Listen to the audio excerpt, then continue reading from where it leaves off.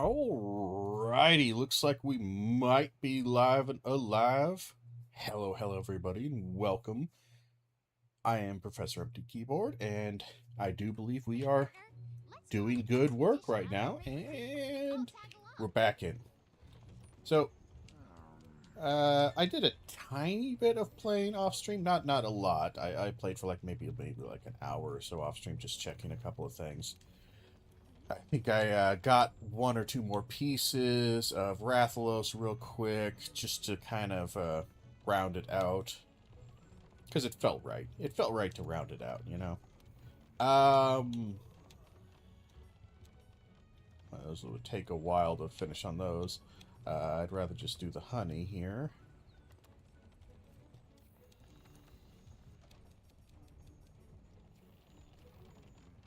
And I don't think we need to complete anything. So, we are in a exploration one. We're going to go on the Great Ravine here. We have a bow if we wanted to do the bow. We have other weapons if we wanted to do them. And again, I think this is what eventually really did drive me into really thinking, wow, this is actually, I really enjoy this game, is weapon diversity. The weapon and playstyle diversity, it's really amazing, honestly. And what's amazing about it is that it is the type of diversity that I see in RPGs that doesn't happen a lot.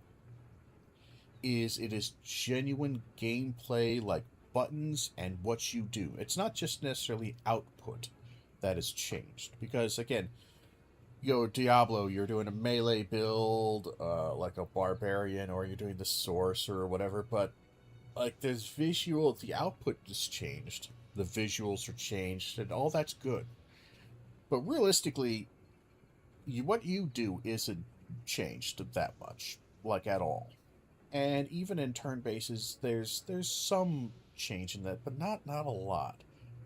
This, it changed genuinely what you do, like by a lot. You're constantly doing different things. You're playing around with different things. You are feeling out things, and just kind of experimenting in a way that it's really kind of impressive. I think we're gonna actually do heavy bowgun for a bit. We got the Rathalos head, we got the Rathalos chest, Anjanath for special ammo boost. We don't really have anything better for any of the other parts. There's not really much use to using them. We do have critical element that we will not be able to actually use with this weapon because we don't really use element. We do have element ammo, which I don't think I ever use. Yeah, I'm pretty sure I've never used elemental ammo in this specific game. I know it's good. I know it's useful to do. I just really resist that. So, oh, that's right. It's got to be an expedition here. World and Great Ravine and expedition. We head on out. And this will give us access to the Coral Highlands, which will give us some access to new mining locations, which should open up and allow us to make some new weapons and gear. The next tier of weapons and gear, potentially. I also again, when I was just playing around, I accidentally came across a Diablos and killed that. Let's start by finding a way forward. But we're still gonna do story wise, and you know. This is one thing that I've always found weird is that they do this. We head this way.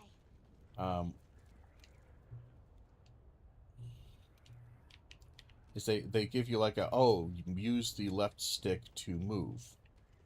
And that's one thing also I do appreciate. Like, you look at this as like, this is quite a hold on. Hold on. Battery just died. That happens.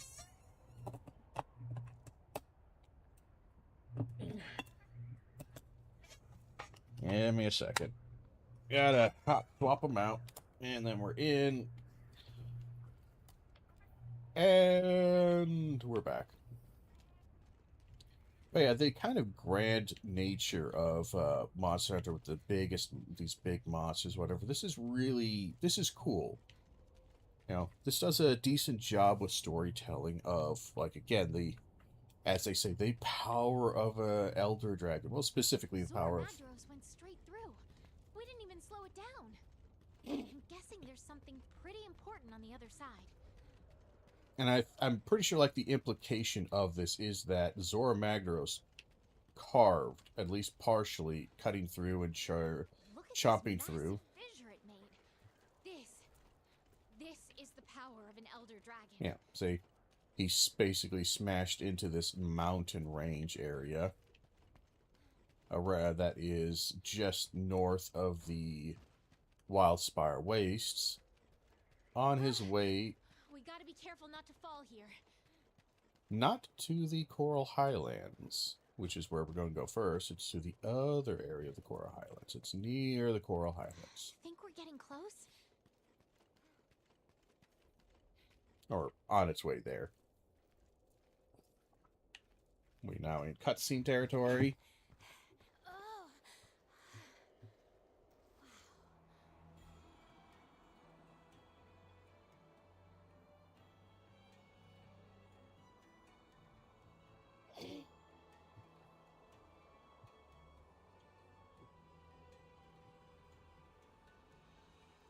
Race you down there.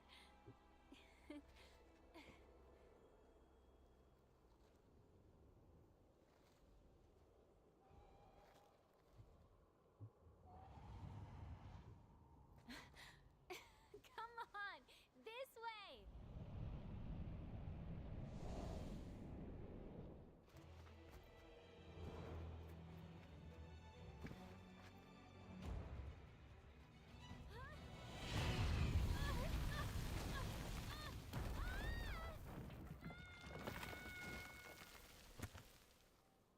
And we go from the Coral Highlands to the true place. This is one of the places where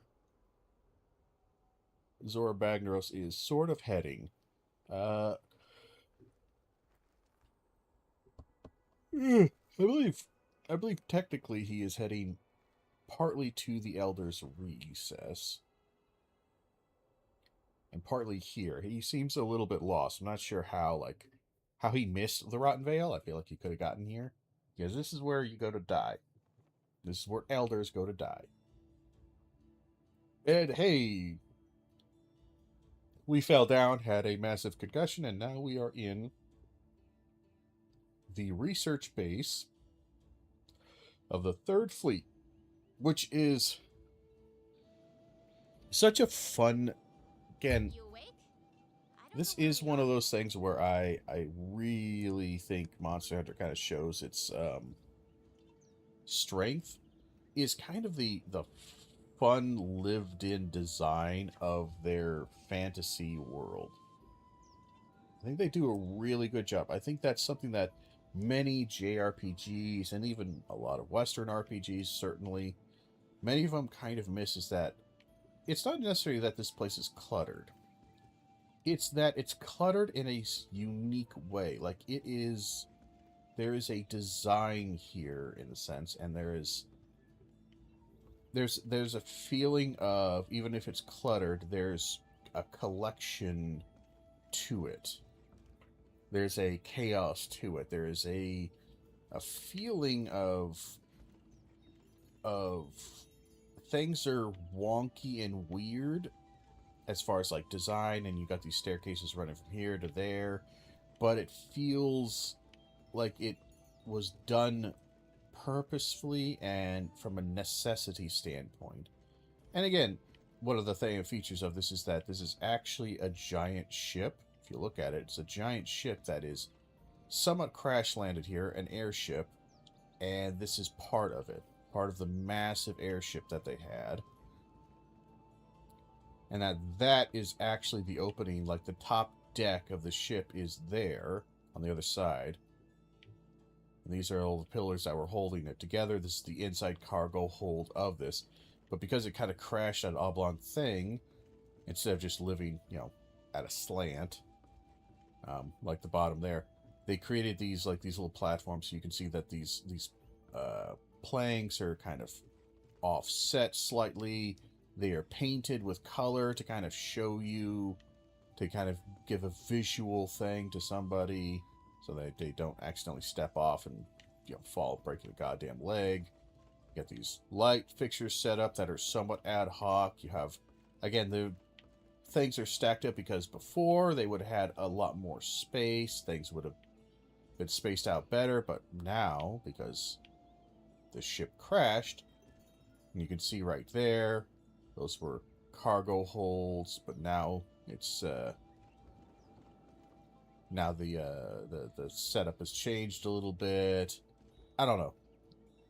It's something that, again, when I'm playing through this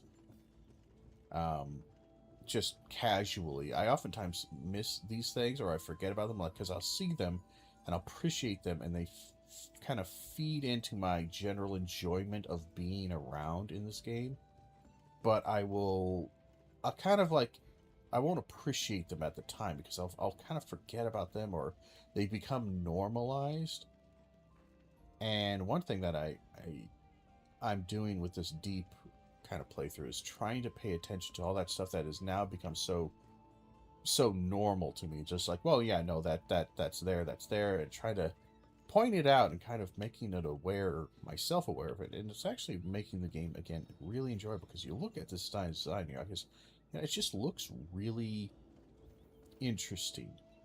It looks neat. You're wondering, okay, these areas, like, this is clearly, there's some science going on here. You have all of these plates and pots, which they use not just for semi-religious purposes, burning incense and stuff like that, but also clearly these are probably the containers that they would do for their various potions and testings and liquids and acids that they do to test and refine materials. You have your ad hoc library here, and because these are all research people, the whole theme of everything here is more and more research. You have a melder here, more stuff. Kind of more, this is our kind of encampment right here.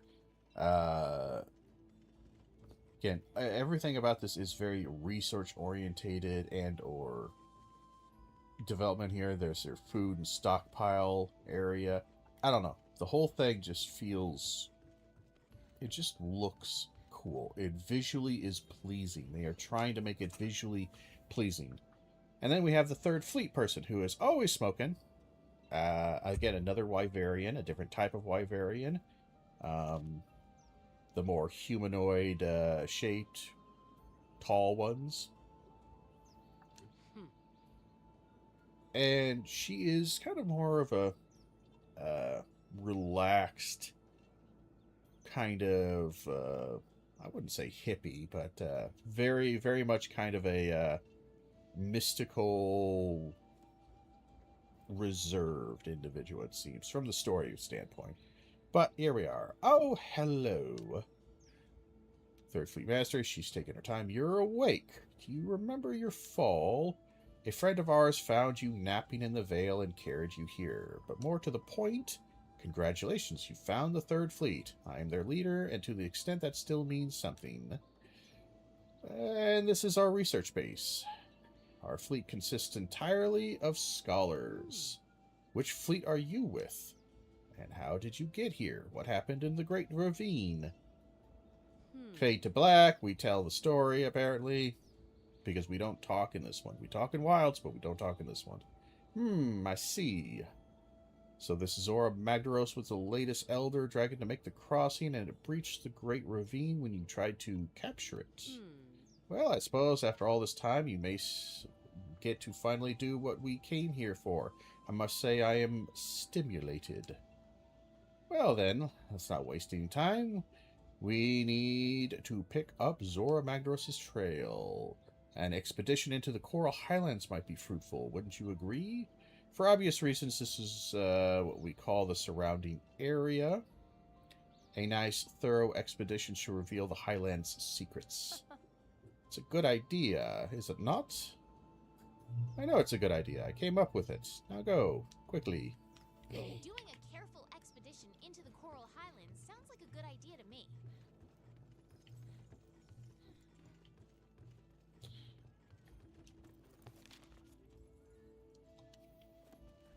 I have somebody to talk to. Oh, yeah, you. Melder. Hey, Melder. Hey there. Hey there, would you mind taking this? It's a charm. It's the subject of all my research. I believe it may improve one of your equipment skills or even give you a new one. Go on, give it a try. Since being stranded on the Coral Highlands, I've been studying the first Wyverian melding techniques. It's been a long, arduous process, but at long last, I've managed to produce this one charm. Waiting for ages for a hunter to come along and try it out in the field. Give it lots of love from me, okay? And this is where we finally unlock charms, which is weird because it's an entire equipment slot that we have not had access to for a while. It's that's one of the few things that has always kind of felt a little silly, not quite silly, but kind of an odd, like, I understand, like, okay, Research Commission give you something. They slowly open up and access things to you, like, oh, here's an equipment thing. Here's your ghillie suit. Things like that I feel like are okay because they're tools. But it's odd that it takes so long for the talisman because, like, it's literally right there now. There is a slot that goes right there that you have never accessed or have been able to access this entire time. So here we are. And this is Zora Magdaros' path right here, as he's kind of circling around, chewing through the mountains. And I do like that on the map you can kind of see the path of the monsters, and you can get a kind of, even with how vague it is, you can kind of get a sense of the storytelling, again, the grand overarching story of Wilds, or World. Jeez, Nothing can stop us. there's a misspeak, but of World through the map. So, new area. So, again, this is going to be a longer expedition. They always are, because I like to discover all kinds of things.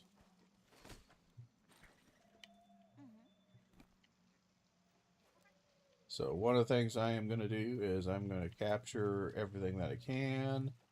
I'm going to move slowly so that my little bugs will actually pick stuff up. Because they don't appear on the map unless you pick them up. And we are going to be very slow here and get ourselves a Wiggler. The infamous Wiggler.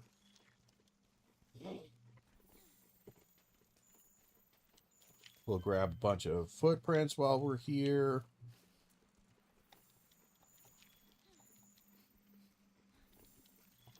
And these are all for the Titsuyaku.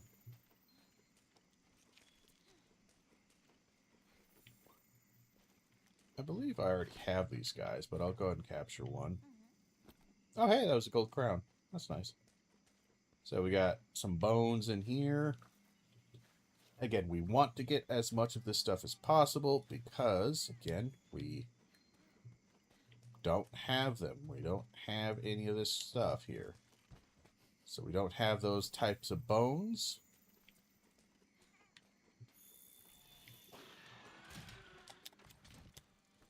Not the button I pressed, but okay.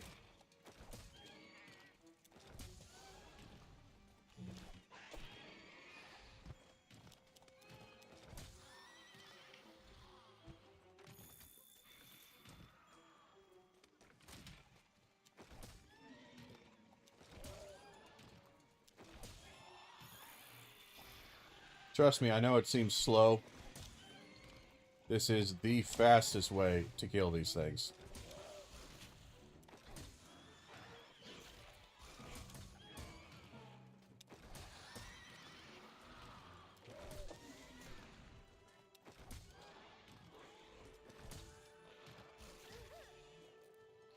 It is, and I cannot emphasize it's not the fastest way.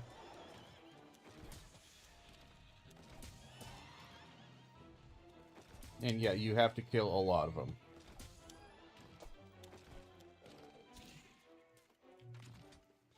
I'm going to start carving because they're going to start disappearing.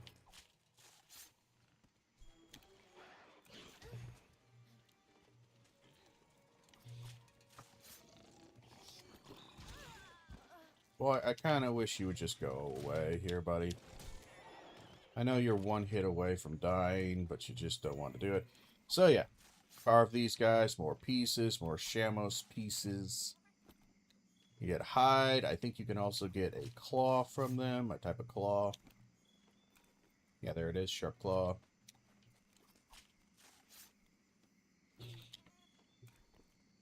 Go ahead and carve it all up.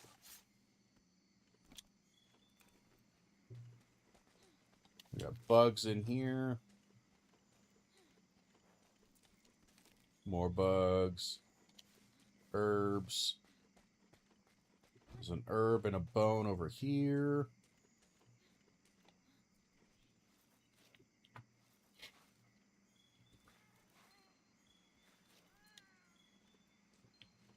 I'm gonna get some coral bones. Another bug here. Again, it is important to actually do this, to search about. We are going to be going on a little bit of a tangent here. You will have to forgive me. The reason we do this is because, again, I am trying to build up as much information about the area around as humanly possible.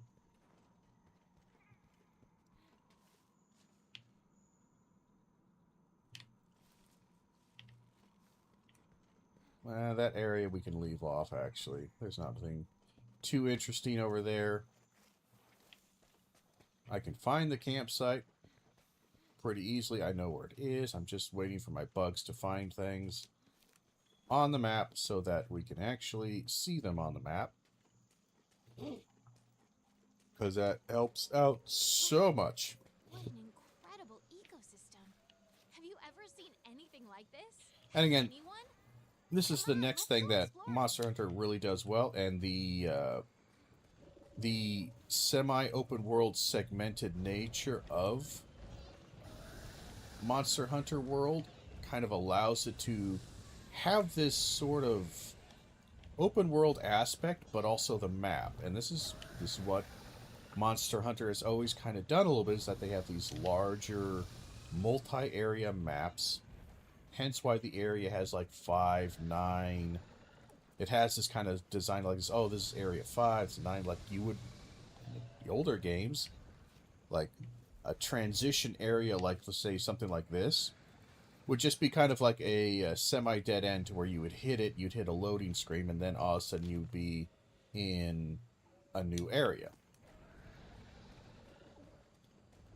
So these areas were like little cut off smaller locations, obviously to save on, you know, processing power and shit like that. And I know I'm ignoring the elephant in the room, or the big monster in the moon, which is that guy. He is our... He's not really a friend at all. I kind of find him to be an annoying little shit. Like, severely goddamn annoying, as it actually were. My brain is actually blanking on his name. Why is it blanking? What's his name? It's Palumu. Yes, Palumu. Jeez, it was taking me a minute on that one. Sorry. But Palumu. Now, Palumu is he's a funny little fuzzy ball. Again, he's a very character-rich monster, which I always appreciate. They're always some of my favorite. But I do find that he's not actually my favorite, despite having lots of character, primarily because his fight is not difficult, just really, really annoying. God, it's annoying. God, he's such an annoying fight. Primarily because he introduces you to something if you fought like a Rathlos early or something with wings, or even you saw it occasionally with Anjanath. Whenever Anjanath would do a big tail sweep, your character would get like weirdly stunned, even if you didn't hit him. Like if you were near him, like you got hit with like some kind of wind blast, or you were shaken up by something, just by the passage of it. Um, that is a that's a mechanic, and that is wind. You got blasted by a little bit of wind, and boy howdy, is it not a fun time. It's not hard, but it just, wind blasts and that kind of wind pressure will knock you about. And Palumu does that a lot. Unlike this guy, who does something much cooler. And again, the integration of monster like special moves that are semi kind of Whoa. almost magical in a sense that Monster Hunter does a lot. Monster Hunter loves doing.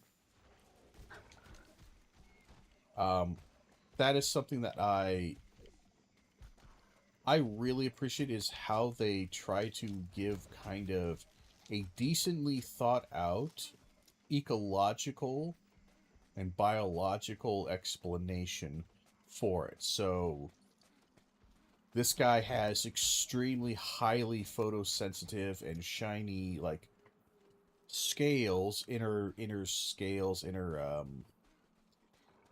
flesh around his head on these ear-like extensions that he keeps hidden for the most part. And then he...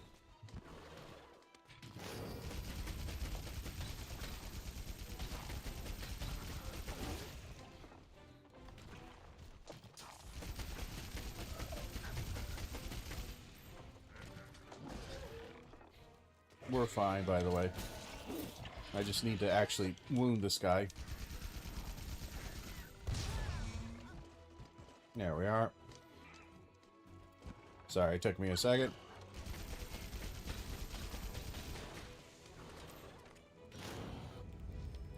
And again, it does it in like a 90-degree little thing there. You get flashbanged.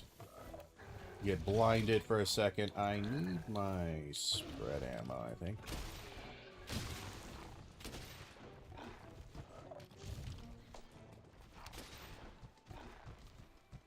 Oh my god, what's happening? I was stuck.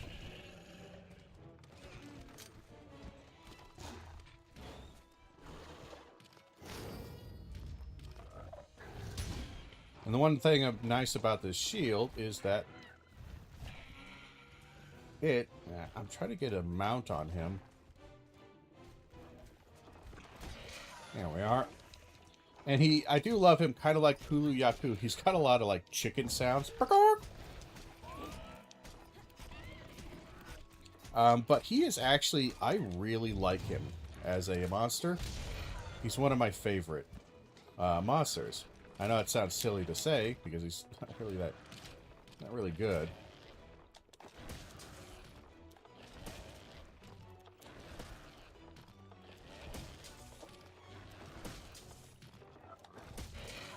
And that's why we did that.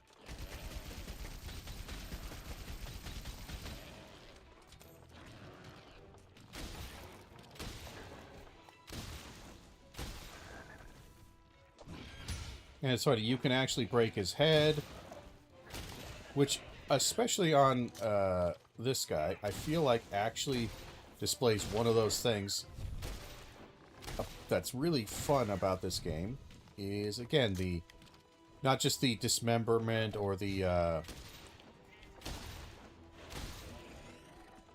the specific stuff like, oh, you can cut their tail off, but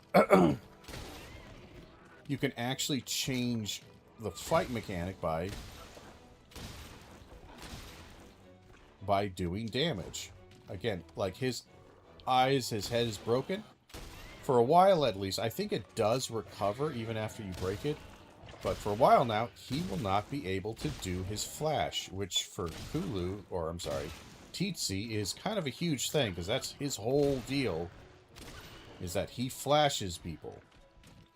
That sounded wrong. But kind of the same thing, yeah. That's his major mechanic. That's his major offensive, defensive thing, is just flashing the shit out of you.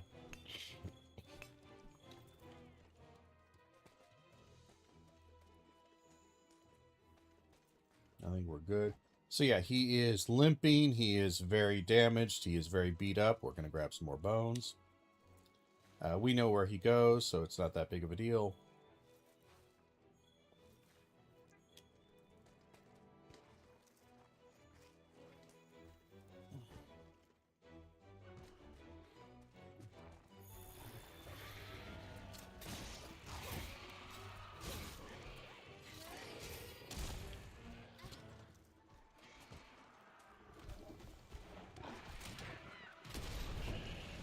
And I notice he's not weakened anymore. So instead of doing 8s, I'm doing 7s. That's part of the thing of, again, the big mechanic for this game was the softening mechanic.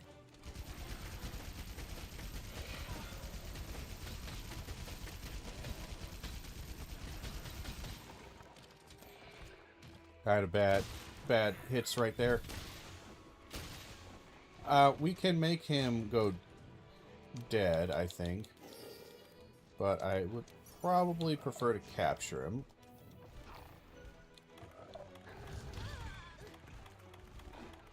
We're fine.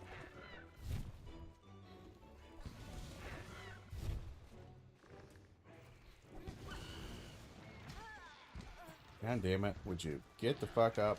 Because we can technically beat him to his area, it's just takes forever to do. God damn it, we're not. Alright, it should still put him to sleep, hopefully. We wasted a couple of bombs on him, but that's fine. He's kind of a quick boy when he gets wounded. Alright, he's going down for the count here. Hopefully we won't have to paralyze him. Nope. Okay, good. But yeah, that's Titsuyaku.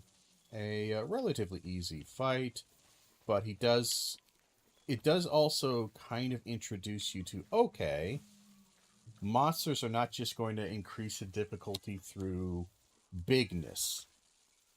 Because that's kind of been the way in which they've been getting increasingly more difficult. So you have like the Jagras, which is kind of small. You have the Kuliaku, who's another small guy. But they slowly, like you might notice with Kuliaku, oh, he's got a rock. He picks up a rock. He's very flavorful in that manner, but he uses it to hit you. And if he hits you with it, he actually does a lot of stun damage. That didn't happen with us because it's a Kuliaku, and we're not going to get beat up that bad by a Kuliaku. Let's be real honest with us. Damn it. Where is it? There we are.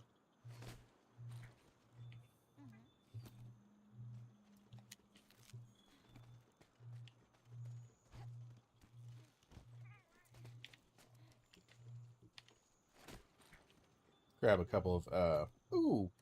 Hey, we got a crown. Gold crown. Nice.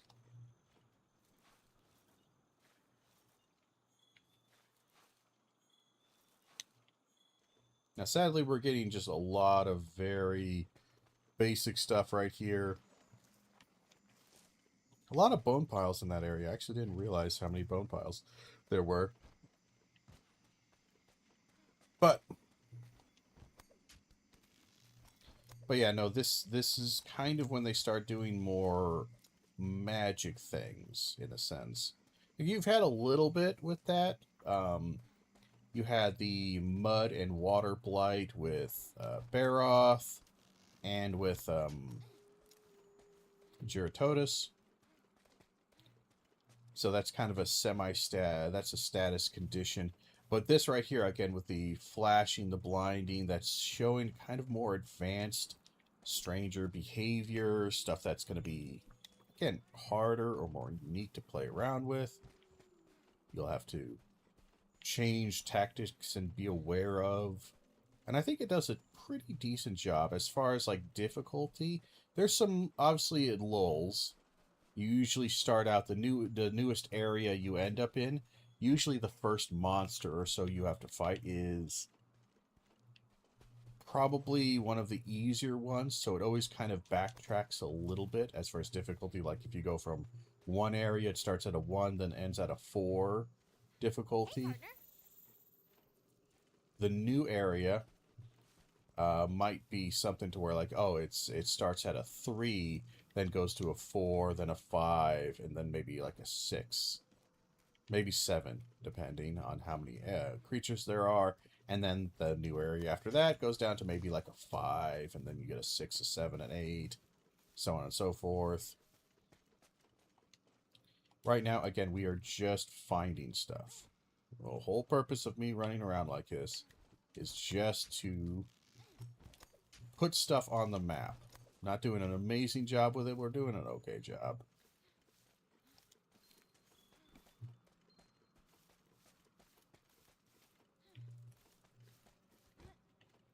So again, just trying to put stuff on the map by having our scout flies find them. We have a... look. That's the campsite right there that we needed to find. And you have some really large footprints here that are look rather intimidating. And these would be for the Legiana, which is one of the apexes of this region. Kind of an annoying fight. Can be somewhat, I wouldn't say tricksy, but it introduces you to some more status elements, as the game is wont to do. It always is introducing things or providing something more.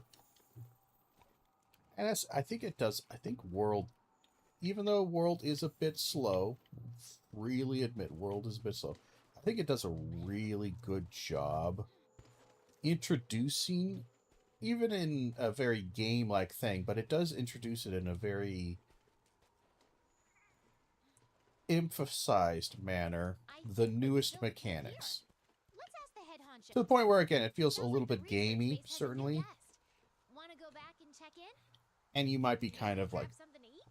that and think story-wise, it's kind of makes it more video gamey than story-wise, than good story. I would agree, but at the same time, I'm also going to be like, I don't know, I think, for me at least, I would rather have them be very clear with their stuff. So there's the Legiana, which we could actually kill right now at our ability and strength pretty goddamn easily. Do I want to do that? It's kind of, you can see him in the background there. He's a they're a very cool looking bird-like thing.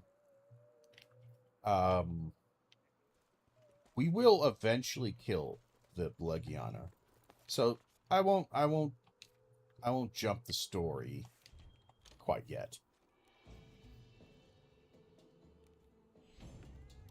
So we'll head back.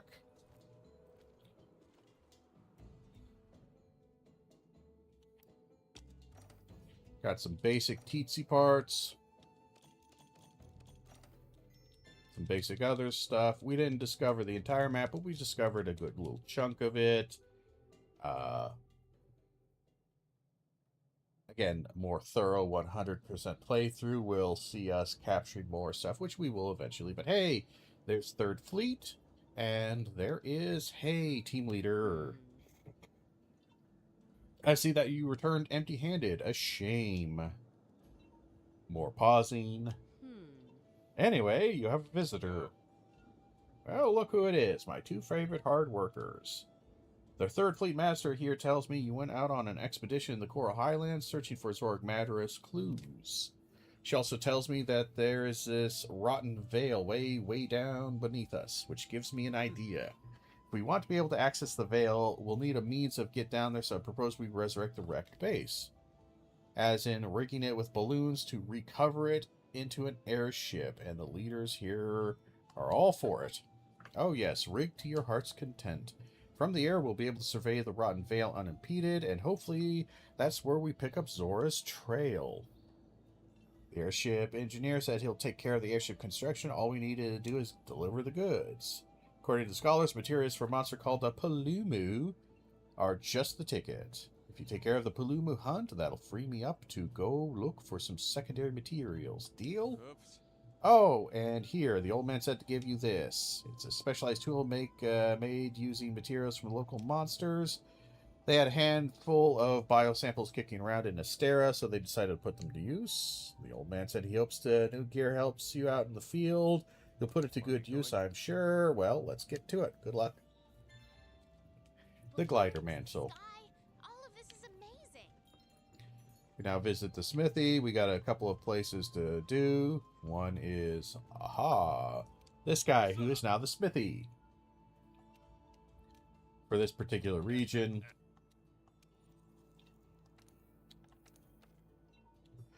Now, armor-wise, you got the Shamos stuff here. Not really that useful.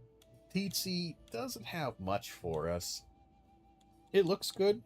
I think Tsetse's got a pretty decent armor set. The head's a little silly, but I like silly.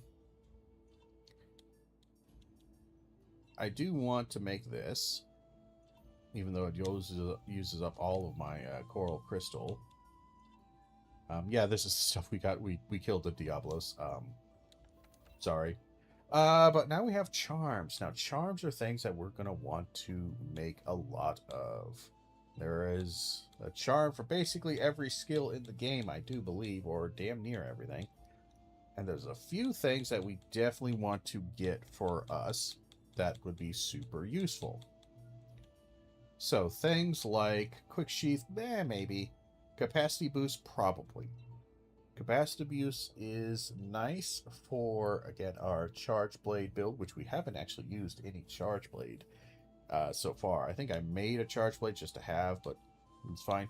Horn Maestro, when we go back to a Horn, which we haven't done Horn in a while, but we have a couple of big flyers coming up, and I do not like using a melee against flyers. But that would be nice. We're going to need some Great Gyro's head. The rest of these passive ones, free meal, I like. It's kind of harder. It doesn't really have the power it does late game when you can unlock the level 3 version of this. Because right now it's just stuck at level 1, but when you eat any food item or drink any health potion, 25% of the time you won't use it, which basically means you have 25% more healing items on average, which is always nice. Heavy artillery, I do usually make this only because whenever you have a Zora Magdaros fight, having heavy artillery really is useful because 90% of it is you using ballista and cannons. And between this and I think a leg piece that has heavy artillery, you can have full heavy artillery, which does 100% more damage, which just speeds up so much of the fights. So much. The rest of these are all passives that aren't super useful until you start getting up towards the end here. So artillery, again, very useful for our charge blade build when and if we get to it. Stamina Thief is kind of okay, but not great. Thunder attack, water attack, all those whatevers. Then you have your resistances, defense boost, and attack boost.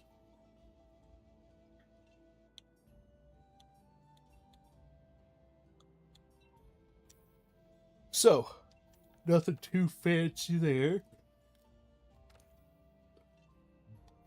We won't be able to upgrade that for a little while. I don't think there's anything for this fella to make.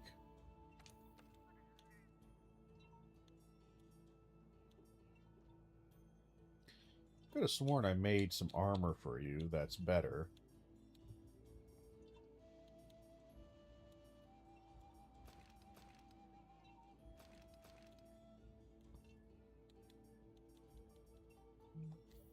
And we'll live with this.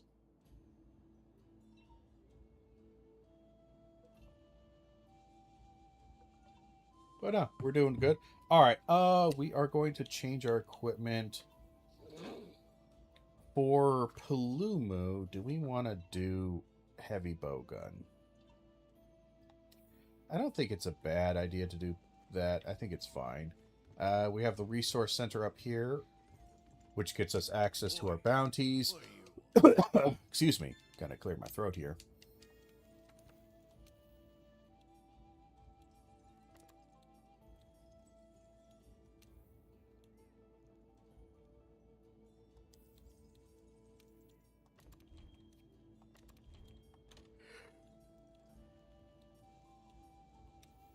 We're gonna do almost none of this. I don't think it's a bird wyvern. I'm gonna be honest. I don't think it is. The little buddy we're about to go against. We'll set up the this camp right there because that's incredibly important to do. Also, I think we actually have a couple of side missions that we haven't done. Now I think about it. Awesome. Go to Sky's right, but first we got to collect those materials. Let's see. Looks like we're hunting ourselves a Palumu, right? Yeah, we might be hunting a Palumu. Options. We did get a couple of things, so getting yoked in the waist. All right. We'll save those for a second now, because we have this guy right here, Rathian. So Rathian is going to be one of our flying wyverns. That's kind of a classic. It's the partner to the kind of flagship of the entire Monster Hunter series, which is Rathalos, which we've actually already killed quite a few Rathaloses, weaker ones, because as I told you before, we did that kind of semi-cheesy early access kind of trick with the event quest Timberland Troublemakers, where you can actually get access. I mean, you've always had access because he always has a chance of spawning, but you have a guaranteed spawn of a Rathalos in that mission, Timberland Troublemakers. So what you do is you go kill the Rathalos, and then you kill the two monsters that you're supposed to actually kill, the Troublemakers, the Anjanaths. Which is, to me, like, again, it's kind of a sneaky way to get access to really kind of way higher level gear, armor, than you're supposed to have at this time.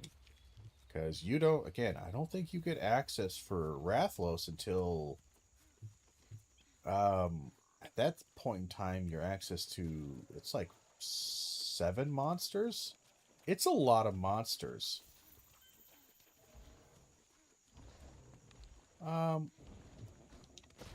We'll take a mount. So, Rathian's whole kind of shtick here is she's kind of like a much less aggressive and dangerous version of Rathalos. Rathalos has lots of fire breath, standard kind of dragon-esque things, but he also has poison on his talons.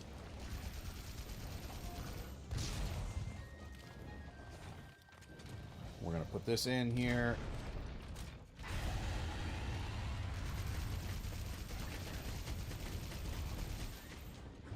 Kind of surprised she's flying, actually.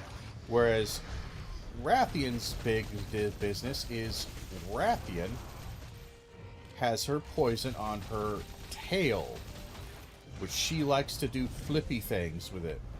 She does this. We block. We put on Pierce ammo, try to get some distance. Because the thing with all of the ranged weapons is that they have a kind of a thing called critical distance. See how the reticle changed right there?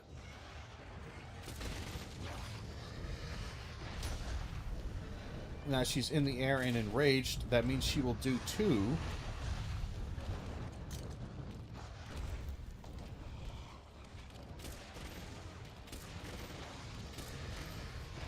To do 1 in the air, or 1 to get into the air.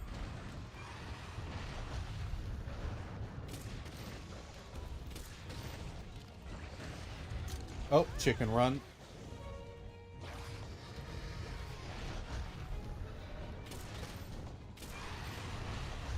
That's fine.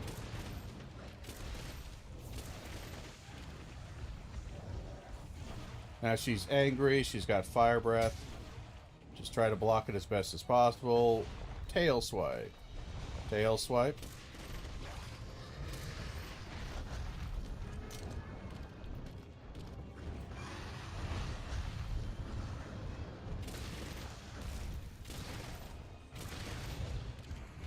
Yep, she missed me with it.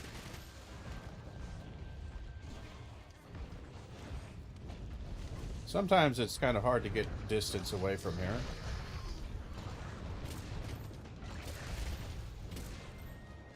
Oh, we're getting off-angled here. So every once in a while, a bullet will go very bad. And mostly the reason for that is...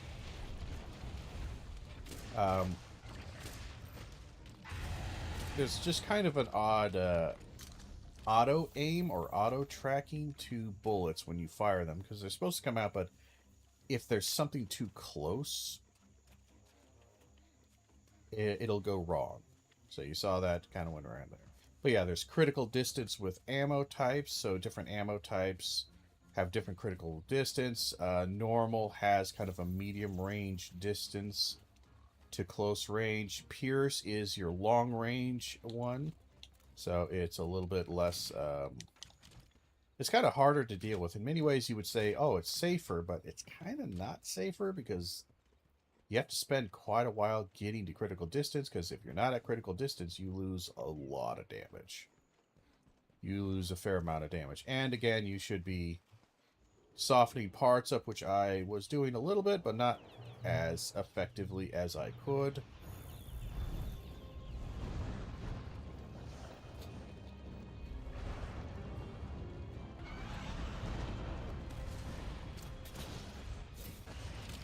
Yeah. It is really hard. She's finally doing fire stuff.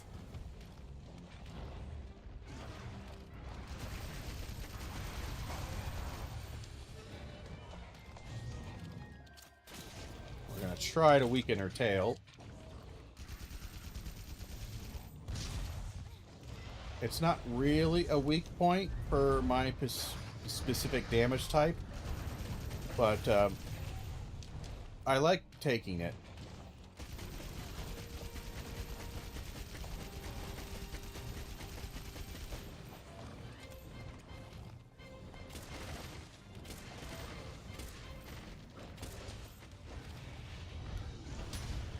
She's gonna do her little sweep there.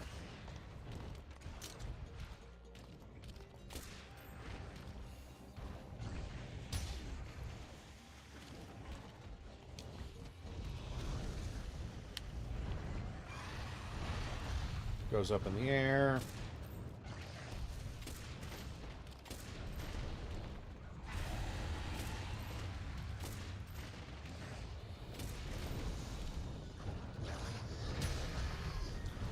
Again, just keep guarding.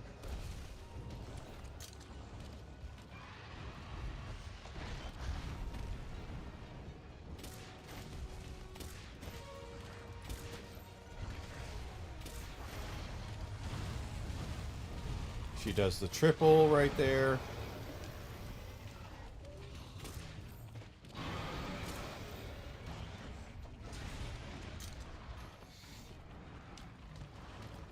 Again, Pierce ammo is very strong in this game. Damn, I don't think we're gonna get her tail. It's really hard to cut with this particular weapon because there's not a lot of slashing damage, and you need to do slashing damage. You can't cut it with blunt. I think Pierce can theoretically cut it, but I find it to be a very difficult process. Alrighty then. So she is very wounded. She's gonna go to sleep. Will we capture? I think we can. I think I still have enough materials in here to... I don't have a trap tool. Shoot. Shoot. Okay.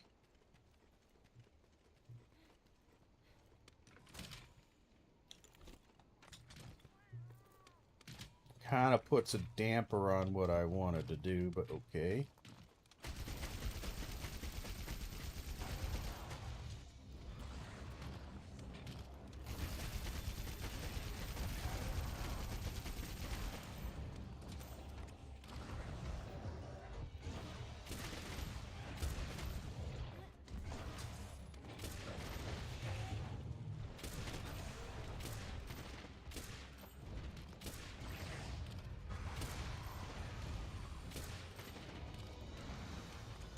Again, with obviously with Pierce, it's better to hit long ways.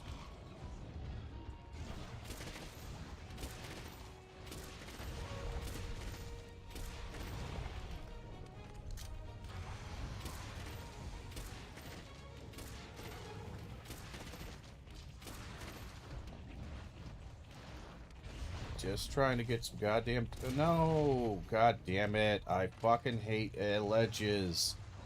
When you're in ranged... When you're in a ranged goddamn weapon, ledges are just the worst.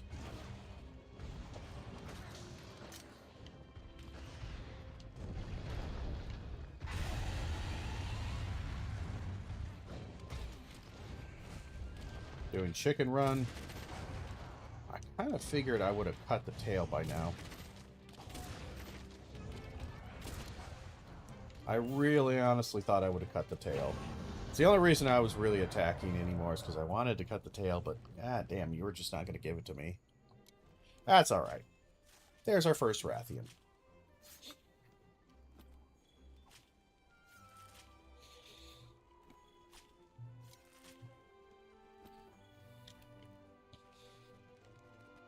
Nothing too fancy.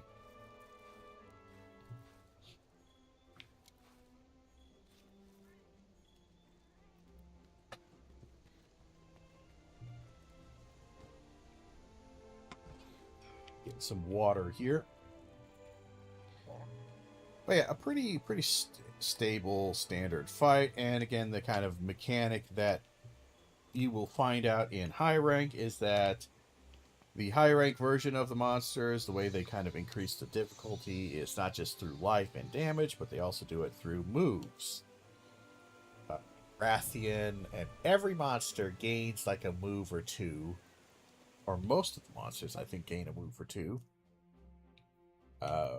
Once you get to high rank, and I think in master rank they also... I think only a few monsters in master rank, or thereabouts, get new moves. Sorry, I'm kind of burping right now. I got a bit of, like, burps coming here. Not quite sure why. Gotta clear the old tubes here or something. Oh my.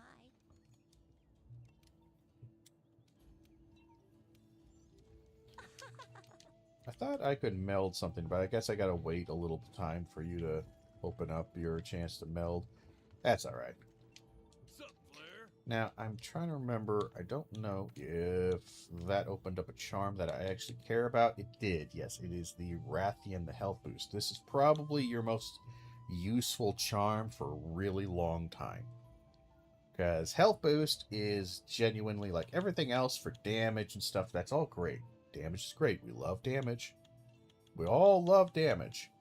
But realistically, your damage numbers, like increasing 10% of like 20 damage is not nearly as impactful as increasing 10% of like 50 or 75. You know, it's just, it ends up being like, you know, it's fine, but realistically, improving your life by doubling it, because if you can get full health, which I think we are, if we get more Rathian parts, let me actually, I just realized, I think we can get full health boost Let's go get 'em! by doing, if we do armor, we look at the armor set here, we got a health boost on the head, which is very nice. We would lose the attack boost, but it's better than our bone. And we would do, because we need a lot of weapon for that, we do that, and then what's the other health boost? It is ingot. Ingot there, and then we do Rathlos chest piece, we do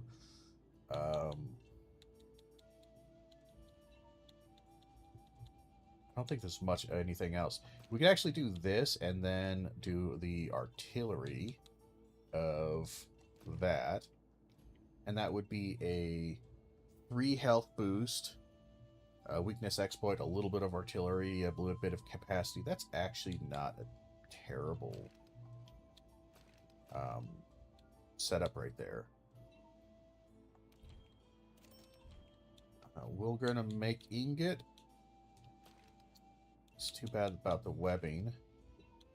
We have that, we have that. Because there's nothing else. The only other thing is that I would say, oh, put on something in the waist that's actually useful, but there's like nothing in the waist that's useful right now. The coil, nothing. I don't know if we have a charge blade. We haven't done any charge blade yet, and I'm feeling a little bit nostalgic for it. That's got better sharpness. Sharpness really is nice. 432. Good sharpness. It does only do electric, which I kind of don't like. I much prefer impact. But it is a better... It is kind of better across the board.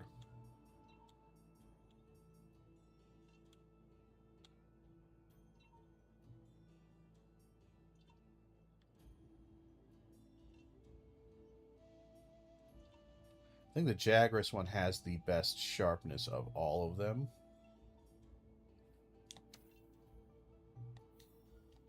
But should we do some Toby Kadachi? I'm feeling we could do some Toby Kadachi.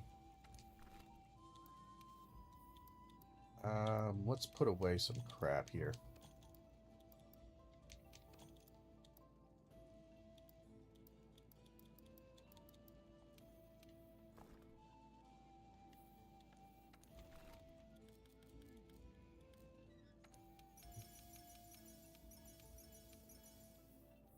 We can make some trank bombs.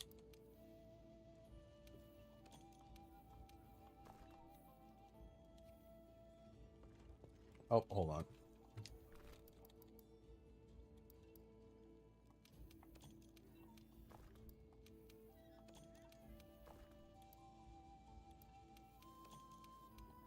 We eventually will need to make a lot more ammo.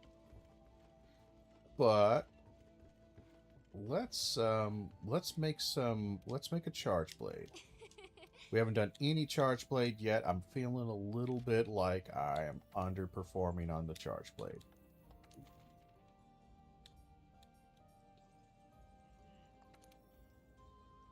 Is this faster to do 2 monsters rather than just the straight up single one? We have a nice investigation here. Silvers are decent enough. They're not gold rewards, but silver rewards, 15-minute time limit. We're fine with that. He'll die long before then.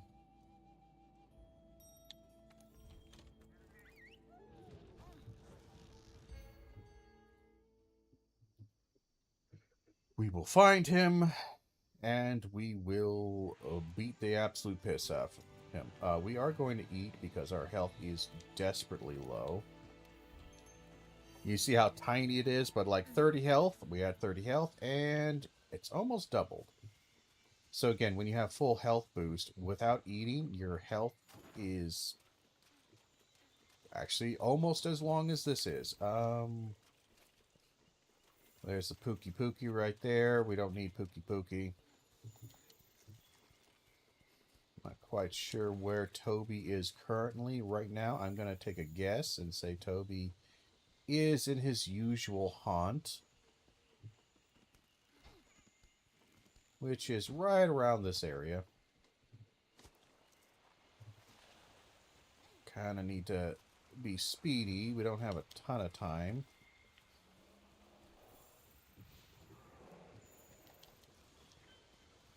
One of the biggest eaters of time in this game is just chasing after these goddamn monsters and trying to figure out what the hell they are. And sadly, Toby's kind of a quiet boy. Yeah, see, there he is. He does not make a ton of noise. We're going to put in our heavy bowgun ammo here. And then we'll have Pierce ready to go.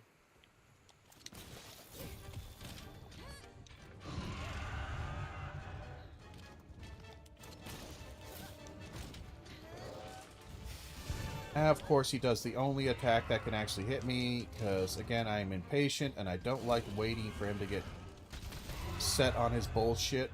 Oh, goddamn, he is a yelly boy today. He's always a yelly bitch. God damn, is he a yelly bitch. Alright, you little fucker. I'm gonna have to chase you down again, because for some reason you've decided to run all the fucking way to the ends of the goddamn world. Where's the jump off point? That's not where the fuck did he go?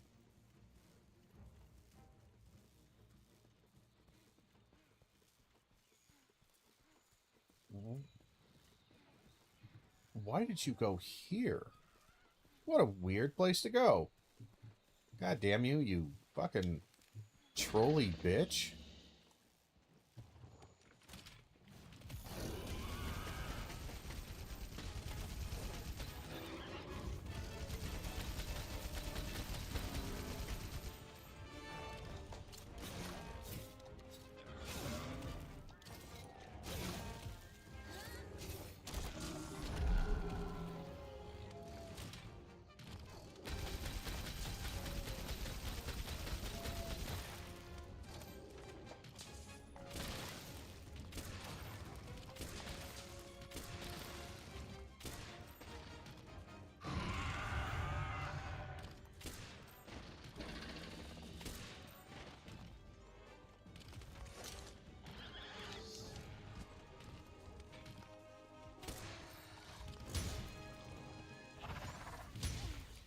Ah, damn it, he's angry now, so he attacks a shitload.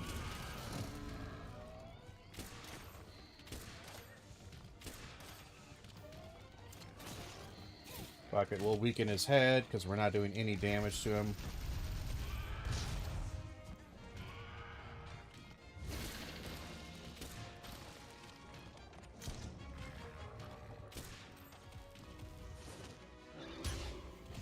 I really want to get the fuck out of this corner, holy hell.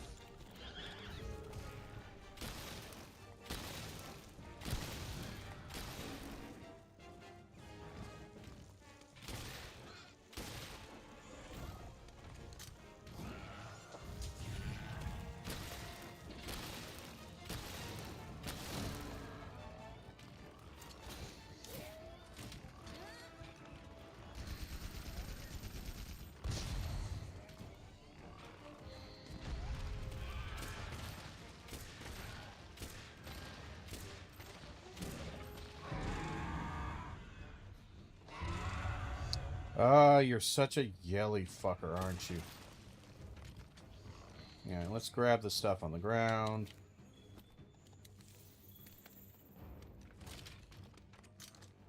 And it's been 5 minutes.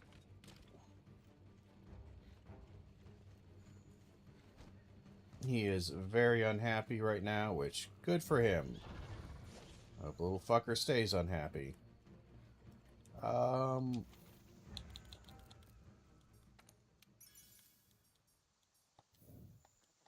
pretty sure we just capture him, right?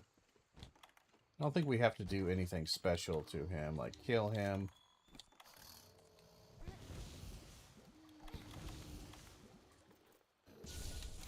Yeah, it's just a hunt. Yeah, some things require you to capture. Sometimes for certain monsters, I think you have to kill them. But it's only if the mission specifically states, like, kill.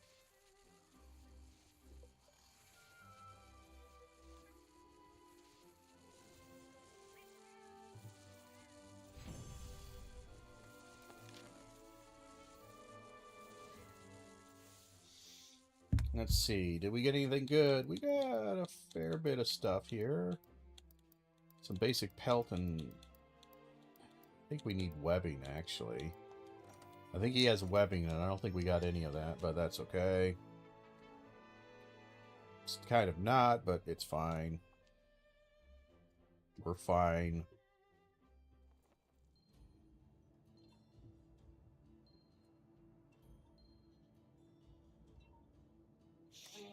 Okay. So our box is actually going to get full here in a second. We want to make sure our box is always empty, so we're constantly gathering stuff. It's not armor.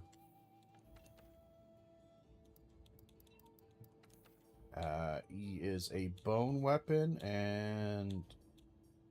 oh, we're just shy of actually making the good version. Alright,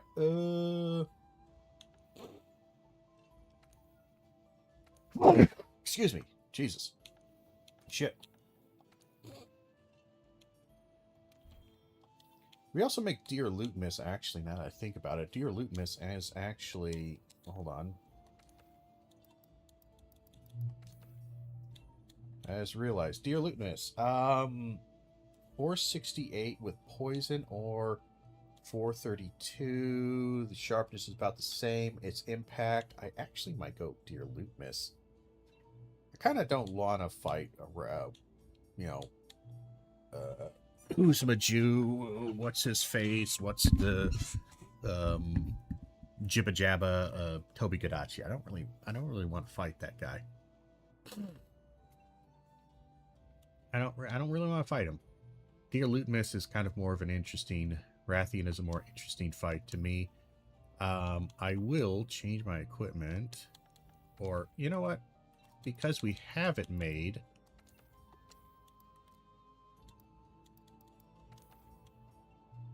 if we do anything, we'll do it with the Pulsar bow. Because that's a nice increase in damage and everything. Tell you what, we'll do Rathian a couple of times. With the Pulsar bow, we are going to do Rathlos. We'll do Anjanath. We'll do that. We have 3 Rathlos, so that does give us the crit element, which is nice. And we also need to do Rathian because we want to make her, at least some parts of her armor set. But seeing how we just completed a mission for somebody here, a side mission, we're going to go and talk with the lady, which is over here. And this should open up and allow us to do a bit more with our... That's right. Hurry back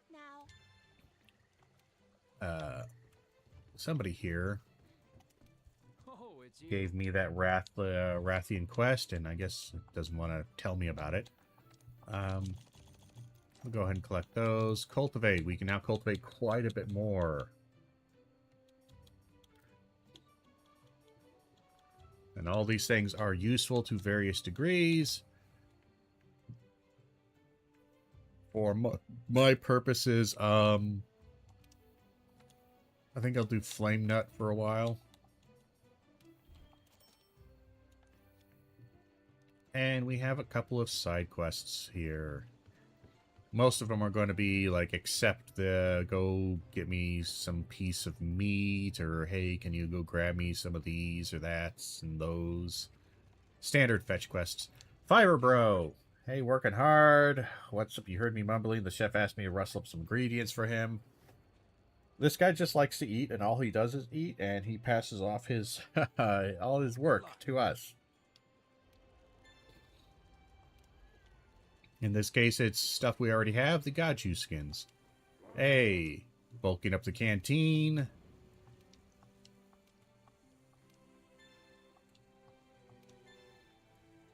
Bunch of side missions. Mostly just for small little piddly crap. We have a couple of things here. I don't think you have a side mission for me. That's incredible. The charms. Oh, yeah, you're just telling me you can make charms. That's fine. Oh, wait, hold on. You still have something to say to me? What else? Oh, Oh, yeah, you tell me about the arena. Yeah. have a good. Special arena quests, that's right. And there's another person that wants to talk to me down in the trade yard, I believe. Yeah. It's the commander. Fine work. By the way, Tremendous amount of bioenergy stored up inside of it, and that bioenergy is extremely volatile. Great news, right? Well, we can't predict what will happen to it or us. All we can do is keep pressing forward with our research. Just promise you'll be extra may the cautious. sapphire star light your way. Yeah, so that's kind of, again, hinting at a little bit in somewhat silly dialogue, but, or feels a little silly, but basically hinting at the big crisis or problem with Zora Magdaros is that it is coming to die, and it has a ton of bioenergy, and if it dies in the wrong way, in the wrong place, it'll basically blow up the island, or cause major problems for the island. So, to protect it, and to kind of make sure things don't go too haywire, we are to stop it. I don't think we have any... Yeah, we don't really have any hunts. We can complete a couple deliveries. I don't really want to give up my Rathian scales, but I will this one time. We'll get rid of the fish.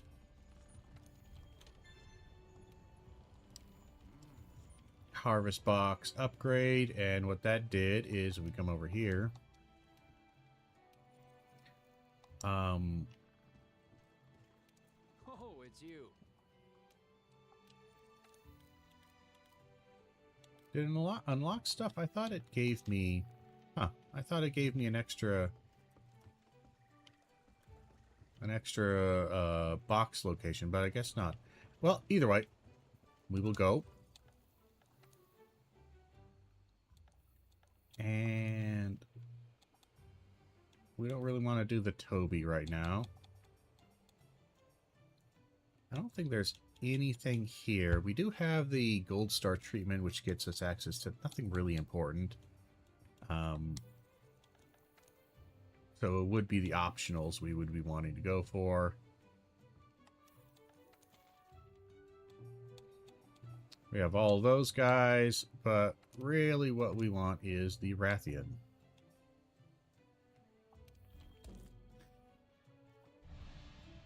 So, we'll do this maybe a couple of times because I want to get the headpiece for Rathian. As stockpile a decent amount of materials because I don't know what I need specifically. Like, I don't know if I need webbing or what. I'm assuming I need all of it. So just stockpile a decent amount of materials from the Rathian, and we can make the headpiece, and I want to make the charm, and I want to make Dear Lutimus, which is the charge blade. So we got to make 3 things minimum. It's a fair bit. regrettably. And Dear Lutmus has the poison aspect to it, which is fine. Poison is okay, but not really great. I've often said that I kind of wish poison was a little bit better, or like, again, it kind of functions slightly differently. I've always wanted to have a monster hunter with a bit more of a magic kind of feel to it. She has a very long wind-up for her, whatchamacallit? Her roar, by the way.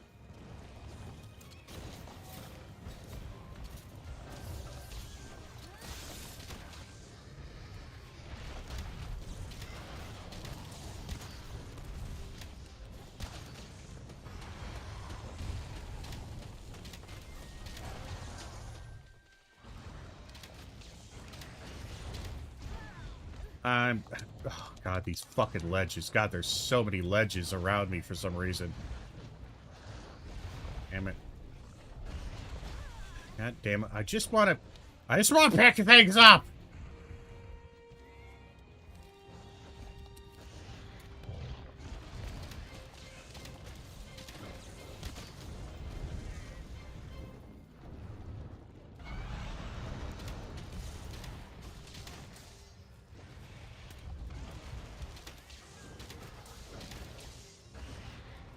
God damn, I'm gonna get fucking murdered by ledges. Which makes sense, because honest to God, as a bow person, that was the #1 fear for me. Was goddamn ledges.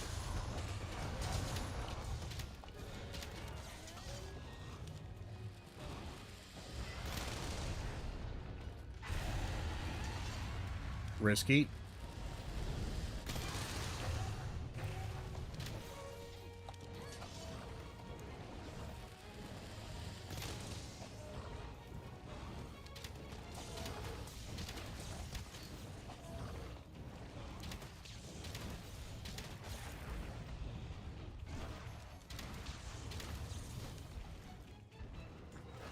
She's gonna do her 3 runs back and forth. Last run.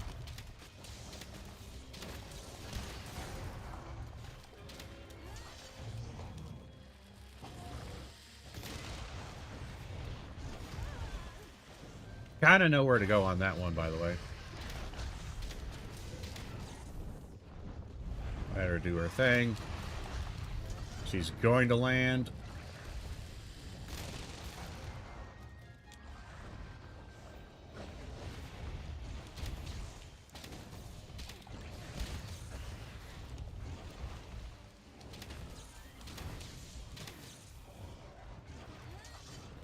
Risky. God damn it. I didn't think the roar would stop me, but the roar did stop me. That's fine. So, things to note with this particular build setup is that we have the critical element, but it's not actually going to do much. Especially for our actually powerful... Why did you move?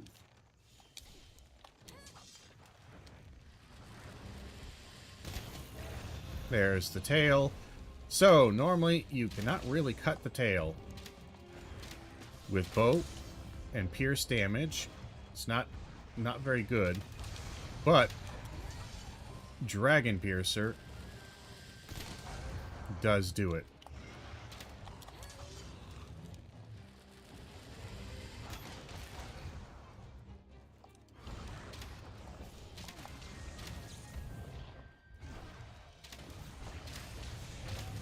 Oh, chicken run. It's actually, when she gets tired, that run is actually one of the more dangerous attacks she has. I can't actually move. Yep, she's doing her chicken run. It's funny, it is actually the most dangerous. Well, she gets way more dangerous when she's tired. Even though, technically, monsters are supposed to be less dangerous when they're tired. I find she's more.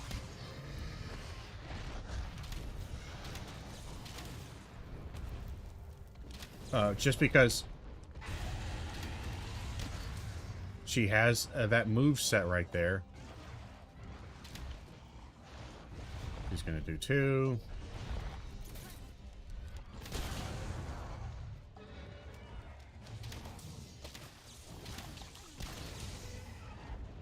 She's near death. We'll let her go.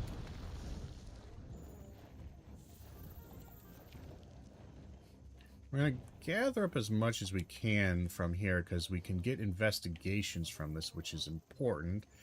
Because investigations are actually way better for farming purposes than just doing like the basic normal missions. Because investigations always have extra rewards attached to them. So the ultimate farming guide is to have an investigation with like 3 gold rewards. And capturing, because you get more for capturing, so you capture gold rewards, all that good stuff. We know where she goes. She always goes to the same location to rest.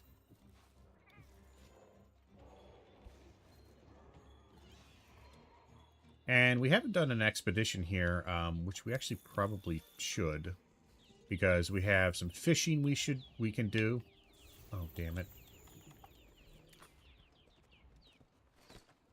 Damn it. I missed him. Little downy crates are actually kind of a pain in the ass to get, and they were on that guy, and we're like, oh no, I forgot. That's why you should always have your goddamn net equipped.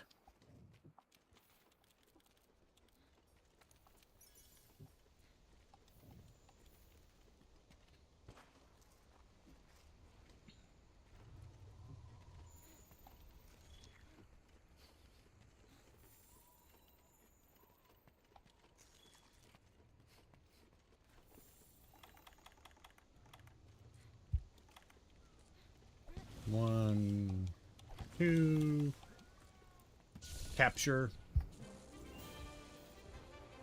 and we can get this bone.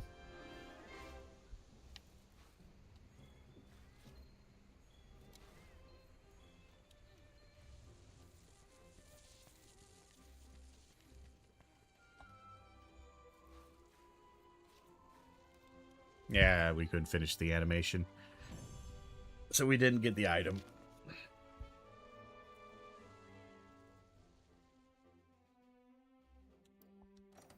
Good amount of rewards.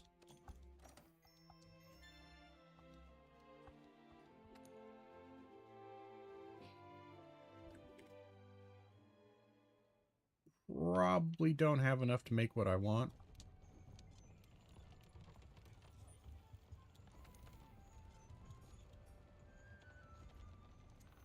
We'll have that just because if we need to hunt her again for her parts, it's just gonna be slightly easier because we had 2 extra part rewards, a silver and a bronze, on top of whatever else we would get.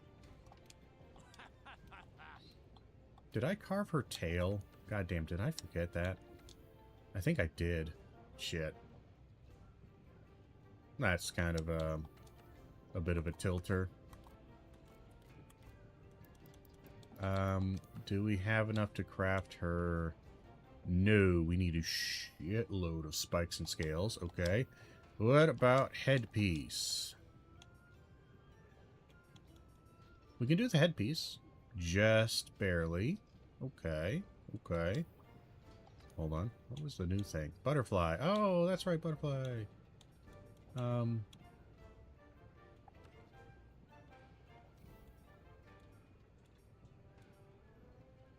Butterfly's fun looking, but not really good. But we got the Rathian there. We might actually do that. Charms. The health charm is more important than anything else. So we will do health charm. We're going to go ahead and equip it because defense charm is kind of useless for me.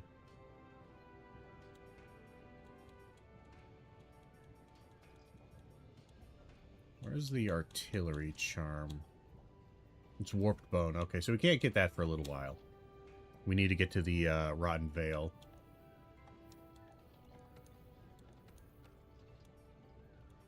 Yeah, and I didn't think, yeah, we ran out of webbing, so we can't do that one.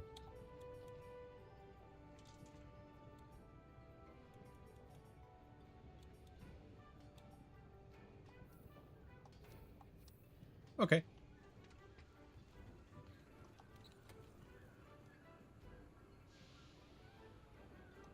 You know what? I think she has a good hunting horn, too, now that I think about it. I think she's got an okay hunting horn, doesn't she? Let me see. 462, that's actually, no, that's kind of terrible. A lot of affinity, though, but... And okay sharpness, but not really. Defense up, sonic wave, stamina recovery, elemental effective. No. Yeah, that would be a no from me.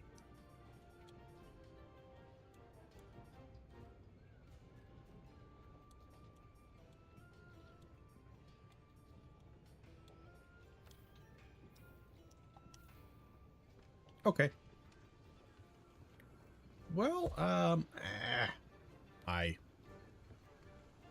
we got a little bit of farming we need to do. Just because I do want to build these things. Even though, again, I'm going to use probably bow against, well, do I want to use bow against him? I probably will use bow, no. We're going charge blade for a while. Alright, so we got our investigations. I think, hold on. Sometimes the stuff you gotta do is a little bit annoying. We do not have trap tools. This does lead me to the one thing that is better and easier, and I think it is... There's some degree of controversy or debate over whether the ease and the lack of needing capture and all these kind of tool stuff, all this like material bullshit, there's kind of controversy within the community over whether this is good or not, because in newer games, every successive game since World, the item kind of grind requirement has gotten easier and less prohibitive. And for some of the hardcore kind of old school people, they don't like that. They think that it goes against the kind of slow, methodical, gotta prepare, you gotta go out and gather shit for everything else under the sun to build the thing, to do this thing, to then finally hunt a monster with the thing that you built, that you had to gather, to blah, blah, blah, blah, blah. Like this kind of chore list. I'm not one of those people, obviously. I'm not particularly fond of the degree of kind of time wasting that I feel happens in Monster Hunter with the sheer amount of gathering bullshit you have to go through. But I understand, and I can appreciate, because there is a part of me that does like that, or thinks, that they got something to that. There is something charming, fun, and very character building in the game, not like moral character building, about like gathering materials, hunting for these specific bits and bobs, and I can certainly appreciate that. I really can. But on the flip side, god damn it, does it make it a hell of a lot nicer to play. Because boy, howdy, does that kind of drag ass. Like realizing, okay, I gotta go here, buy a couple more tools, buy this, restock on this, restock on that. All right. Am I all set? Gotta check. Let me check my inventory list. Let me check my grocery list.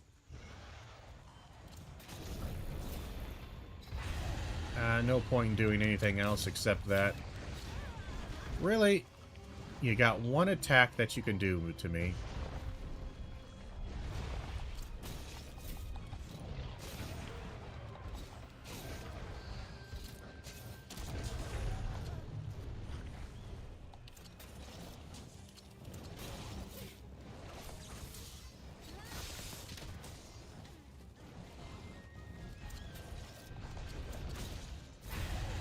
God damn, I fucking... I was nowhere near that, by the way.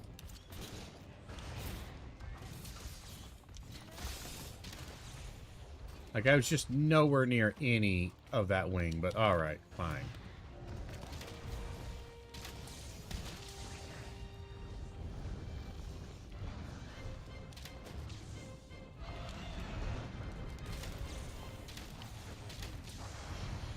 Dude, would you stop?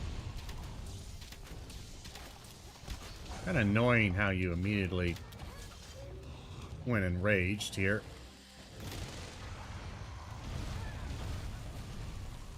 Also, again, the recovery animation for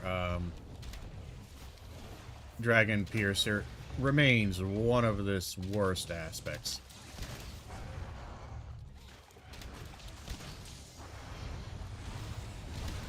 I didn't move. And I'm not sure why I didn't move. God damn it. Would you get off my dick for fucking 20 seconds here?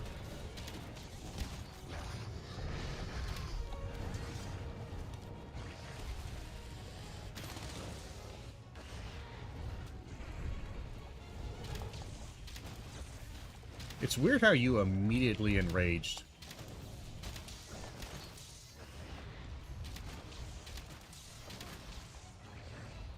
Like, you are immediately enraged. Wind, please go away.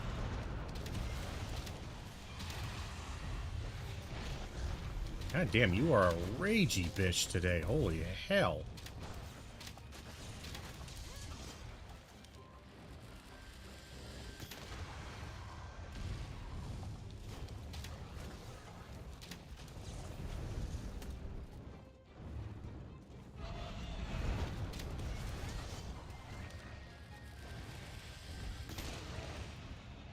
Got your tail, you stupid bitch. That doesn't stop the poison. That's one thing that I kind of wish actually did happen. It's not like critical or anything, but I do feel like it's one of those missed opportunity kind of things of, you know, her tail is her poison part. And I know cutting the tail off and removing her poison would be like, oh wow, you just literally removed a major part of the fight mechanic with her. But also, like, again, maybe not specifically this top monster, but games like Monster Hunter-esque games, I think that's something that is really, I've seen multiple games start doing this, is understanding, like, the power of, oh, hey, because I did well, and I was smart, and I did this move, and I knew to do this move, and I was paying attention to do this move, you know, I get rewarded by being able to more effectively fight this monster.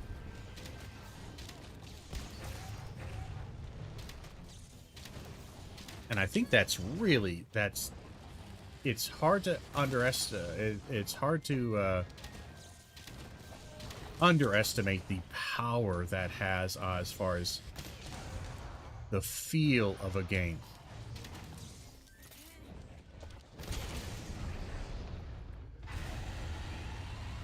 Enraged.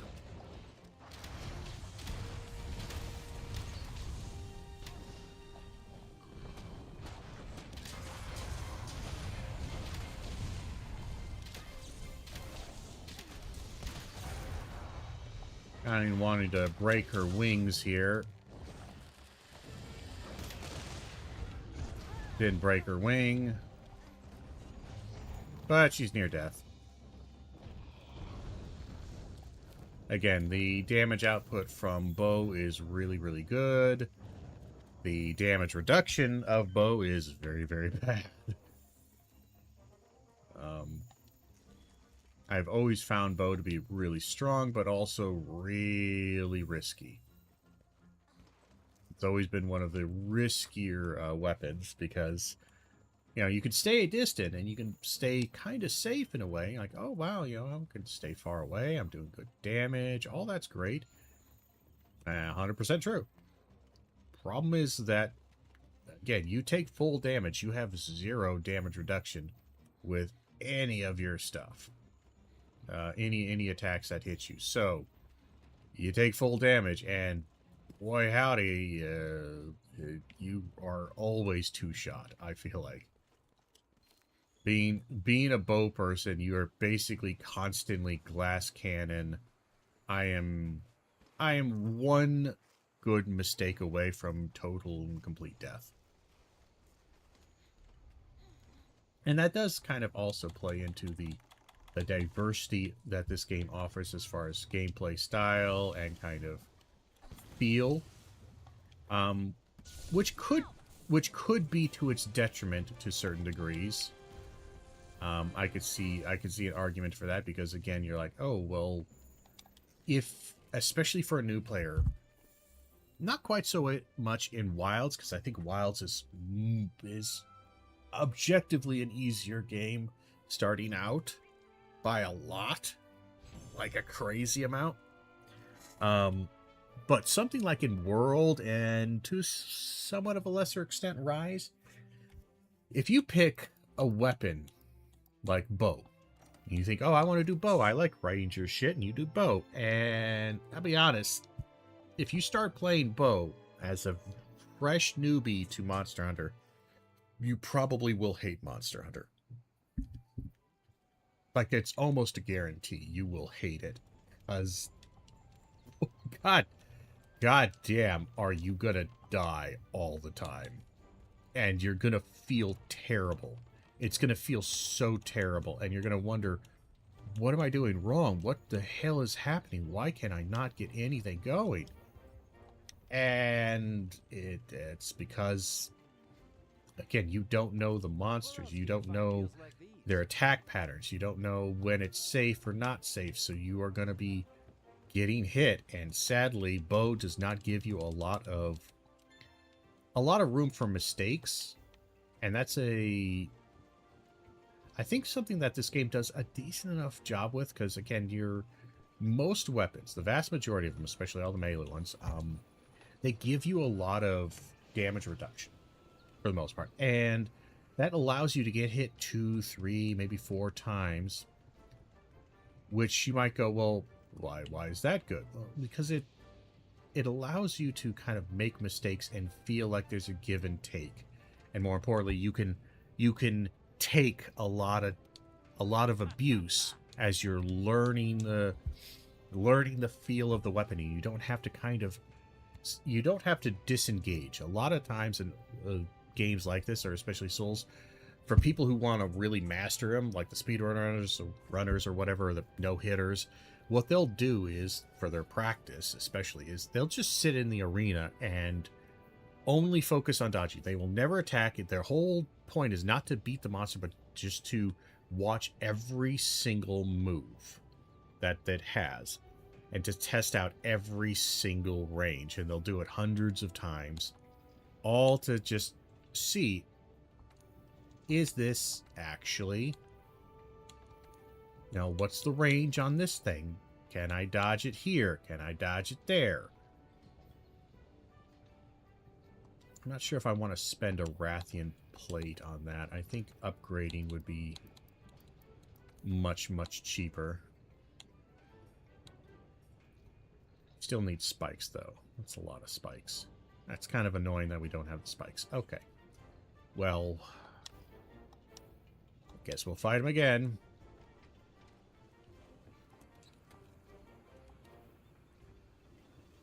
Now, one thing I will do is I will go to the trade yard, and I might swap out a couple of my bounties.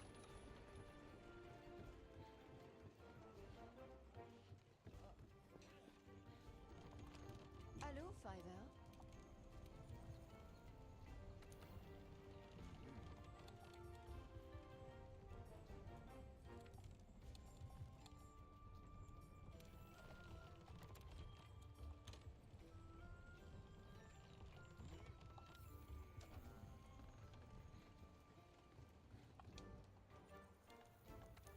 Alright, we'll do some more Rathian. We got a lot of these, 7 of them. Holy crap.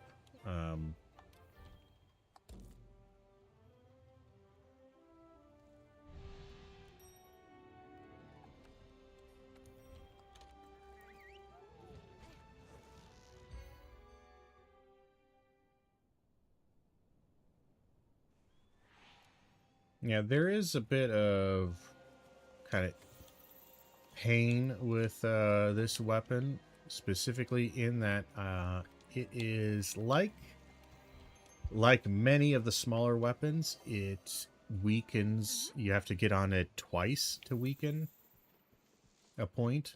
Like when I do my softening, whatever you would call it, softening attack on its hide to increase my damage, you have to do it twice in that same spot for a weapon like the bow, which kind of sucks. And by kind of sucks, I mean it sucks a lot. It is genuinely really, really annoying.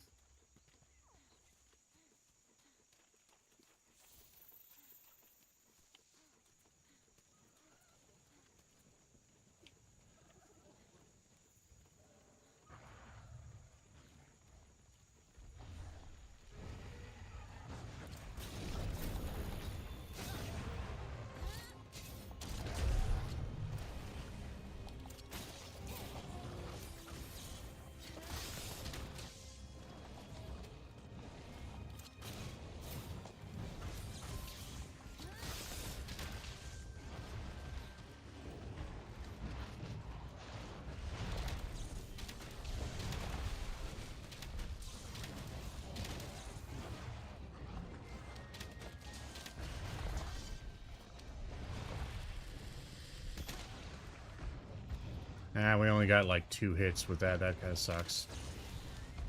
Get away from the ledge. Try to get this charge off. That was a good one. I can't move. Would you... What the fuck was that series of attacks? Holy shit. Motherfucker attacked 80 times in a goddamn row. Holy hell. Again, you are very aggressive.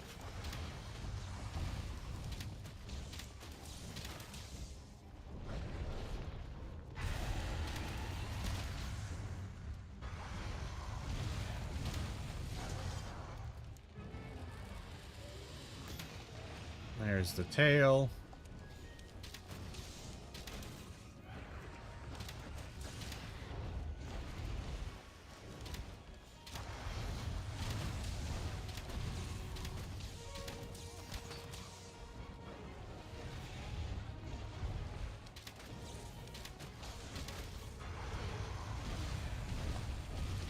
It's always the same pattern with those, so if you know the pattern, you just hang out.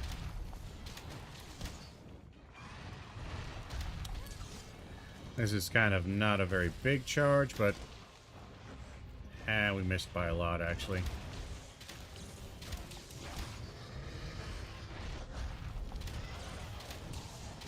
For the most part, you can just dodge to the side with that one, or just walk to the side.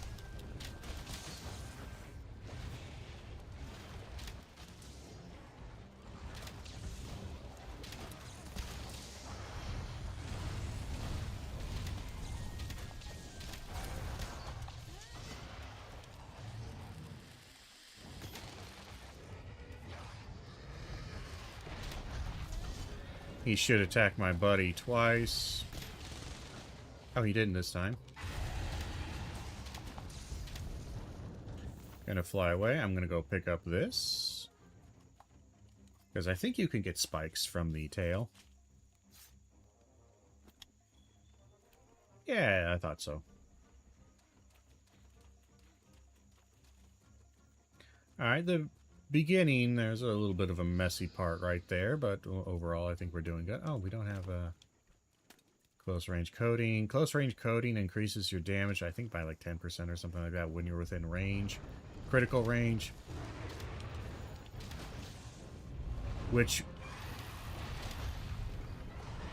can be somewhat annoying, because it does...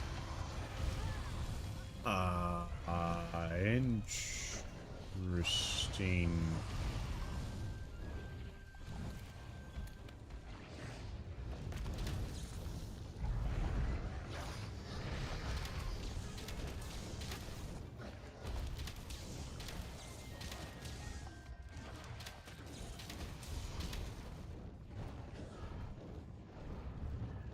Big roar.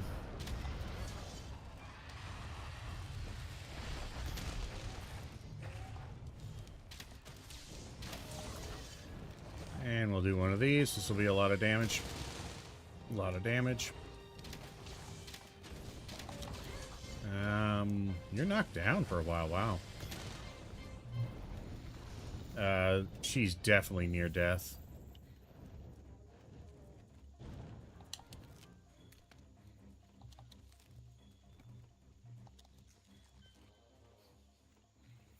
Yeah. Yeah, after that beatdown, yeah, she's definitely near death. And then grab all this stuff.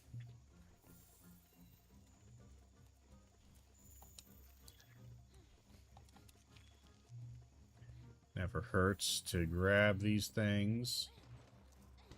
I think we'll grab some mining while we're here. We have a bounty for mining, and we might as well grab a few locations.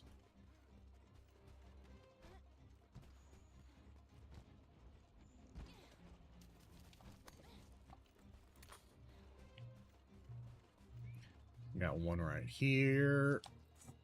Boop. Bop. Bip.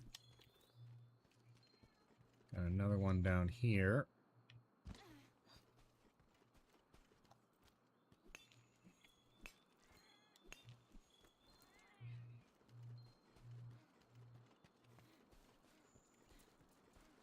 And there actually should be some more right along this path. Just gotta get through all the maze of crap here. Got some bones. We'll pick up the bones.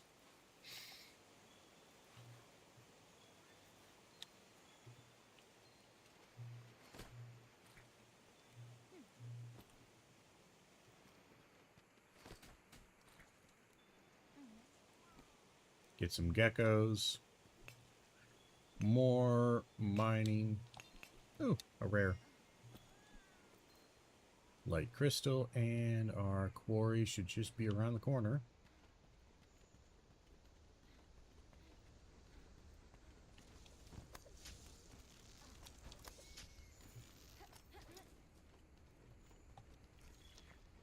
Grab that, grab some bones, because I think this will finish off our bones. We actually need one more. Let's grab that real quick, and then we'll capture.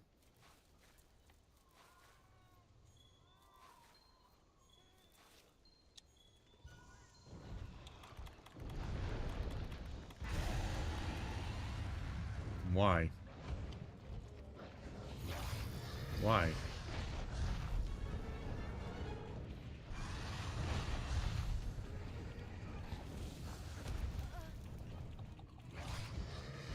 Oh my god, would you stop?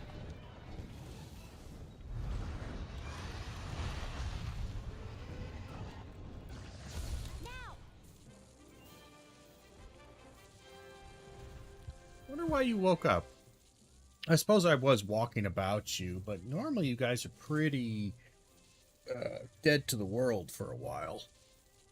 So, kind of curious you woke up, but that's fine. It's not like it caused any problems.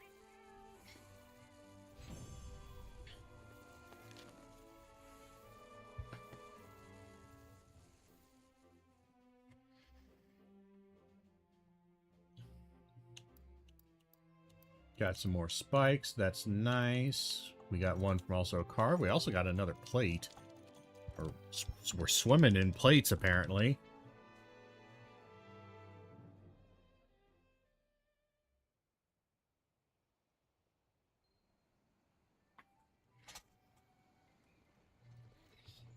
Alright, turn in the bounties.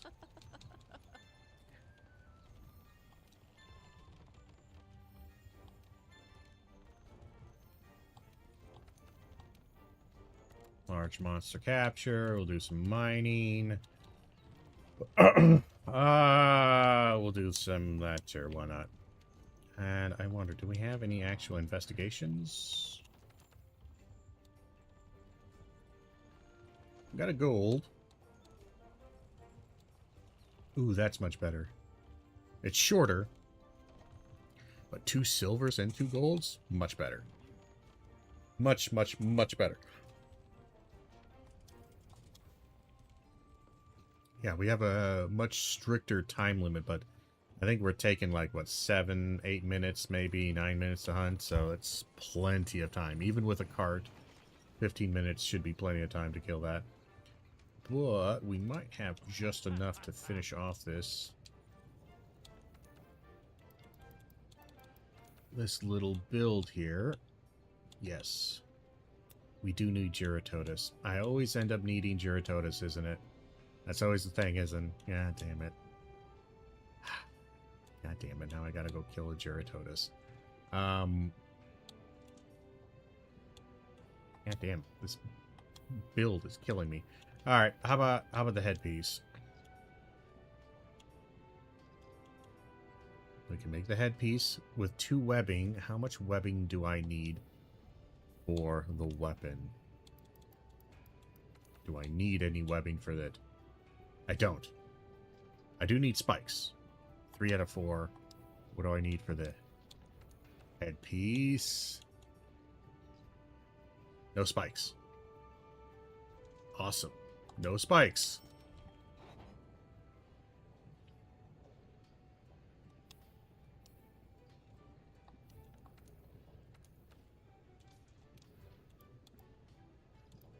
So I would lose a bit of armor, certainly. But I gain a secondary health boost. Nice. I can then do this guy. Don't really know what I do with Anjanath Coil. Let's put up our artillery build here. So this right here is a very healthy, safe, with a bit of damage skills build right there. And we could actually make it a little bit better by forging the charm of artillery,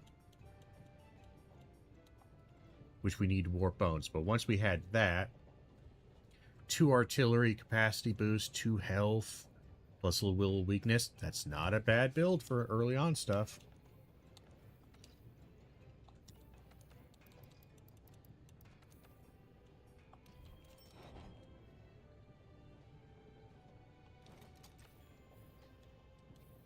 All right, let's go kill a Giratotus or 2. I'm gonna go to trade yard, check investigation, see if there's a good investigation, just to help save us a little time, because I know we need a couple of aqua sacks, and those are some of his more, I think they're slightly rarer drops on his drop table. So we are going to look for a Giratotus. I don't think we'll have much, because we really didn't hunt him a lot. We never do. We only ever, like, do the one. Shit, we don't have anything for him, do we? No, we're not going to have anything for him. Oh, wait. Capture Giratotus. Anything better? Capture Rathian. That's not bad. That's not bad. That's a decent one. We can do that. We can do that quick. I know we're not making any progress in the story. My apologies. We're making, like, 0 progress right now. Normally, I don't like doing this too much, but again, farming is part of the game. So that'll definitely be something I'll have to mention in the Full review video, is that for Monster Hunter, like, farming is the game. You are not expected to just go through this game. You are expected to farm.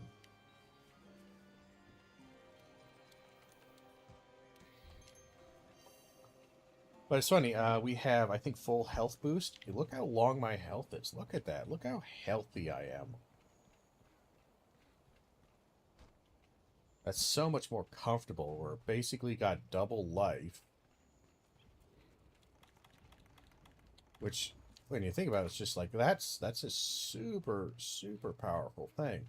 Especially early on, having that much life, you can play much more aggressive. You can kind of ignore certain mechanics and problems because you're just like, I'm just gonna tank the damage. I can get hit 4, 5, 6 times more because I just have so much life.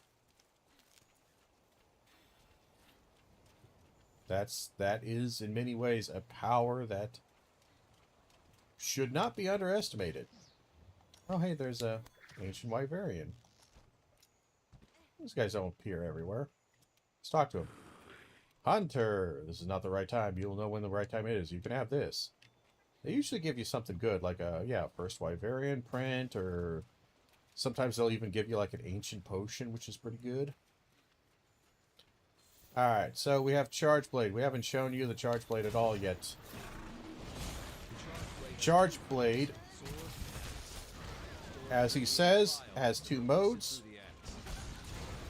For some reason, he's doing like the only moves that he can do that are actually aggressive against me.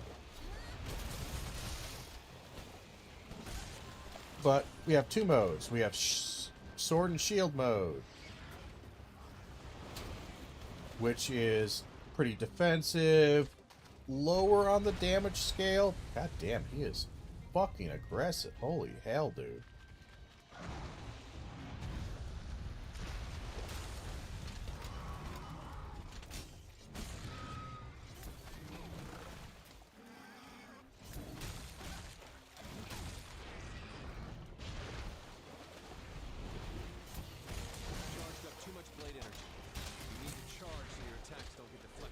God damn it.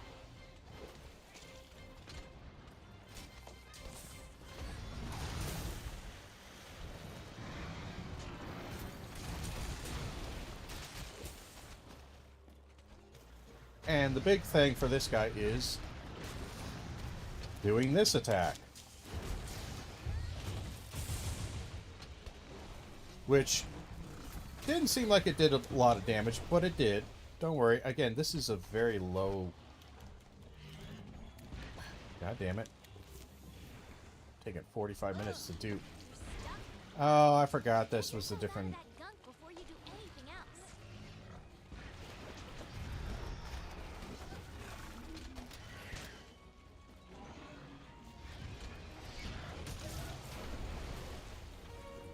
For some reason, he is being incredibly aggressive in a very, very weird fashion.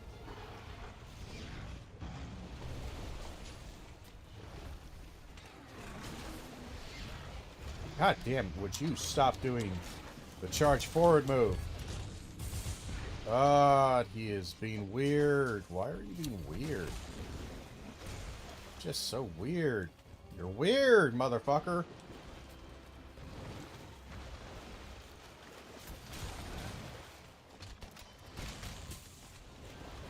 Again, he's gone. He keeps doing that move.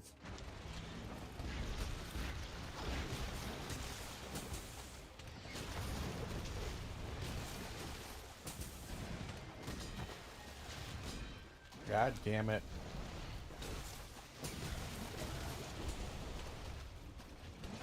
I forgot this thing's so low level, the weapon I'm using, that its sharpness is abysmal. I do need to make sure I don't accidentally kill him, by the way. It's not unrealistic.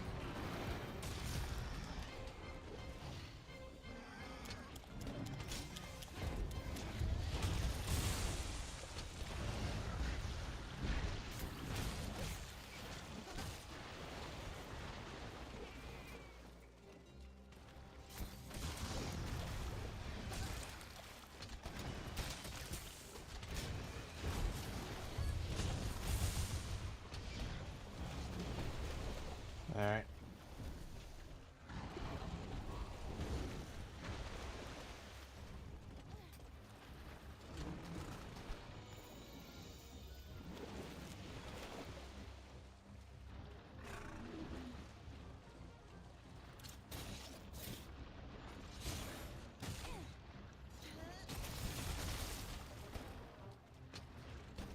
I am worried about him being dead.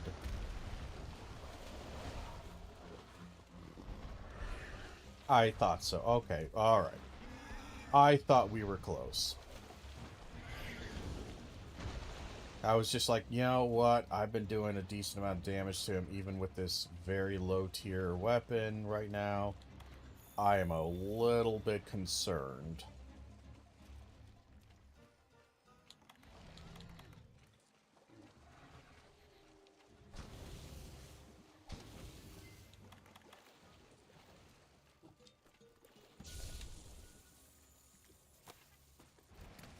Wake him up. Drag him over here. Drag him over here. There we are. Yeah, they usually say something like, oh, trap him, then hit him with trank bombs. And I still do that a lot. But I'll be honest, you should always hit him with trank bombs, then trap him. Because you want to hit him with, like, oh, the trap, and then like, oh, trap him, now hit him with trank bombs. I cannot tell you how many times I have done that, and then I hit him with a trank bomb, one trank bomb, and I needed him with two, and then an endemic life, like one of those big fishes that was coming after me, just comes right up to me, just right up to me, without any goddamn sense of self-preservation, and hits me and knocks me back, and I get knocked back, and by the time I get back up and I start running forward, the monster's out of the trap. And then I have to make a trap again. And I might not have the materials to make a trap. Which means that the quest is essentially soft-locked and you just quit. So that is beyond the pale of that is so annoying. I rage so hard when that happens. And I can't help myself from raging. Like, that is genuinely one of the biggest triggers for me, is the endemic life knocking you out of shit. And it happens a lot. In all of the games. It is one of the criticisms I might have.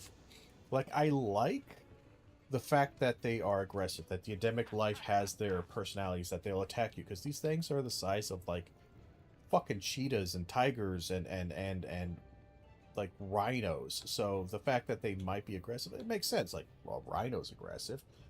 But the fact that they will be aggressive and try to attack you and kill you when you have, like, a god of thunder beast exploding the world around you, and you'll still have a Jagras or a Gaju going, I'm gonna get him! I'm gonna bite his fucking ankles. That's a bit much for me. That's a bit much. And by a bit much, I mean it is beyond anything you could possibly understand as far as rage. Like, just insane. My mind melts, and all thought except for the destruction of all life is... That's all that occupies my brain. We will want to get this eventually, but we have some time. We have some time. Luckily, we have a ton of plates, and we just need the warp bones. But yeah, this right here, with this, we will have our build. We will have 20% increased damage on our file blades, the charge blade attacks, which is nice. It was very nice. You know, I've never really done it with Gunlance. I feel like I should play more Gunlance, but I don't know Gunlance's moves well enough to actually make them work.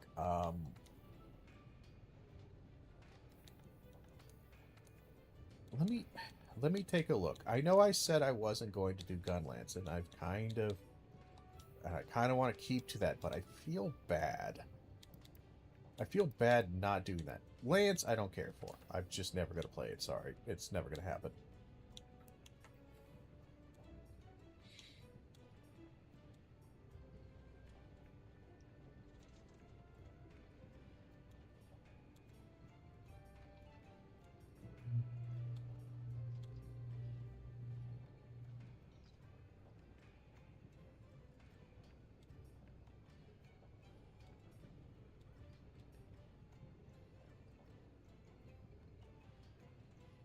I know white is like stronger than all of them. I'm kind of curious. I could make you your fire. It's long level 1. I know in wilds raw attack and shelling type is the only thing you really care about. It's a shelling level 2, 276.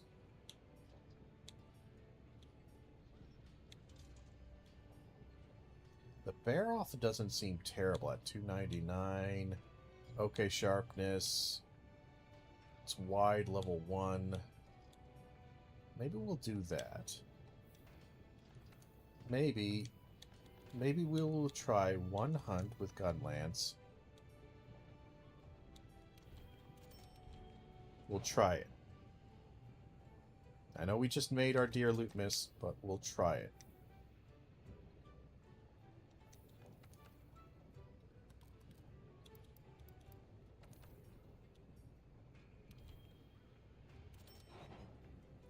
Need to upgrade it to the bone level 2, and then we upgrade it to carapace cannon. Hopefully we have enough to get to carapace cannon. Yes, we do, too. Okay.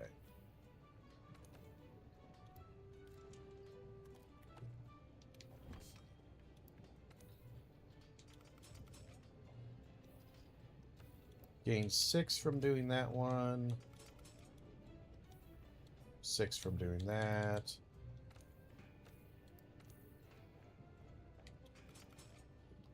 Six from doing that. So we can gain about 30 armor if we wanted to. Anjanath Greaves, we will do that for. Because we're going to hold that build on a couple of weapons. High Metal Coil, we will... Shell capacity, yeah, we will do that.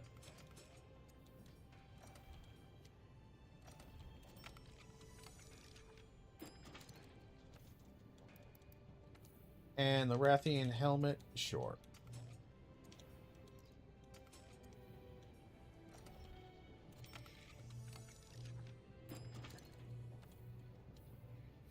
Okay. Boy, I really don't remember the moves for this, by the way. Like, at all. Should we do it on ballooning problems? Why not? Why not? Why not fight a semi-new monster with an entirely new setup that I'm not particularly familiar with? That's not a recipe for disaster. What are you talking about? It'll be fine. Again, we're strong enough and defensive enough. We'll kill the monster. It's just, we'll see how miserable it is to do. We are going to eat for even more life. So now we have, with 40 life extra, look at our life. Look how long it is. Oh, yeah.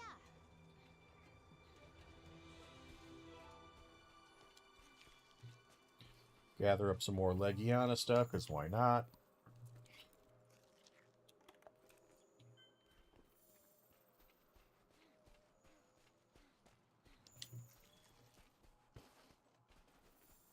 Yeah, I really enjoy what they did with Lance, or Gun Lance, in the in Wilds. In this one, I just remember sharpness being an absolute nightmare, and it saddened the shit out of me.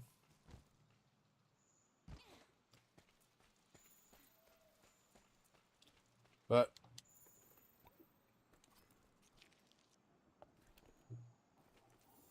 there we are. And here we go. He's a big fluffy flying rat thing, who has kind of a terrifying face. Like, he's big and fluffy, and you're like, oh, that's kind of cute. That's funny. That's neat. But he's a bit too rat for me.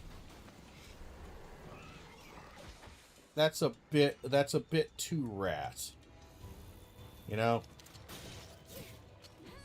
The gun lance is a close-range weapon that also fires shells. Find an opening and down your prey with Wyvern's fire.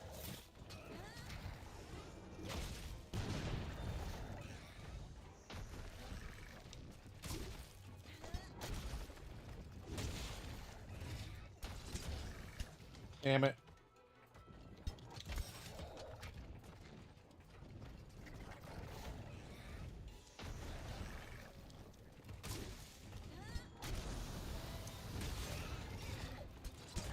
God damn it.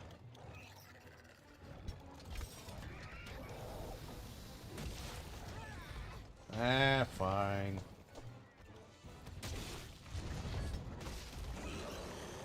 Yeah, you're angry. I don't care.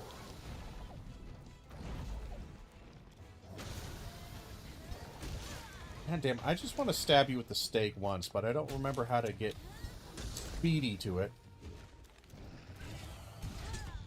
And it's an absolute bitch to do. Also, what makes Palumu especially annoying is beyond his wind abilities, is the fact that he's got an incredible amount of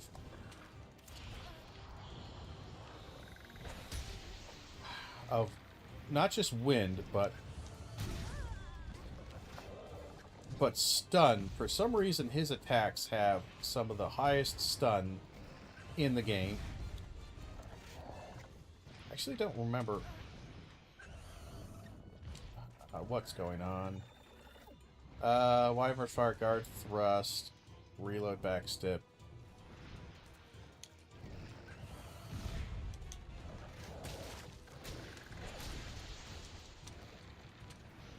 Why can't I figure out... Is it just B? I thought I could... It's not... Would you fucking stop? You're not doing any goddamn damage to me. You're just fucking annoying me, you goddamn rotten fucking rat fucking piece of shit. Fuck, I hate Palumu. Sorry. I fucking hate this fucking monster. Every goddamn time I fight it. Every time, I always forget. Wait, maybe he's not that bad. I fucking hate Palumu. He is not difficult. He is just so fucking annoying. And it does not help that I am using a new weapon. That honestly I find to be just absolutely ass. I cannot figure out how to fire. Like, it's just, is it really just shelling? I thought you had an ability to explode all of your shells out.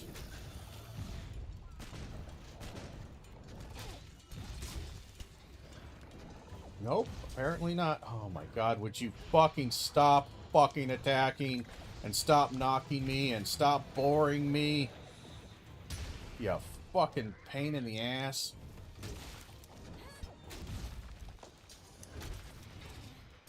Oh my god. Hey, it hit, kind of.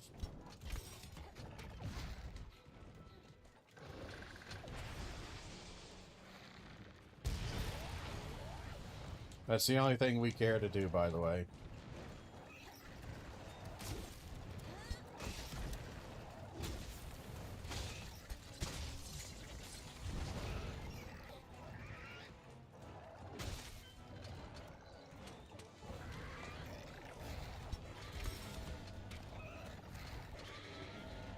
Why can't I do that? Where's my charge on that?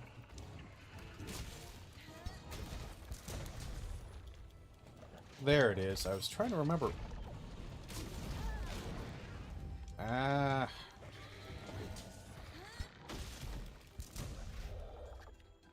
Damn, it is so awkward doing this weapon.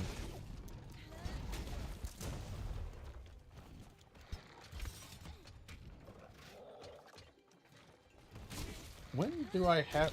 Do I have not have my indicator?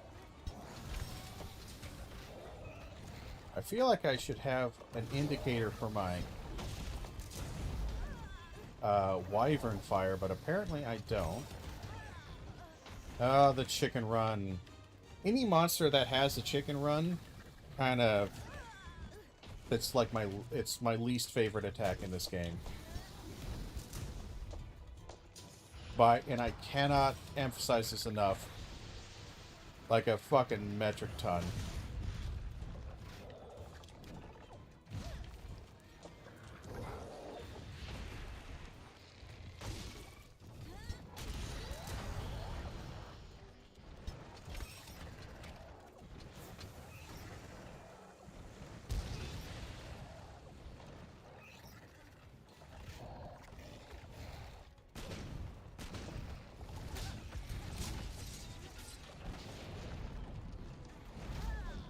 I don't know why you're able to hit me from that angle, by the way.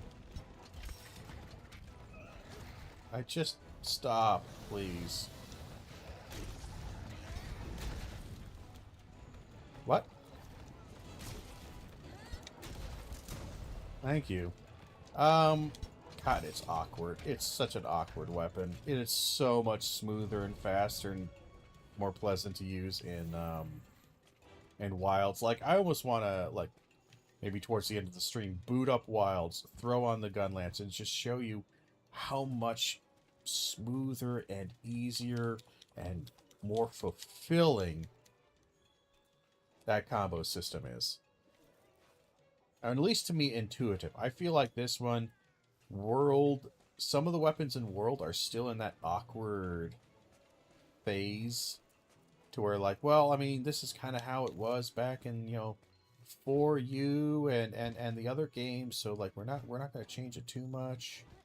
We still want to kind of keep it the classic feel. It's like this, you should not. You really should not, because honestly, some of those weapons felt like ass. We do have one thing here that would actually lower our health down, sadly. And I just realized, I just remembered that it's a thing here, is that we actually, for our artillery build, we will probably only have 1 health, 3 artillery. Reason is because this boy right here, which I am...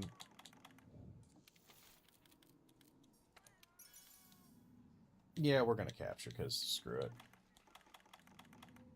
We're done firing. I think it's his gloves, has 1 artillery on them. So you can get full artillery, which is very nice to have. Nice work, partner. Let's hurry back to the research base. I'm starving. Kind of looking for some other footprints, but I don't think I'm going to have any. But yeah, I think that's both for the charge blade and maybe for this one, though I was not really seeing the damage potential of the shelling from these things, but like artillery shelling on Wilds, the ability to discharge your shells is way easier. Maybe I just got a bad I don't know what the meta for gun lance is, whether you want long, normals, or wides. I really don't. At last. Pause. The balloons have been rigged and the airship is ready, all thanks to you and the airship engineer. We've completed preparations on our side as well. We can BART whenever you are ready. However, I do have one thing worth mentioning. You never bothered with a test flight. That's not going to be a problem for you, is it?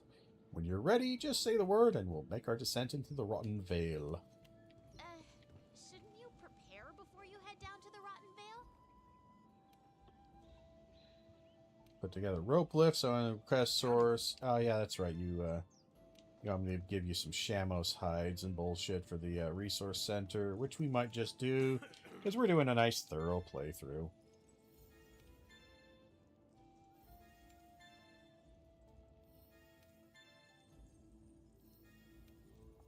Nice, lots of bounties done.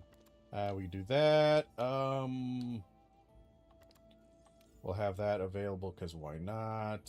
None of these we're really going to be doing.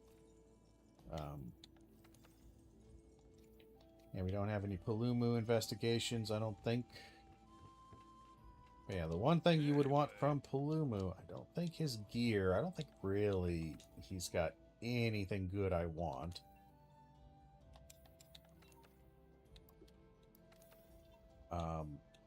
It does now, you see how much we just unlocked by doing that? We do unlock quite a bit. So now we can actually get some higher damaging things. We would need the Rathless Marrow for that. That's a bit lame.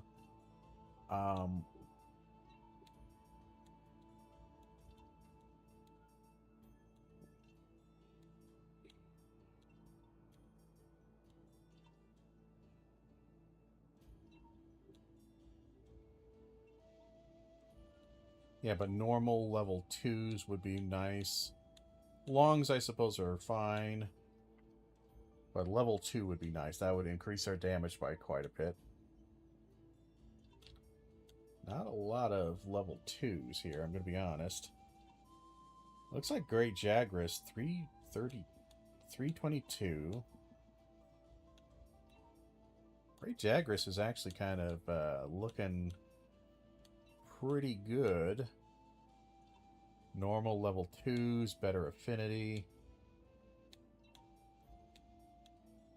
Lose out a bit on the raw, but I don't know. That's looking pretty solid.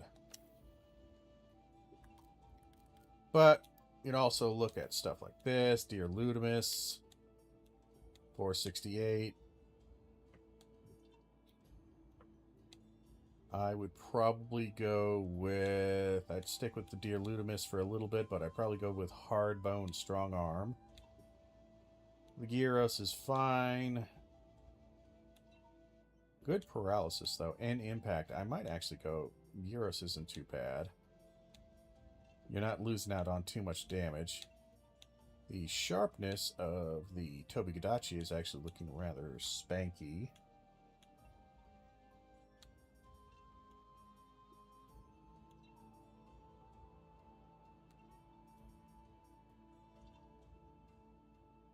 But that's not terrible. The Gyros is not terrible. The Rathvolos, again, is power element file. It's fine for damage if you're fighting something that's weak against fire, but most things aren't really going to be weak to fire, I find. And its damage is really low. Honestly, I would go... If we were to do a Charge Blade, I might go Gyros. It's interesting that we don't have this unlocked. And I think that's because it is... I don't know why this one's showing me that you can make it. It's weird. But I think this is Gyros stuff and like some other random bits and pieces. But we tried it. Again, we don't take a lot of damage, but it is just unfucking pleasant to use, I'll be honest. Like, super, super unpleasant for me to use. I do not enjoy this.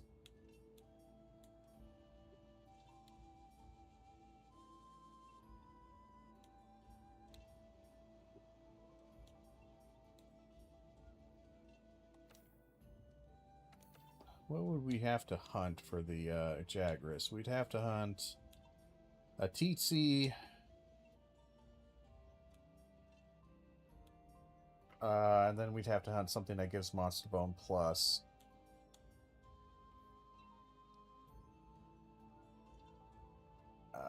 Which is something like a, I think that's like a Rathalos or something higher like that. Maybe a...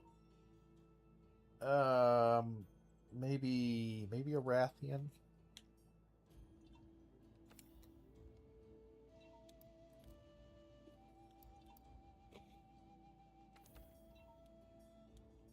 But Dear Ludimus will hold us over for a little while.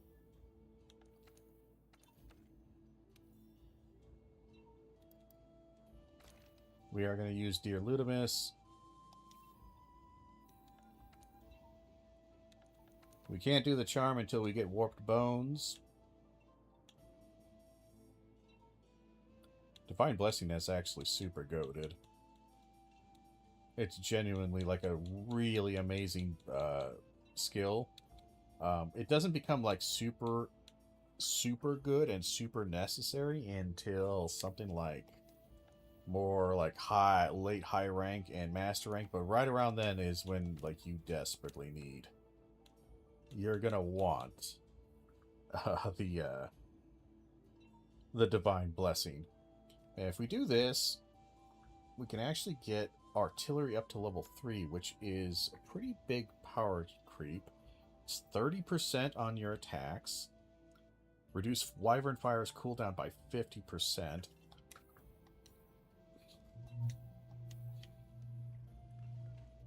And I do like Wyvern Fire. So tell you what, do we want to go down into the Rotten Vale? We kind of do. I would like more Palumu parts, I'll be honest. Hey, partner.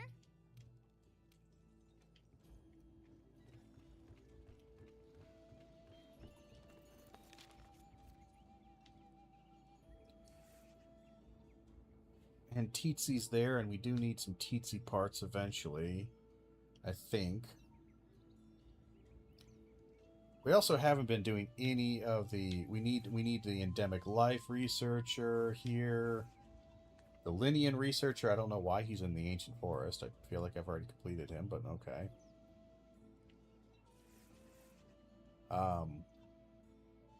Those are all like side mission stuff, I suppose. I'm not sure how much I should focus on that. God damn it. God damn it. Okay, brain. We're gonna go here. We're gonna kill a Palumu. Because we want its webbing to make its gauntlets. So with its gauntlets,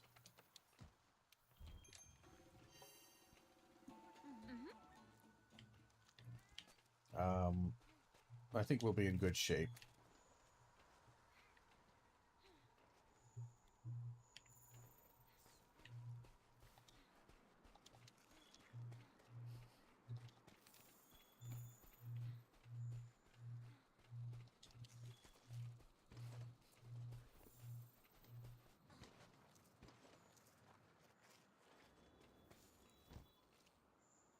We're going to come down here because 99% of the time, this is where Palumu is.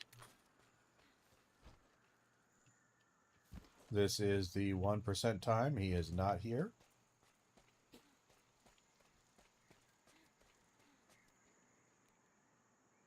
He is coming, though.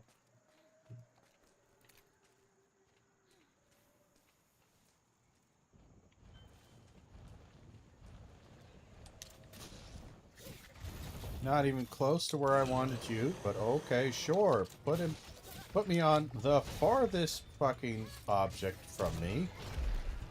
That's not even within realm of the observable universe, but sure, put me on that.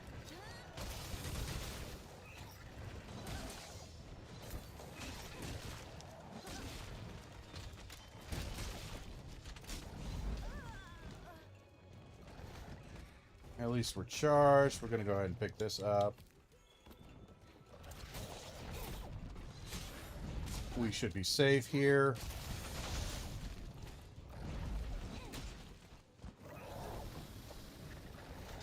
I hate that move. I hate wind.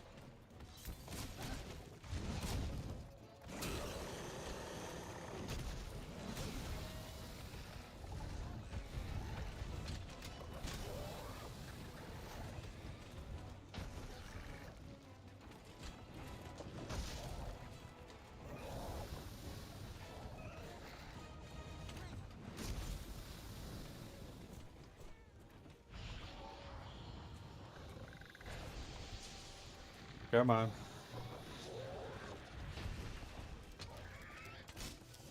Bit late on this, but that should be enough to drop him.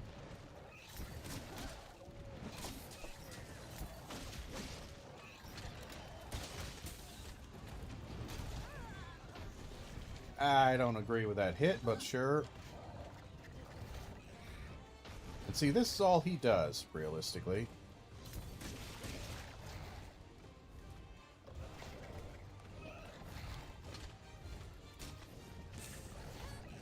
And just runs back and forth. This is part of the reason why I despise him so much. It's because he is easily one of the most boring fucking fights. Because all he does is that. Here's his part break.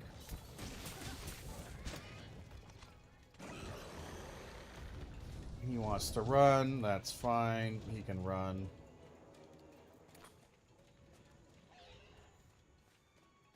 We know where he goes. Up here. And while we're at it, let's sharpen. It's been a hot second since we sharpened. But boy, it just feels so much smoother running around with a weapon that actually moves and doesn't take 45 minutes to do an attack. So nice.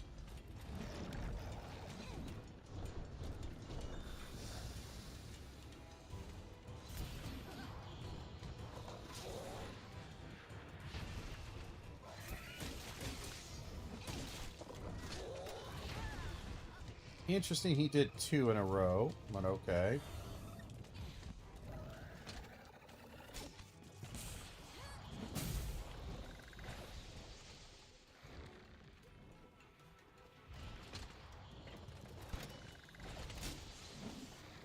We'll recharge our shield here. I don't know why he's right down there. He is, though. What was that hitbox? What did I even get hit by there? The fucking ghost of an attack?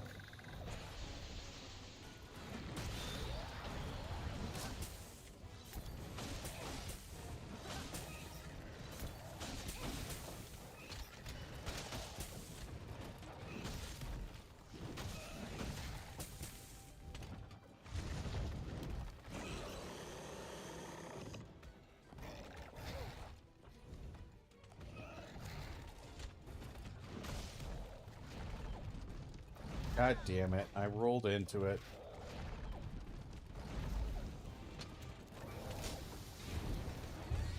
And he's gone. I fucking hate you, you piece of shit. I always feel like I'm chasing after you. You know? Like I'm not in any fear of dying. I'm just chasing after you. Oh.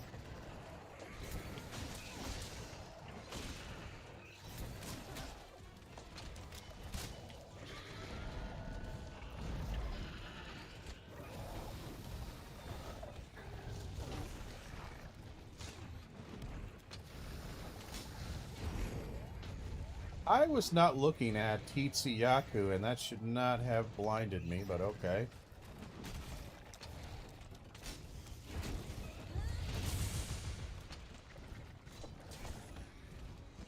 And he's gone again. I just...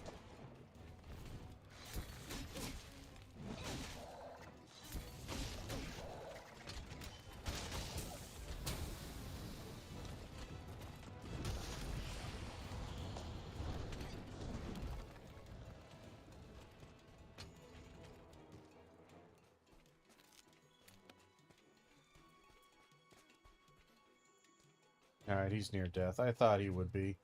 Alright. While we're here, we could probably kill some Shamoses. I think that's what we need to get the zip lines.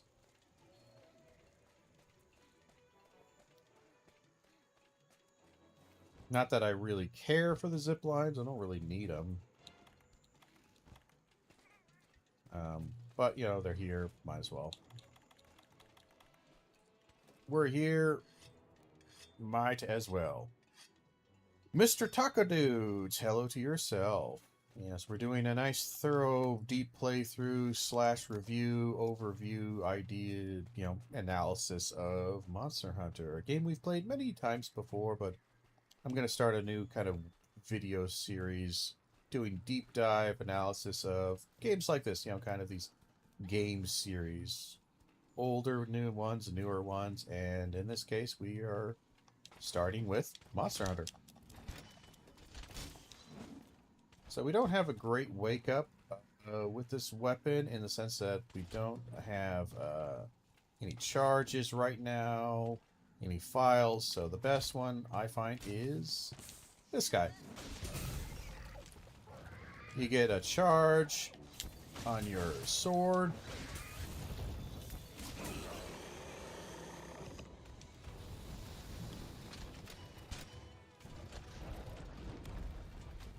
And sadly, he goes away. He's going to do his his special move, which is not really a special move, it's more just an annoyance. He's gonna fly around, and I think he flies back in through one of these holes, tries to surprise you and smash into you. It's annoying.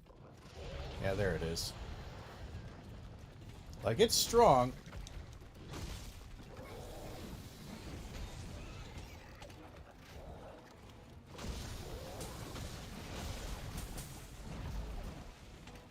Much I can do with that. And we'll do our discharge there.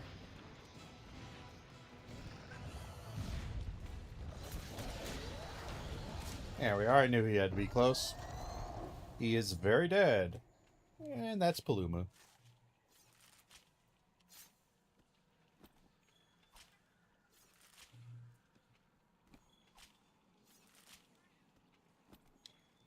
Probably not going to get enough of Palumu to actually build any of the gear we are currently looking for. Specifically, the only thing we really want from him is his whatchamacallit? His vambraces, his gloves. It's the only thing that's actually would be useful for me right now. Everything else, not very useful.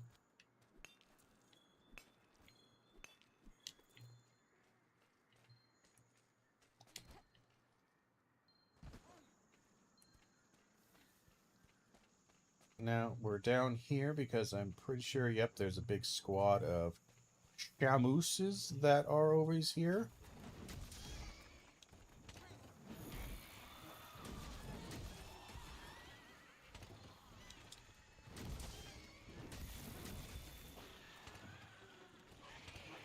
Normally these guys swarm me, which is why I'm doing my big circular attack.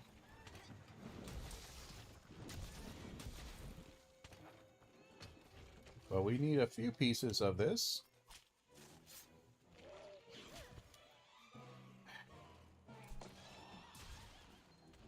Please die, thank you. We'll get this.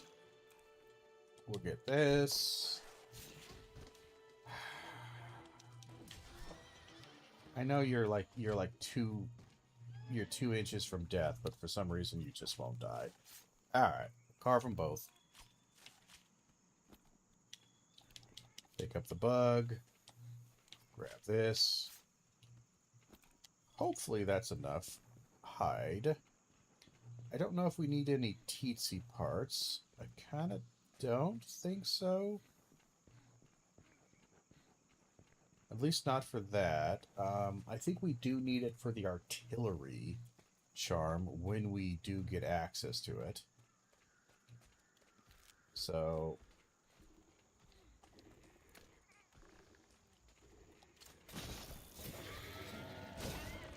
knock him into the wall here.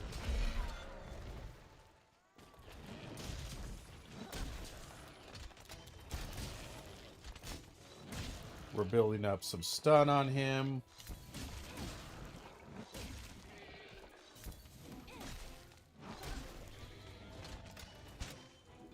He's going to run away a little bit. That's fine. Pick up the material here. I don't think he runs too far. Yeah, I didn't think so.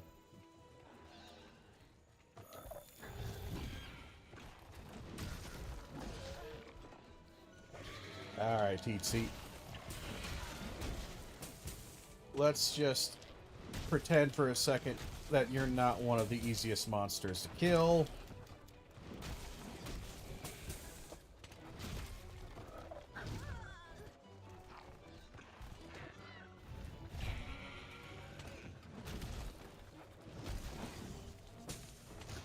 Kind of missing my hits on him, I'll be honest. Of course, I'm not really weakening him, so that means my damage is quite a bit reduced. This'll help. That'll do it.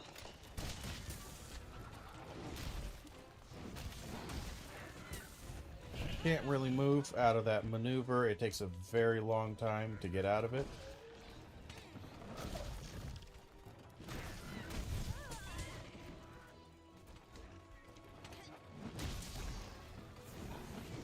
And he's gone.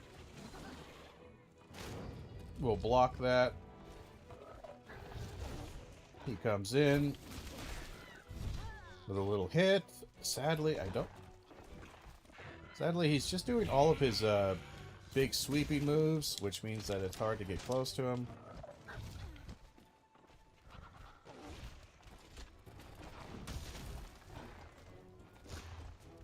This is fine.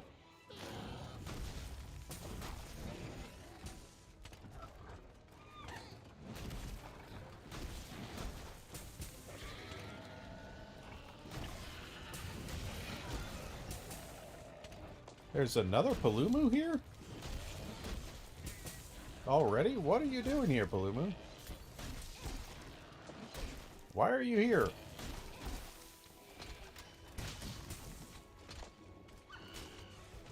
Ah, he's gone. Damn it. Why was there a Palumu here? Weird. Ah, I'm not complaining. I might hunt him again. I've managed to stabilize the mobile internet connection, so now I can at least play games without suffering severe latency. Well, that's good, Agent. That is always good. Because video games are fun, and it sucks not being able to play them. Because of some bullshit internet.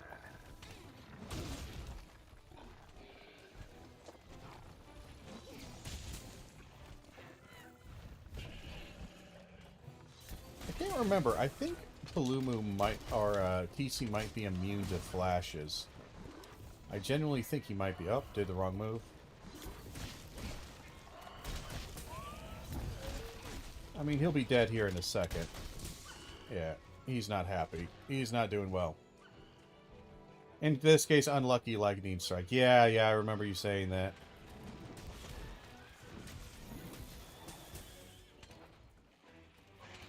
But regardless of the cause, it's good you got a stable internet.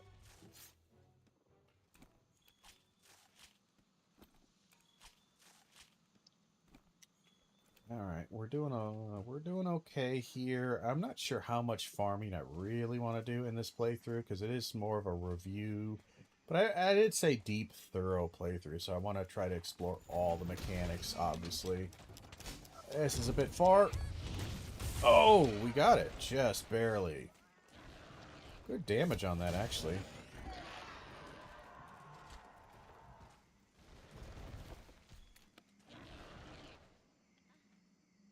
Death throws, and we carve.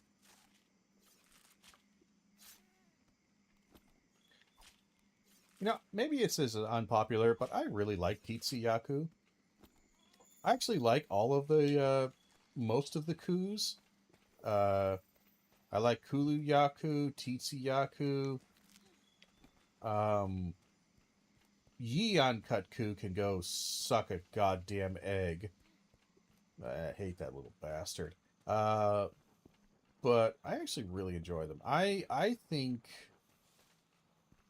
it's hard to do. It's hard to make them interesting fights with especially something like Wilds because they're so much faster and you're so much more damaging and you're so much kind of got so many tools at your disposal that little quick boys like that with with not a lot of life, they don't offer a ton of challenge anymore. Like, they never really did. Like, you got your Great Jaggy or your Baggies. They never really were challenging. They're not really supposed to be. But it's kind of hard to make them super interesting. And it sucks because I actually really like them. I always like these kind of less world-ending kind of monsters and more kind of like, oh yeah, I could imagine this being a monster. Like he's a raptor who's got kind of a weird, highly sensitive photo sensitive receptors that allow him to do some interesting things. You know, it's neat. It's cool. Oh, that's right. You guys fight me.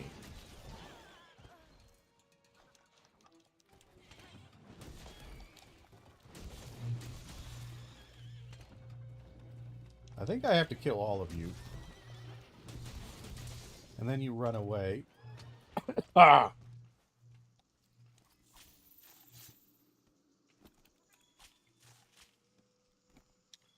We might as well do this. Turns out the trick was using one of the USB-C slots on the motherboard, because apparently the USB slot on my case is trash. Eh? Yeah, it's always good. Always good to check all your connections. That's always a funny one. Insert Zenogre. That guy got some cool stuff going on. Yeah. Okay, maybe this is a hot take. I don't like Zenogre. Like, I understand Zenogre, and I don't hate Zenogre, like, at all. Not at all. I think he's a decent monster. I really do. But he's not really high on my list of cool monsters. It's more like a, oh yeah, there's Zenogre. He's fine. He's cool. He's okay. Like, ecologically and how his electricity functions. Oh yeah. His bio stuff. Yeah, no, that stuff's. Oh, that's the part that I like about him. I really like that. Like that weird. He is an ogre. For anyone not watching who doesn't actually know, is a giant wolf-like thunder beast thing that gets its electric abilities with its. What's the word I'm looking for? It's not parasitic. Symbiotic relationship with these great thunder bugs that live in its fur. And I think there's some other stuff that happens with him as far as their relationship, but that's kind of the extent of it, is that he's able to kind of get charged up because of that. Which is fun. Like, that's neat. What's the big deal, you jerks? I was all set to take that thing down myself. What seems to be the problem? We'd be happy to help out on behalf of the Research Commission. You mean it? Sorry about before. When we get all pumped up on the melody, it can be a little hot-headed. This truth, there's a pair of Titsuyaku giving us trouble. Yeah, this basically just says, hey, go hunt a pair of Titsuyakus, and then you can complete the Linian quest there. And Stygian Zenogre. I can't remember what the difference is for Stygian Zenogre versus regular Zenogre, other than the element type. Get ourselves a Wiggler here, and one of these big guys that somehow fits into my net. I don't know how that happens, but it does. Okay. We got that. We got the mission there. That's good. I wanted to get this side mission available.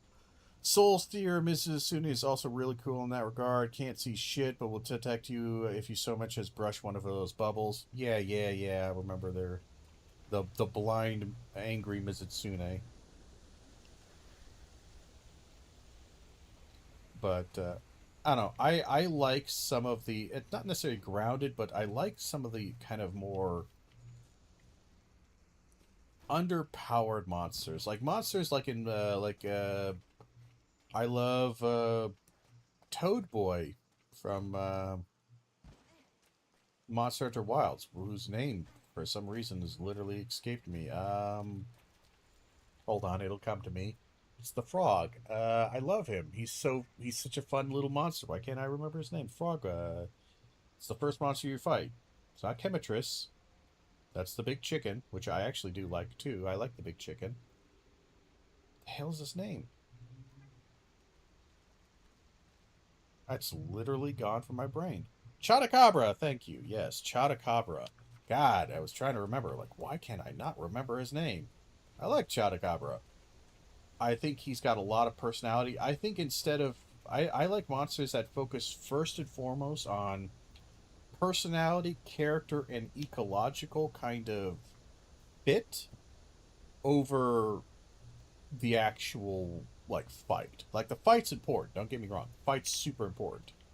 But I just love me some good fishing. I really like monsters that fit. You know?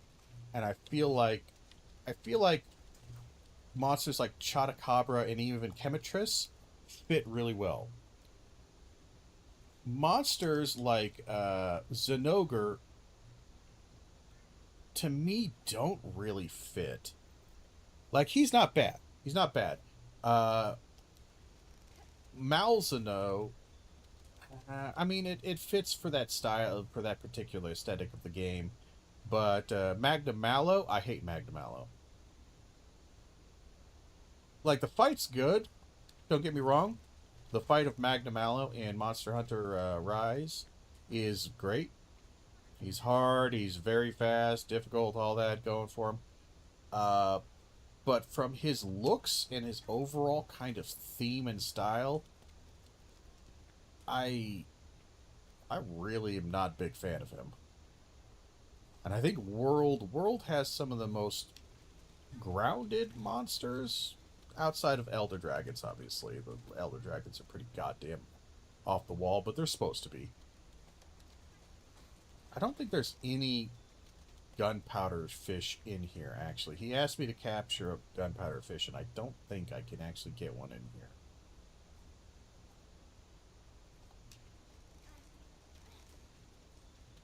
Magnum Mallow and Scorn Magnum Mallow are really cool fights. No, they are great fights.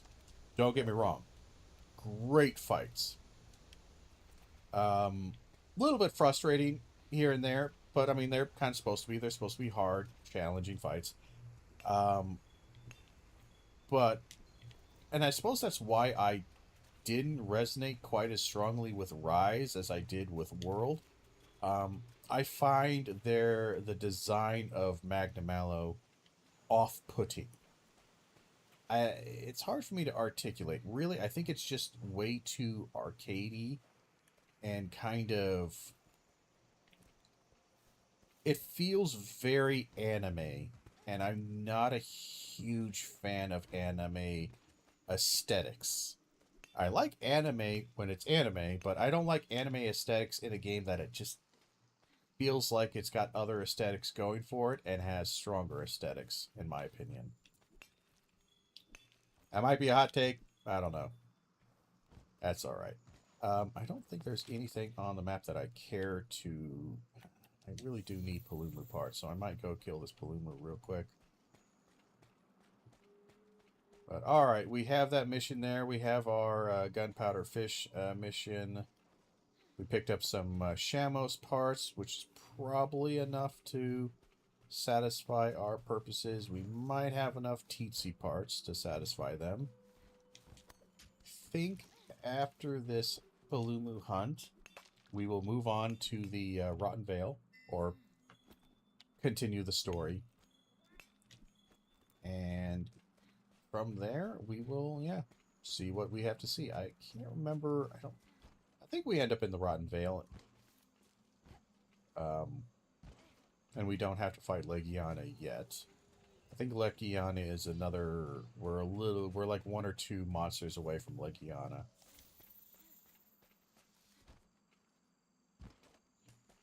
Well, let's do a quick little Palumu beat down here.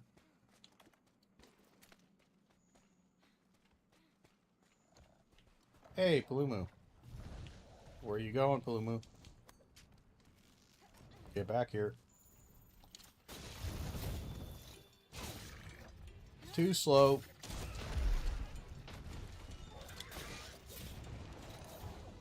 And not where I was aiming, but okay.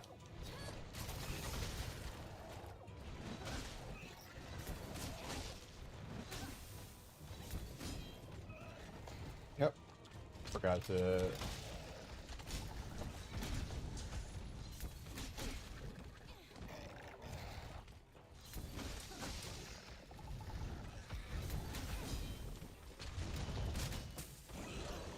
Oh, I got that, you little bastard.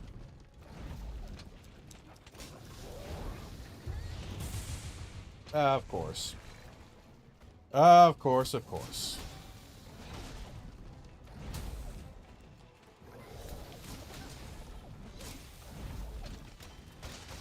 And...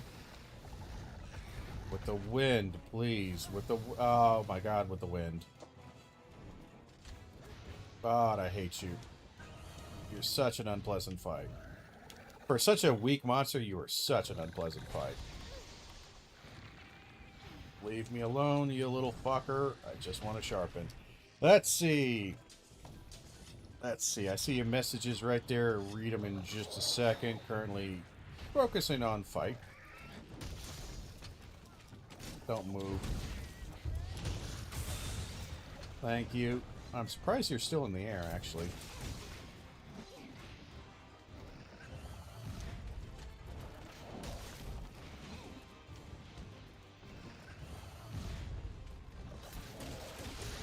There we are. I was about to say.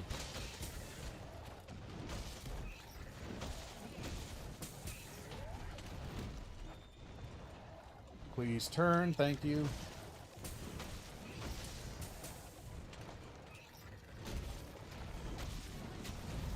Ouchie. Wall of text successfully distracted. Ah, not quite so much. Why are... Oh. That's a Raffinos. I was like, is there another goddamn Palumu on the map? I didn't think that was possible. Alright, we'll gather this up. Lovely. You should be heading back that direction. Yeah. So let's see. I think it's intentional, less grounded. Its lore doesn't lean into the whole scary myth beast thing. Yeah, no, I get that. I get that. I just... That's why I bounced off it a little bit, is that it didn't quite land with me. Let's see. Really dislike Plesia. And purely because of the fight, there's not much to say about it. The story games even made fun of it by giving it the move hyperspace tackle. Oh, I know. I have stories. Used let's see. No Savage Axe. I'll be honest. I don't really remember how to get into Savage Axe mode. You know, but I'm fine. I'm fine with just doing the. I'm fine with doing my combo here. I'm comfortable with this combos. I'm waiting for you to land, please, and thank you. Oh, shit. This is no time to be sleeping on the job. Cat, why did you run into it? Like, I got stuck into it because it literally popped while I was...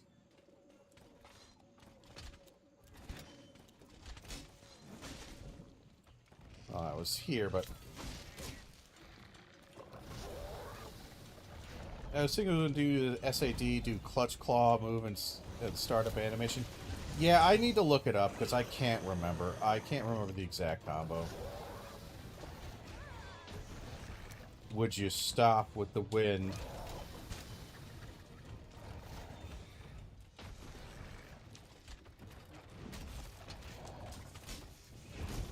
You... Where are you going? God damn, I hate this monster. I hate him so much. He is so fucking boring. All he does is the exact same fucking wind move, slam move. Takes 45 minutes to get on the ground.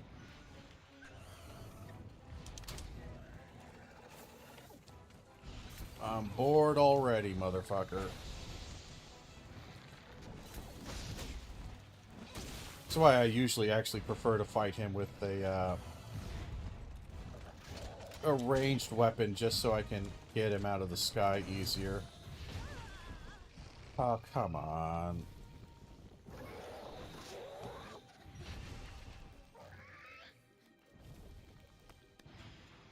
For God's sakes, just fucking die.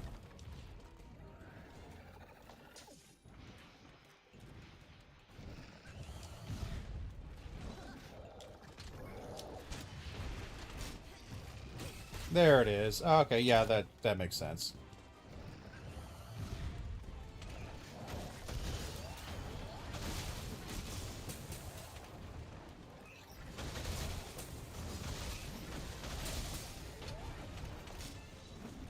I wanted to charge my shield just a little bit. Well, I mean, you actually weren't wrong. Savage Axe button mode is the same one as the Clutch Claw. It's the left trigger for me. So you were correct. You were correct. You're right. I so rarely actually look at the guide at the top there. Hey, reading the button descriptions explains what the buttons do. Go figure. It's like Magic the Gathering. Reading the text of the card explains what the card actually does. So read the text. But yeah, he should be here, right? And oh hey, we have full charge. We can do a wake up attack on him. Or we can try. There's a high likelihood I will miss this. I don't remember the spacing too well. I think that'll be fine. Sadly, we miss with a lot of the explosion. I feel like I got that, but alright. And he's gone to do his super attack. Remember the Savage Jack stops the moment you run out of files this game. Yeah, no, that's fine. Come in, come on.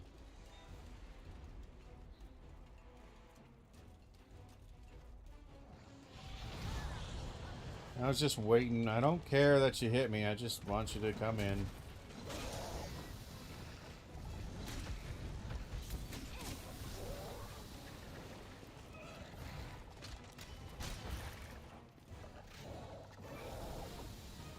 I know you want to do your charge. Yeah, there you go.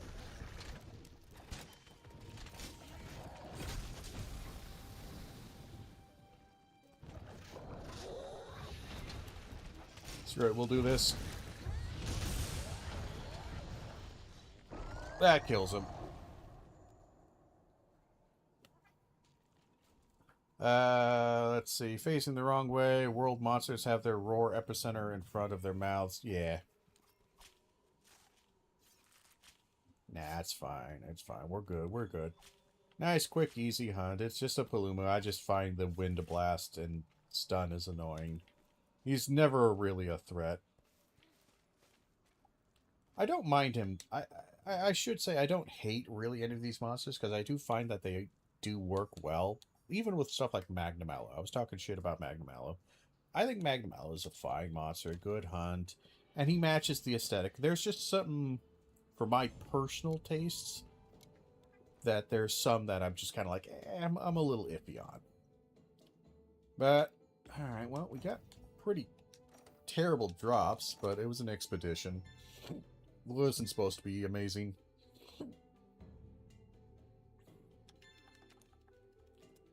Let's get through all of that crap.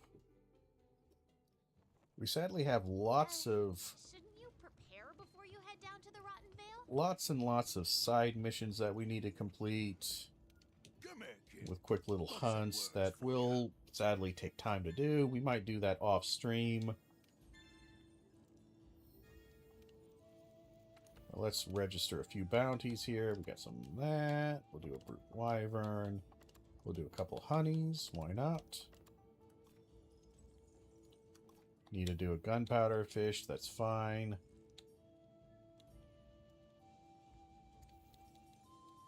We'll do that real quick. Just to collect it. We're not actually going to do the hunt. We're just looking at it. All that looks fine to me. I don't think we'll be able to make the gloves, but we can take a look.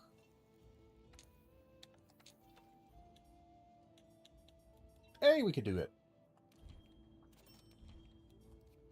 And we'll leave that off for now.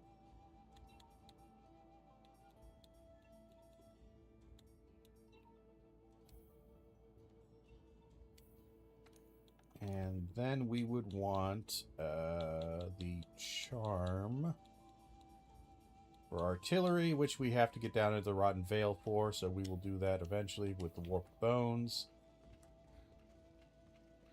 And I think if we trade out the gloves, we'll still have level 2 health boost, which is nice.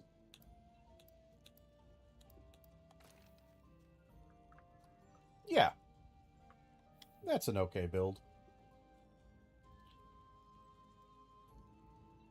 Guarding roars is weirdly inconsistent across the games now that I think about it. Yes.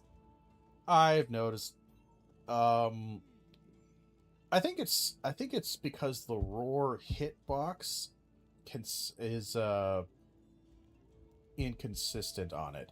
Like when exactly the hitbox activates during what part of their roar.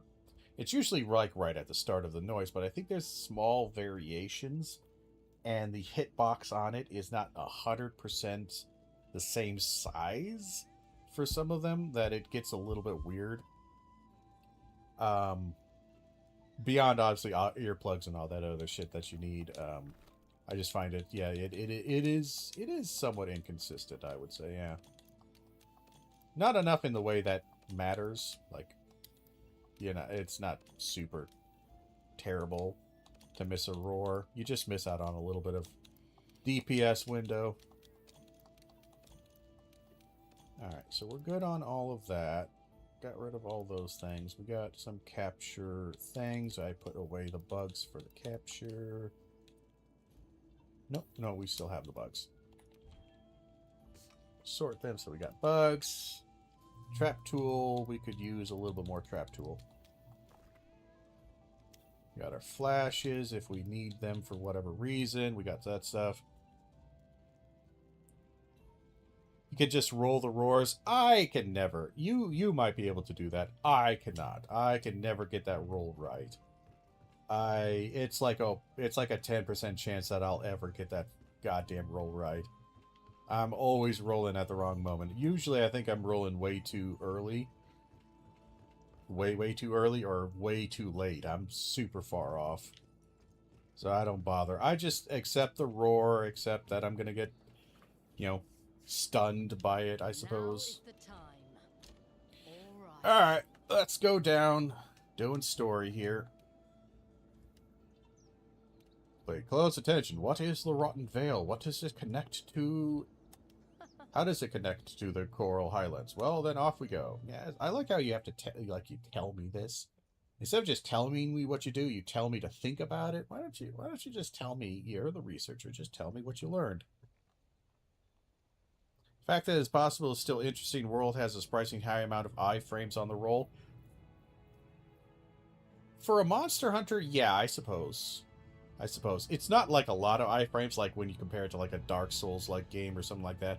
There's not a ton of iframes on it, but there's a few on the basic roll. I can't remember. That would be something I would have to look up, how many iframes there are on the basic roll. I know with the Superman dive, you have like a full like half second or almost full second of invulnerability. It's insane amounts of iframes on the Superman jump. I think I saw a video of somebody who who calculated that out, but There, heads up. it was stupid amounts of defensive iframes. Evade Window 5 World Roll has as much as Elden Ring. Yeah. This will definitely complicate setting Yeah. up. That is one thing that's nice about the Evade. I never really ran a lot of Evade Window, but every time I did, I always did find it to be kind of a nice comfort. Like, that, you know, this really does make it kind of more comfortable fighting monsters and makes your roll way more effective, obviously. When in doubt, burn them out. Yes, when in doubt, burn them out. That is exactly what a pyromaniac would say, yes. Alright. Partner. Hey, partner. Hey to you as well. I'm gonna eat some food.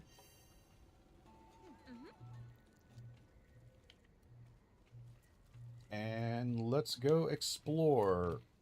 So we gotta go find the Great Gyros.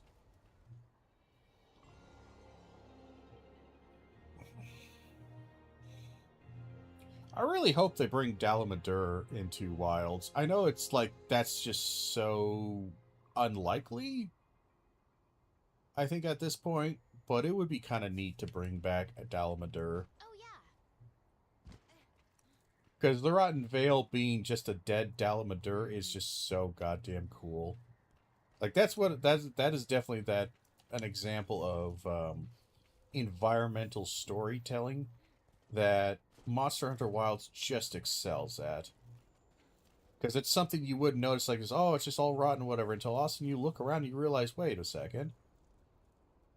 The shape of the map, and, like, it's obvious when you look at it now, but, like, it's very easy to not be paying attention, all of a sudden realize, wait, that's a head right there.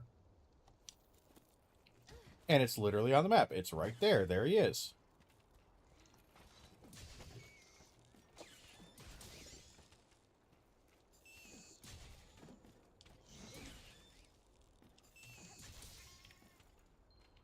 Sorry, I had to kill some annoying little shits. Let's see. And concerning its Iceborne, Cough Fatalis, Gear, Cough, getting evade when 5 is easy while still running dumb amounts of damage. Oh, yeah. No. The end game of World was pretty crazy. Though, honestly, the end game of Wilds is already pretty goddamn nuts, too. That's something that I've thought about many times and discussed. Is I'm kind of curious / worried about where Master Rank for Wilds will go.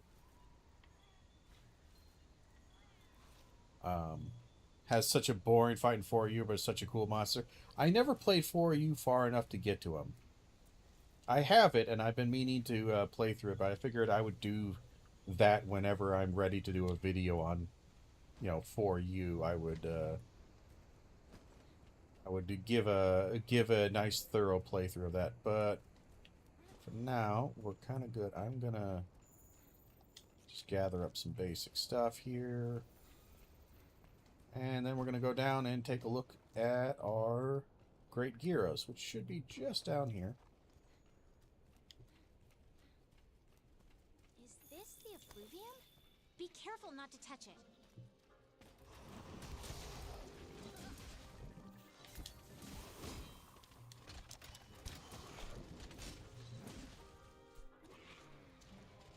Kill all those little bastards. I hate you. 257 raw greatsword with Lord Soul and Doshagama Might. Yeah.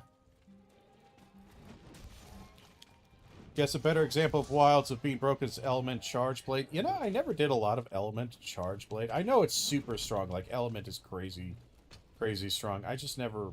I always like raw. I like raw attack. Nukes asked me how much elemental damage the thing was outputting. Yeah. Don't breathe it in or your health will drop. No, it's there's a lot, and I'm just talking about also just like skill density, like how many skills you have in Wilds. Like, end of high rank in the world here. Even if we take in like the super meta build with the released Final Fantasy collab armor, which was the Draken set. Even with that, you look at how many skills you have in with the Draken set. It's pretty high. Like, it's a solid set. You're like, oh wow, that's pretty good. And it's this collab way end game of the high rank for world. Okay, makes sense. But then you look at end game high rank for Wilds. It's just almost night and day difference. There he is. Hey, bud.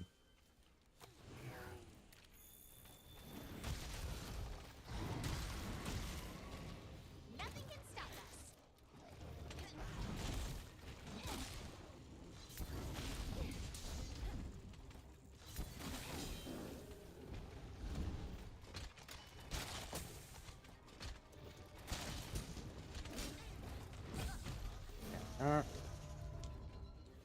Get on over here, buddy.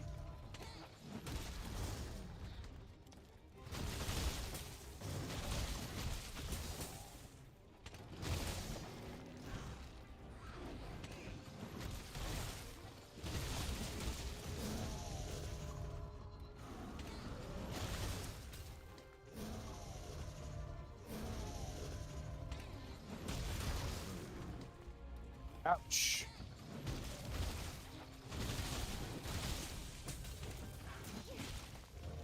Please don't paralyze me.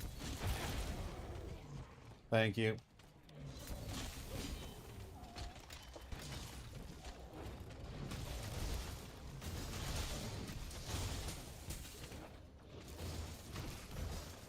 Please don't paralyze me.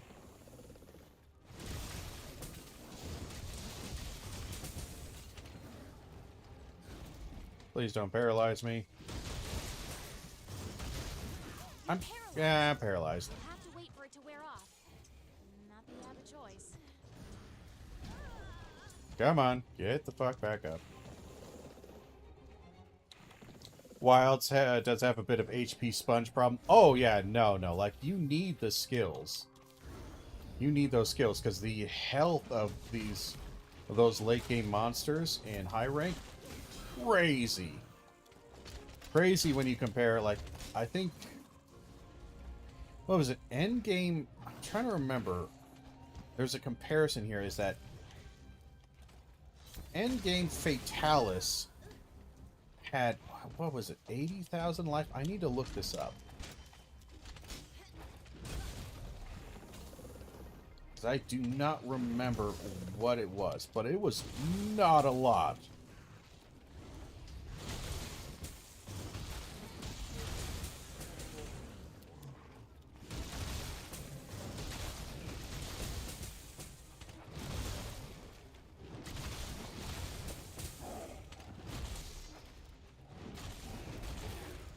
Hey, we got his tail. Nice.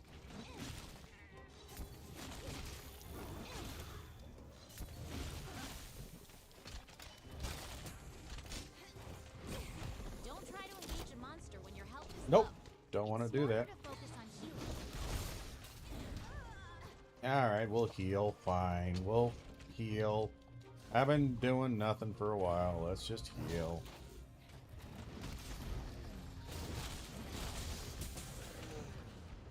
Good enough. Where's his tail? There's his tail, his tiny little tail. So that's a problem for me because I tend to run max DPS and no defense skills, running 9-10 monsters, defense gear to take for ages. Yeah, I mostly run... I think I got a couple of comfort skills. Like, I run, like, Divine Blessing because it's easy enough to run in Wilds. And, I think I usually run a bit of a defensive, like, kind of a mix. Like, usually I do something like Zoshia's Pulse to have a little bit of passive healing all the time. Just because I find it's nice to have, you know? It's not essential, but it's nice. You know, it adds a little something like there. Or I run a little bit of Gogmazios, which is both a defensive and offensive stuff. So, I don't know. I find, yeah, towards the end there, depending on your builds, yeah, the times can still be pretty rough. Hold on, what was the, it's not that. I thought I could carve something. What did I miss? Oh, it's this. Okay.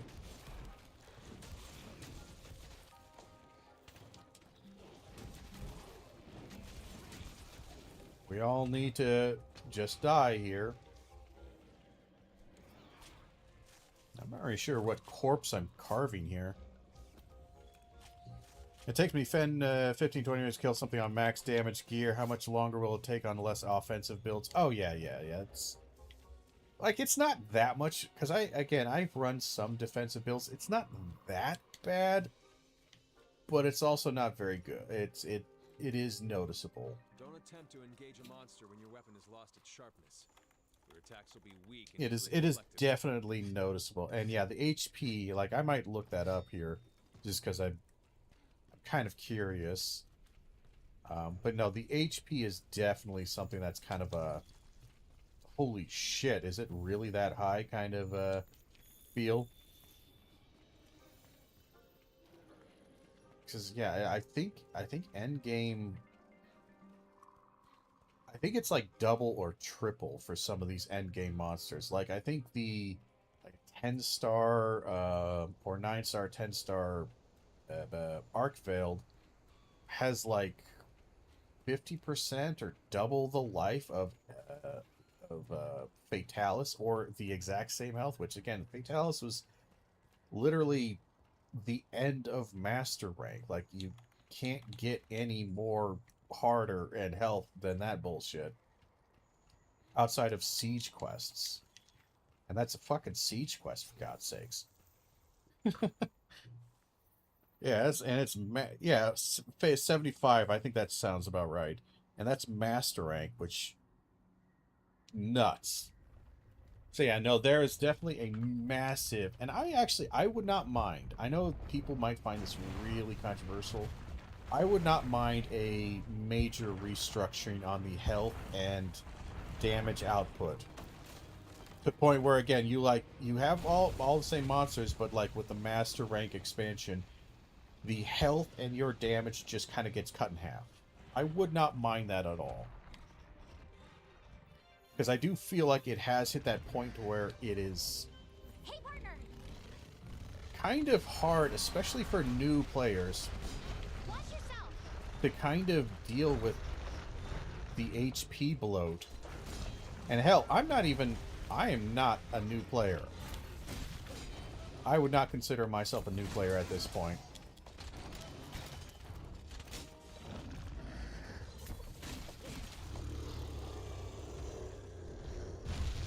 Ah, the tremor. I thought I was outside of the tremor range.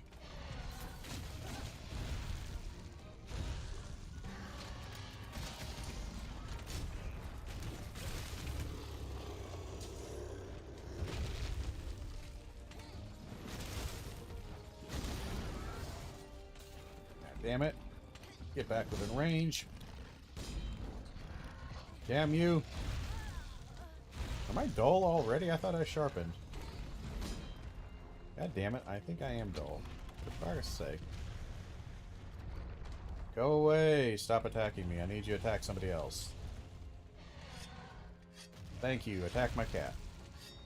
There we are.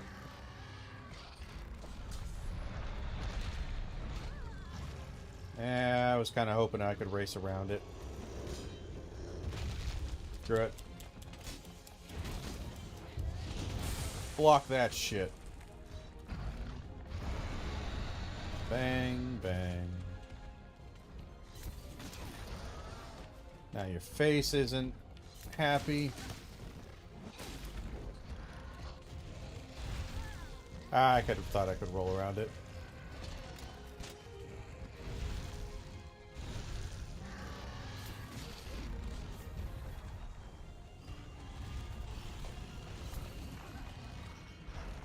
Damn it, he's already gone. Get back here, you fat bastard. You're one of my favorite monsters in this game. But I kind of need you to get your ass over here. You're so much better than your ugly piece of shit cousin. I hate Uragan.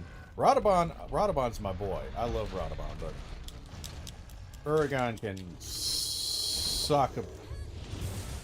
There we are. Good amount of damage. Just block that.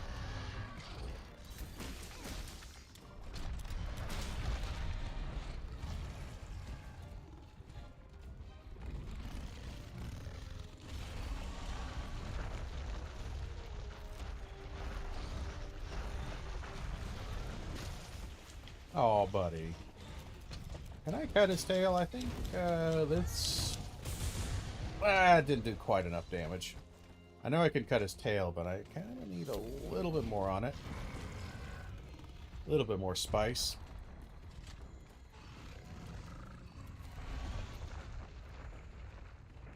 Again, I'm a big fan of the Radabon.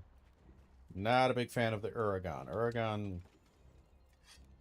Insert Crystal Beard. I've never fought him, and I never will. I already hate base Uragan enough. I don't need to fight a worse version of Uragan. Good lord. Like, base version already makes me just cringe and not want to play the game. I don't need no souped up version of that dude. Good lord.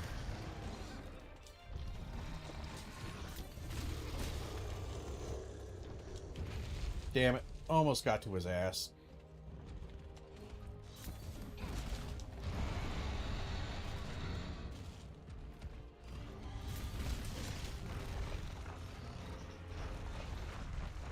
God damn it. 4 miles away, you little bastard.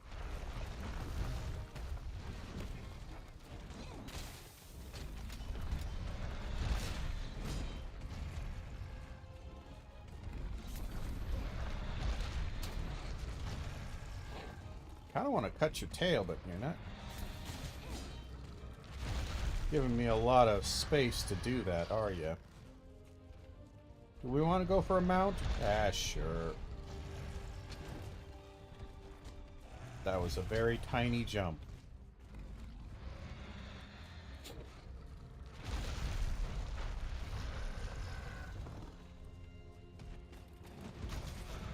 There's the tail. That's all that I wanted.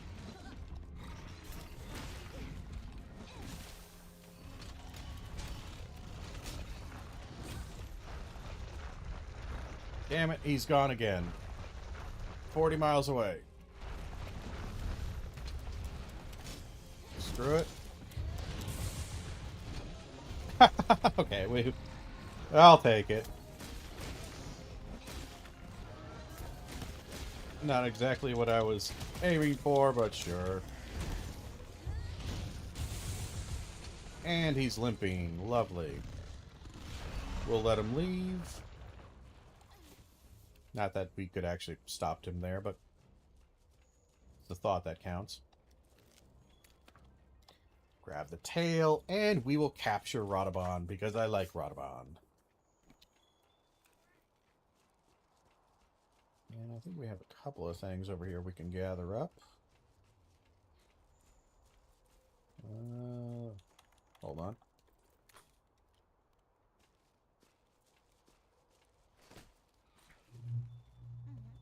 There we go.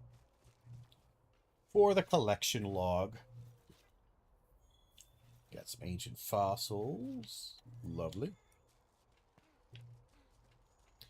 We do need bones, so gotta make sure we spend some time here collecting bones. And charge play say in the short run, charge up my shield and files, then say SAD on every opening I get. Don't need axe mode. I mean, yeah, I could see that. It's probably a perfectly fine strategy. I just like the variety. I like to keep things interesting, so I try to use the move set as much as possible because you know it's there, might as well. But no, the shield mode is pretty strong, and honestly, it's probably the safest. It's definitely the safest one to use because axe mode is a bit of awkward. Hey, partner, how about we head back to the research base and take a break? Also read the Arc Veiled HP. Yeah, that's gonna be something. Especially the 10-star, like Arch Tempered, whatever the hell they want to call it now. God, that thing is a beast.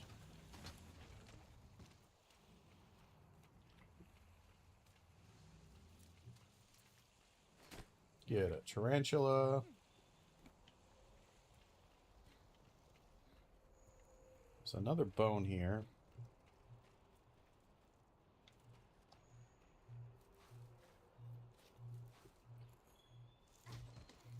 Let's see, 79k. Okay. And we stop with the bugs. Are we done with the bugs? Cool. Yeah, 79k for Arc Veiled. Yeah. Yeah, AT Arc Veiled at 79k. Which again is more than Fatalis Master Rank. Yeah, that's nuts. That's crazy. And then you got like I understand it's a siege fight, but Gogmazios, isn't Gogmazios well over 100? I thought he was 150, but I can't remember. I know he's a lot. But then again, you also have that kind of the DPS window when he's charging up his... Jesus Christ. These guys are fucking just crazy right now. Enough. Enough, I say. Stop attacking me.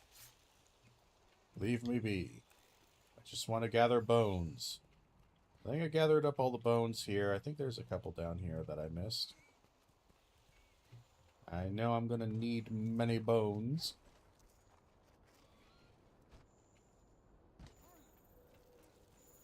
Grab some strange rut, some oil slicks.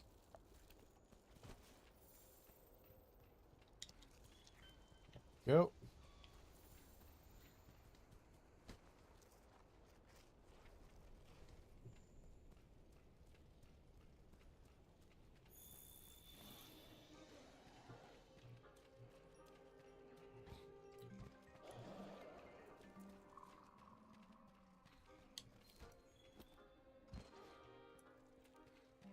And I know we can't go down the rest of the way here because I think it's blocked off mission purposes, but we can get a little bit more.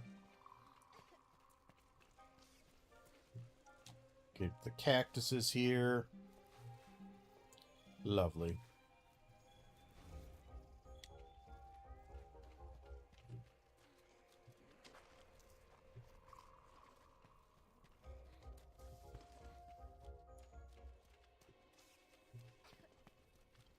I think this is blocked off. Yes, it is blocked off right there. Alright.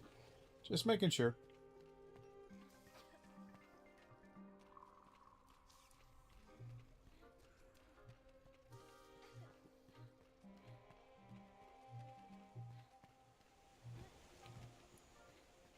And I'm trying to remember. I don't remember if there's any gunpowder fish in these fishing spots. There might be.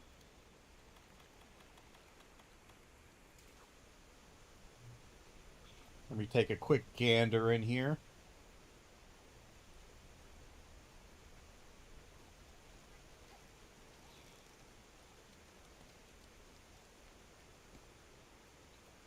I think there's one.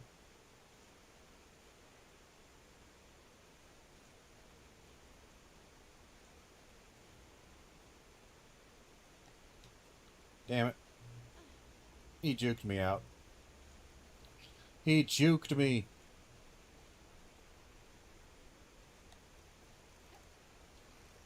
Is that one? I think it is. Yay! Thought so. Thought there was one in here.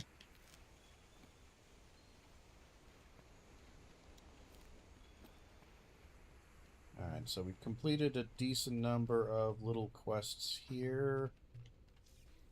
We got some bones, not a lot. We got another great Gyros just spawned in. I think we will return to research base. Lovely. Nice. Moving the story forward.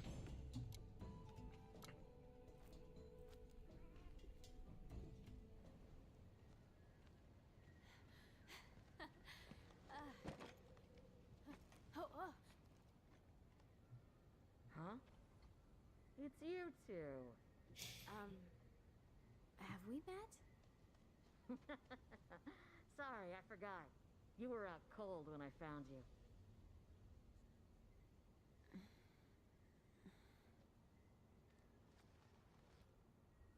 Can't find the HP value anywhere. Of You what? folks are lucky to be alive. I remember the health overlay saying something to the effect of 260 in 4-player. Oh, yeah, for... Still in one piece. Maybe it's 150 for single player. I don't... God, What are you doing out here? I don't remember. I could look that up. I'm kind of curious. This is from Zora Magdaros? I'll see what I can find.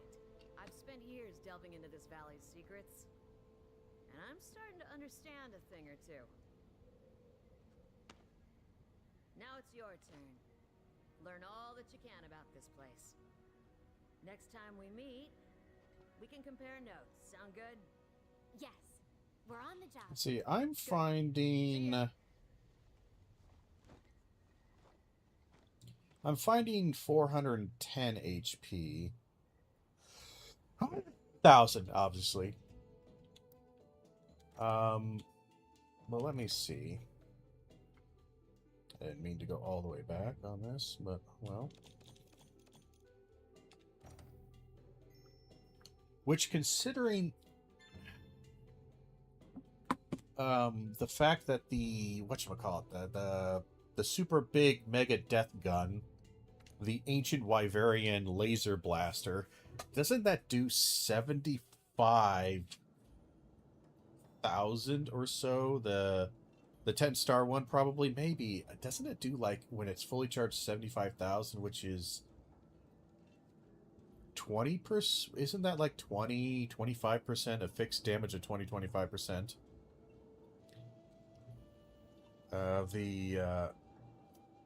See, now I'm trying to remember. Maybe it does 46,000, and that would match up with the 200. Yeah, 42,000. Yeah, that would match up with the. Say now I'm trying to remember. I haven't fought Gog in a hot second, so I don't remember his life pool. So Fluvian Vevels are more toxic, but it's not going to be a problem now, is it? Just say the word when you're ready. Yeah, we gotta go. Prepare before going down to the bottom of the Rotten Vale. There might not be any turning back once we're there. All right, we will send the Lineans out.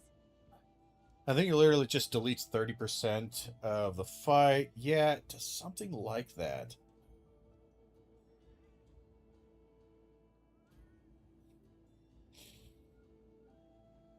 Let me see here.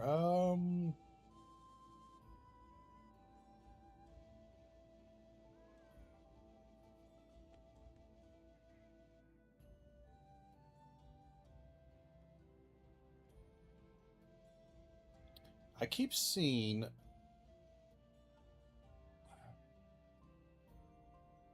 people keep saying 410, but I don't know, maybe that sounds a bit high for me. Trying to find any confirmation for any of this. It's not great.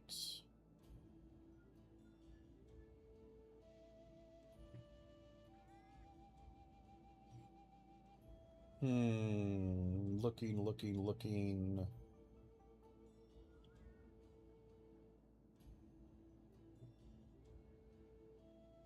That's all material stuff. I'm not seeing anything.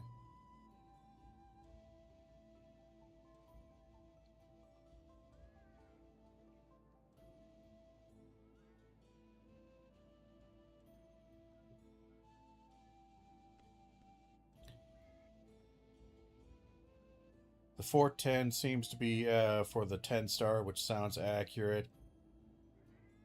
Yeah, I'm guessing so. I'm just trying to confirm it right now.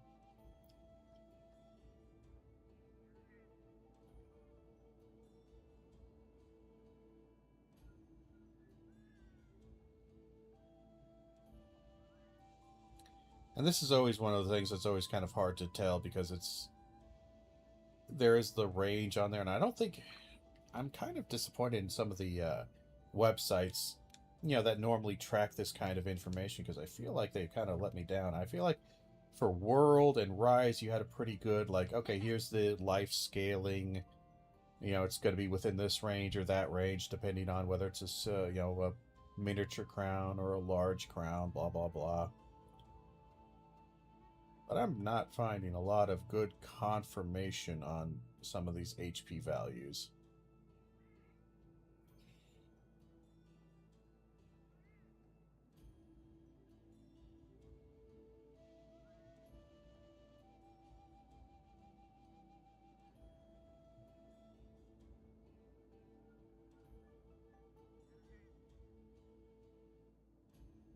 And maybe I'm thinking about 4-player health values, because I'm pretty sure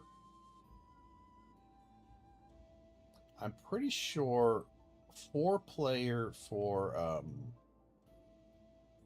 thought for Fatalis was like 100-ish thousand. Well, it was like 150, but maybe not. It's been too long since I looked at any of this goddamn information.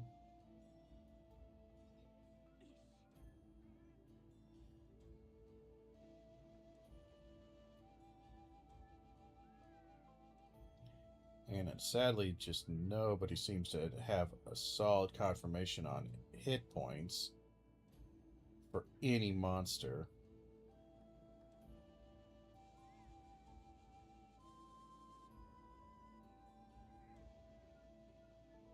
Which is weird, because I feel like there's a bunch of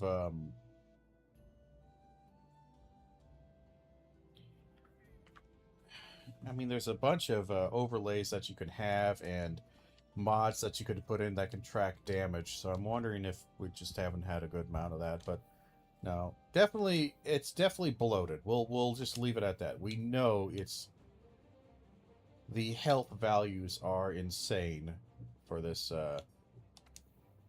for wilds. Yeah, sure. We'll just send them out there. Bye, guys. With the HP overlay, yeah, I don't have any of those mods installed, so I don't know that the HP is. But I think 10-star GOG, it seems like, is about 400,000, which would mean 9-star, I think, is probably around at minimum 250. It's probably closer to 300,000. But it's just, yeah, it's that, and honestly, that's a siege fight. But I think with four players, like Arc Veiled, 9-star Arc Veiled is over 100,000 easily. Internet is becoming more and more useless, same with Google search. Well, yeah, it kind of is. I think the problem is that all the good information that used to be around was centralized into smaller locations like forum boards or like Fextra Life. Even though they always had problems, Fextra Life website was always a pain in the ass and always had wrong information. But there tended to be kind of money and or value support for people doing small businesses and content creators to kind of contribute to the knowledge base on these centralized locations, which, because there were fewer of them and people were centralizing them, that meant that when you Google searched for something, you usually would be able to find, you know, the top results would be something that's actually useful. Now, with the advent of a lot more content creators, a lot more kind of isolated like communities, to where you have a game community that has like a dozen different communities, sub-communities within them. With the advent of AI and all of that, you're now having so much stuff that Google can't find it. Google cannot determine, based on its algorithmic selection, what information is actually, you know, centralized, the common information, this is the true stuff versus just speculative bullshit. And that's always a massive problem. Yeah, AI slop destroying the metrics. And it's funny, I'm not even super anti-AI when it comes to like personal creation. That's fine. Well, kind of fine. It's not great, but it's the less damaging, less immoral aspect of it. But honestly, it's just, yeah, it's a nightmare. And again, being a professor or a former professor, I haven't taught in a couple years, but it's definitely also destroying academia, especially the students. Like the next cohort of graduate students, of grads, like who are going for their masters and PhDs, they are fucked up. I have been hearing nothing but horror stories from my fellows in the still working in there, that it's a nightmare.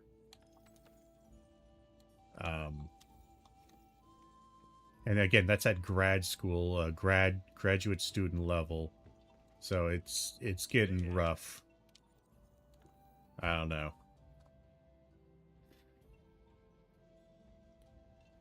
Defending tech that'll straight up lie to you and defend this if it doesn't have an answer. Well, because people want an answer. They don't want a correct answer. They don't want a true answer. They just want a answer. And honestly, I think the defense of it isn't nearly as much as we might be led to think, because I know there's so much money behind this that I think a lot of the conversation is getting astroturfed by, ironically, AI bots who are commenting and liking and doing all that stuff that bots can do to give the impression to more people that it isn't bad, it's good, it's fine. I work in software and trying to push AI on us to speed up coding, and it just isn't working out. It just slows me down because I want my code to have some quality standards, and those guys that it does seem to speed up tend to have issues in the code, to say the least. Yeah. And it's funny because I would say AI is at its most useful to people who don't really need to use it. Like, I can use AI for research and like collating of data and stuff like that far better than any other student I've ever had or ever will have, could have. I know that. But the catch-22 of that is that, for the most part, because I can do it and do that well and do these skills and do the stuff that the AI can already do, I find that the AI product that it produces, the end product, is not up to my standards, so I end up having to fix it and do a lot more manipulation to it, so much so that my time, it doesn't really save me a lot of time. Because again, I've tried using it here and there for various things, like, oh, hey, maybe help writing me a lesson plan, organizing some things into bullet points and slides and blah, blah, blah.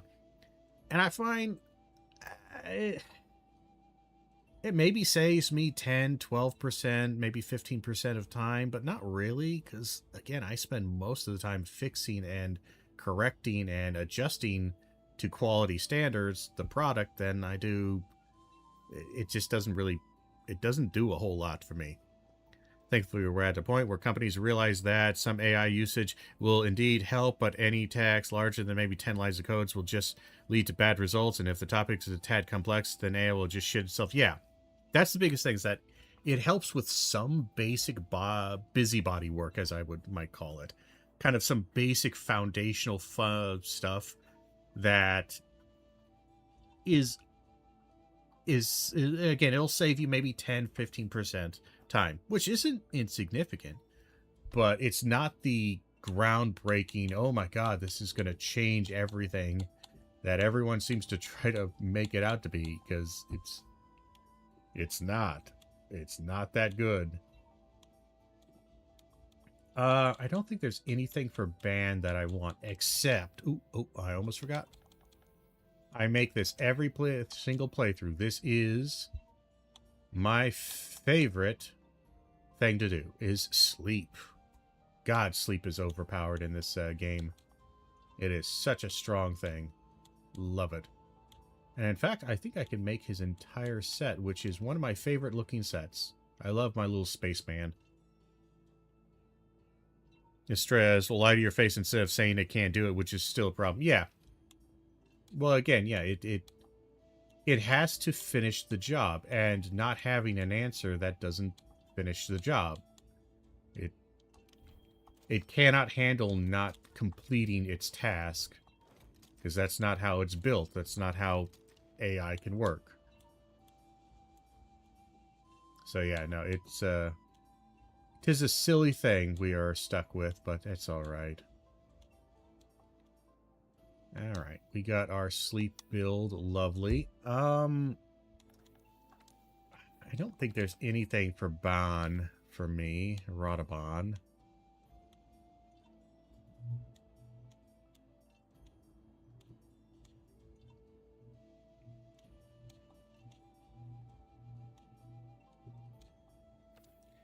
And for Charge Blade,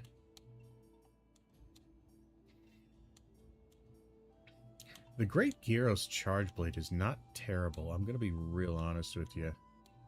It's actually quite okay.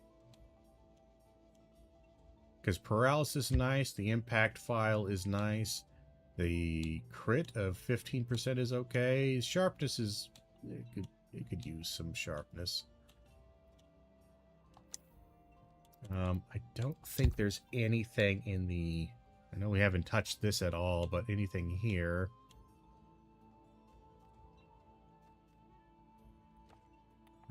nope. What's this one? Rapid Fire 1 and Normals.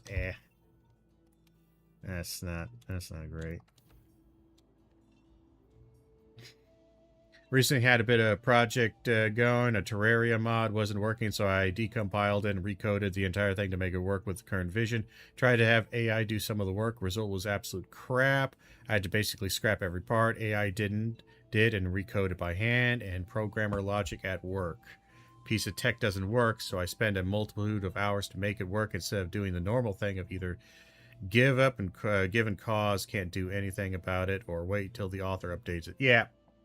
No, again, I do feel like there is a lot of astroturfing over the capabilities of AI from, again, mostly just investors. It's mostly just a shitload of investors trying really hard to get everyone to believe that AI is the next coming of Jesus and it's going to solve everything. And it super is not. At least in my experience, it is not solving anything. I don't think Lumu has anything, and Lumu's got absolutely nothing for me. Heavy bow gun.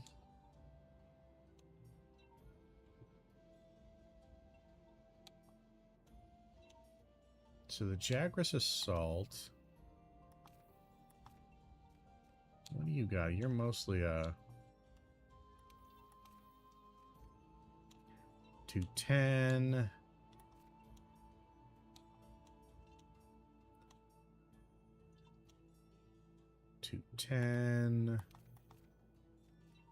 And Blazing Assault's not bad for a while.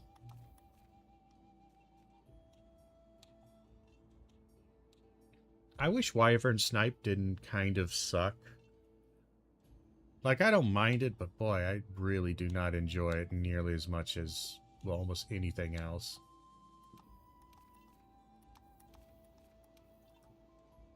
Okay, and kind of bad piercing, isn't it? Deviation high. Reload is slow on those guys. Recoil is +1. What's my recoil on this? I can't remember. Recoil's really bad there, yeah. As far as I can tell, decompiler artifacts are not something AI encounters all that often, so it simply doesn't quite know what to do. Yeah. Again, it's only as smart as it can be trained to be smart, and even then, I think it's... I don't want to say it's a dead end, obviously. I think there's a lot of utility you can get out of certain tasks for this tech, but I don't know. I really don't know.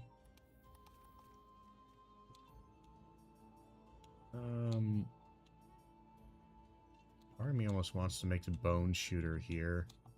Even though, again, I don't like wyvern snipe. Maybe Jagras.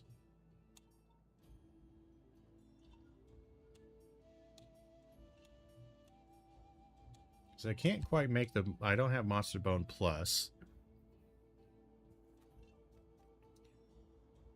It's not... It doesn't have good piercing, which is kind of my real good DPS, but it's okay spread.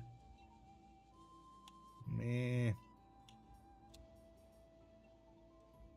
And we would need Rathalos Marrow to get this up to some good damage. Ah...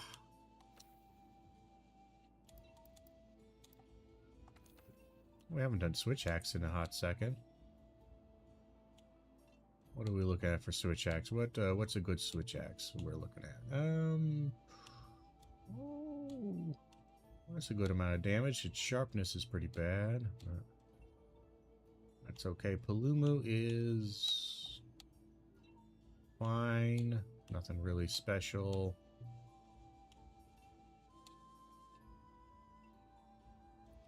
Ouchie. A lot of damage, but no crit on that. That's a bit rough.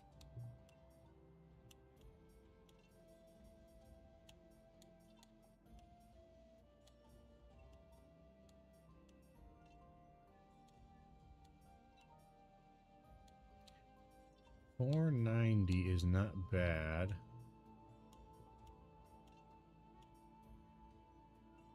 Got the Thunder there with the Tobi Kadachi one.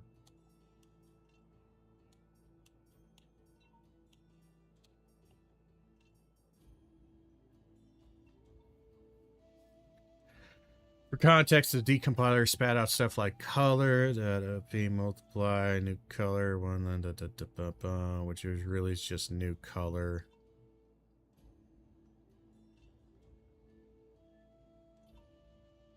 Yeah, that's just fucking ugly.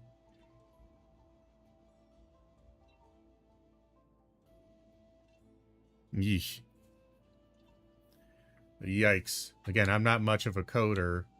I haven't taken a coding class in fucking decades, Jesus.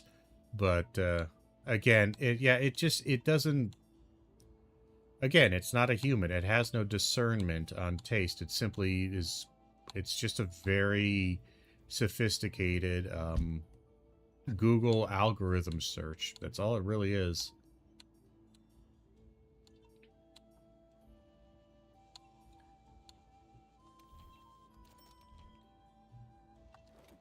Let's do some of this. We're a little underpowered with it. But we haven't done any Switch Axe in a while. And it does mean we're gonna change some stuff around because we don't need. I'm pretty sure artillery does not. Gunland sales Wyvern Fire, Charge Blade, File Attacks, and Sticky Ammo. I don't think it works with the explosion at all from the Switch Axe. So in that case, what would we want? I know we just got artillery and we're just doing this, and this is always how it goes, is I end up building something that I immediately leave. I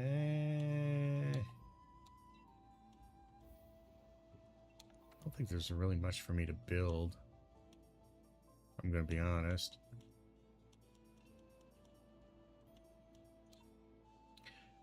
We can build this, which we will. Wait. We need warp bones. What did we need warp bones for? We needed warp bones for that. We also needed warp bones for something else.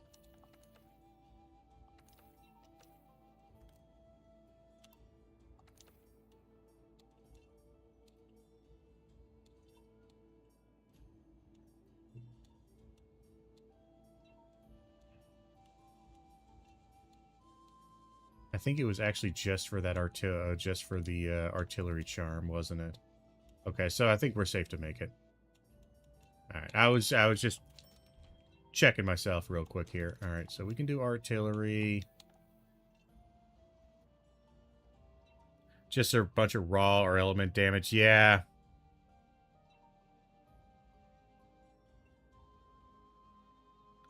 Yeah. I didn't think so. It feels weird to me because it is such an explosion, a big explosion, but I guess it is just elemental stuff.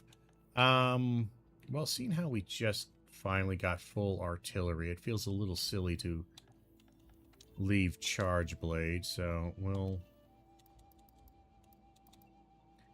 put the charge blade back on. I am going to look at what charge blade should we work towards?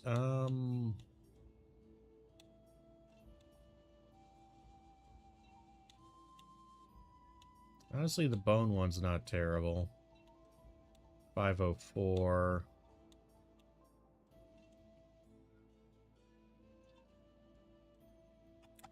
We lose a fair bit of damage, but paralysis would be nice. So we need lots of Gyros crap, eh? And Diablos, actually. Think about it. Yeah. I'm looking at it. We need lots of Diablos. Well, alright, whatever.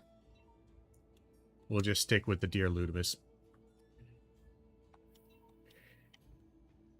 Okay. And I think this is going to be our Shrieking, or our Legiana. I was about to say Shrieking Legiana, but it's not quite that terrible. This should be our Legiana. Now is the time. Yes, I'm ready to descend into the depths of the Rotten Vale. Spot it from the air. If we find anything promising, we'll look for a safe place to drop you two off. Well, then, off we go. Yes, and here comes the old shrieking, pain-in-the-ass Legiana.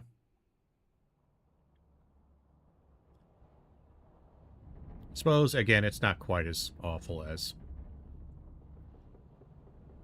One huge advantage of coding all day is your keyboard writing speed improves fast and goes up quite high. Breathtaking. Also, not having to look at the keyboard. Yeah. No, I get that. Rhinoceros. I'm, again, my degree path was English, so I'm okay. I never was super fast at typing. I never have gotten at it because I tend to be more slow and methodical with my writing and thinking, so the writing speed, I never really needed to get it fast. But I'm okay at it. We know Zora Magdaros is heading there. You know, which is funny to say as, again, an English major. I'm okay at typing, And but... delicious mysteries to consume. ouchie. Stretching here. Alright, come on. Come on. Shrieking, I know you're coming. Let me hear that shriek. Hey, I think I found something. Let's set it down. Or not.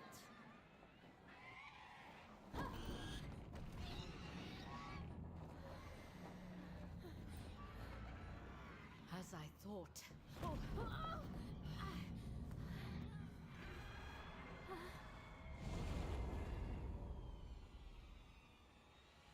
A tactile keyboard that clicks every time I press a key would drive me insane. I have one of those, and you have to be in the right mood to type on it. I actually tend to type on my laptop with just normal, flat little keys, more so than I do on my actually main computer anymore. Because the clacking can get a little bit annoying. We should regroup.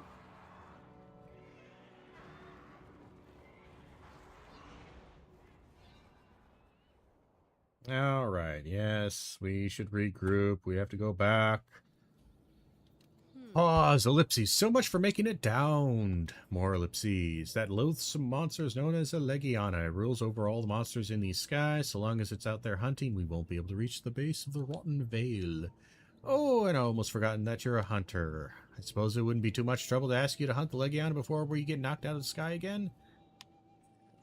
We'll take care of them. First, we'll check with bounties. We're good on our bounties. Alright. Partner. Remember that before, St. Monster knocked us into the Vale, and St. Monster was responsible for downing the Third Fleet's airship all those years ago. Unless we take it down, we'll never get the research base down to the Rotten Vale. And I just hate the word never, don't you? Come on, let's take out that Legiana. Let's murder the shit out of it. We're gonna kill him. I have a keyboard, be quiet, makes no sound whatsoever on the key press, much better for my sanity, plus it's a really good keyboard so I can game on it too. Nice. Nice. Yeah, I'm not too picky about the keyboards, honestly. Though I will note, just because on my laptop is getting a bit long in the tooth and old, and some of the keys on it are starting to not register when I press them, which makes typing and writing out, you know, book chapters and shit like that. Because I've been doing a hell of a lot more writing recently because I'm working on the book. Boy, it's really annoying. It's just really goddamn annoying. Having, again, pressing a key multiple times and it's just not registering. Alright. So, we should have... I just ate, right? Yeah, I did eat. Okay, just making sure. Alright. Let's grab some moss.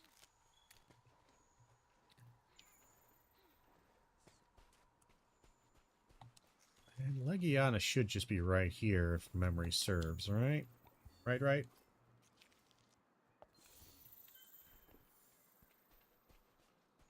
In fact, he should be, if he's not here, he should be on the way here.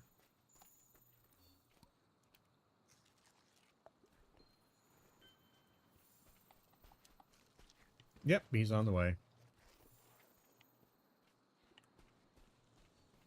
Hey, how's it going, you gigantic piece of shit? That's the monster we ran into earlier. Must be the big boss around these parts. God damn, I hate the clutch claw sometimes. I don't mind it as much as people... There's a lot of people out there who, like, despise clutch claw. I don't hate it, but boy, is that aim kind of rough.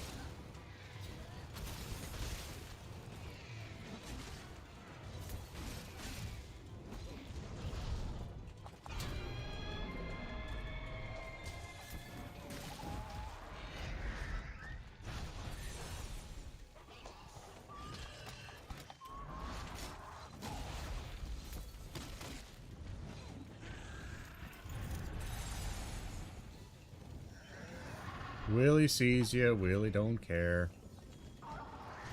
Just land your ass down.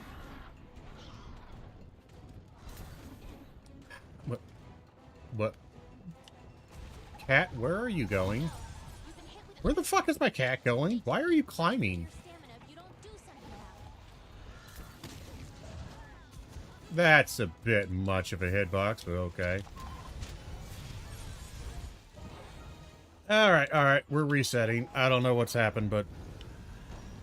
Base Legiana isn't bad, Shrieking one is awful. Oh no, Shrieking is absolutely one of the worst monsters they've ever put in a game. He is, as far as I'm concerned, he's the world's version of Plesioth. Like, there is... I don't know a single person who likes this piece of shit. Good God, man. Why do I feel like you're attacking fucking insane levels of fast?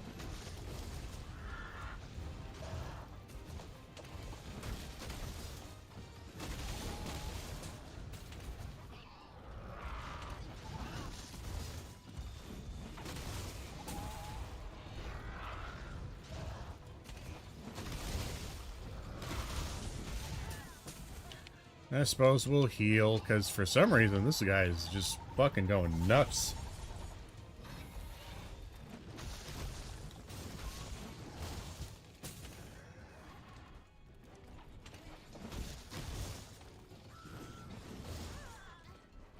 Dude, he has not stopped attacking for like 45 minutes. Give it a fucking rest, dude.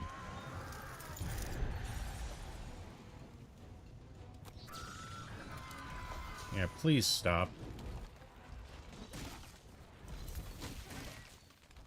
Damn it. Alright, well, we'll still get a wake up here.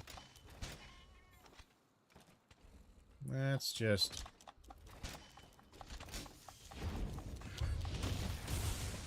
That'll do.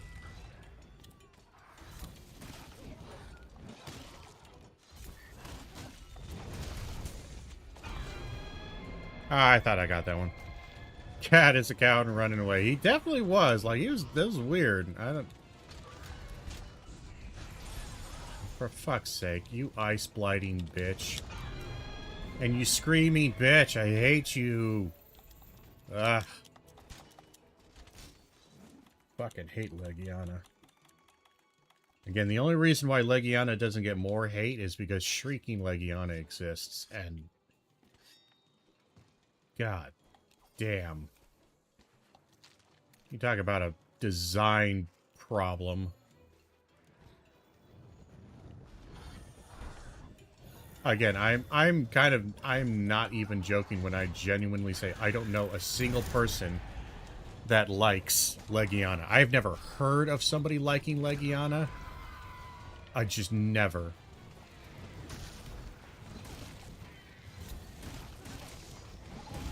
Like, I can understand, like, I can understand you liking the visual of it, sure. It's a pretty monster.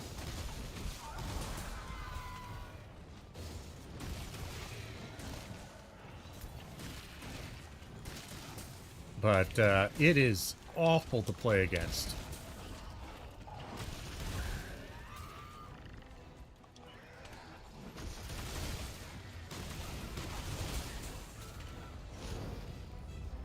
Damn it.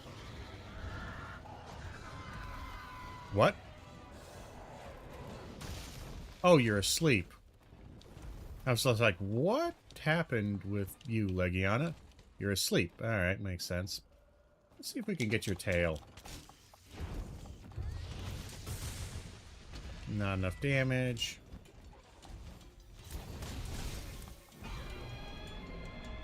Ah, Willy hears you. Willy don't care. Well, I kind of wish I could recover from a fucking scream, but apparently I can't recover. That's just not in the cards.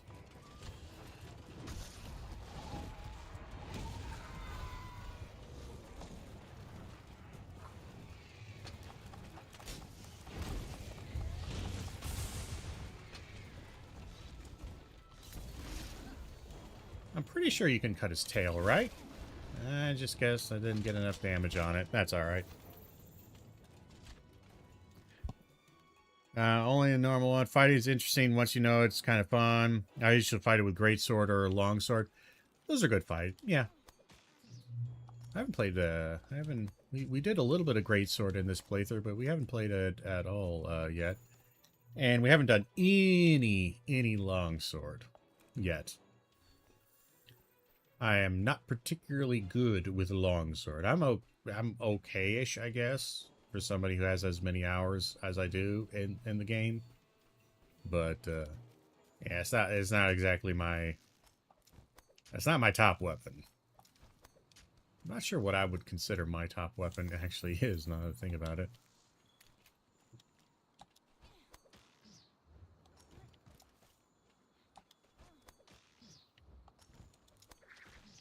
And we dance our way up to the top here. Lovely.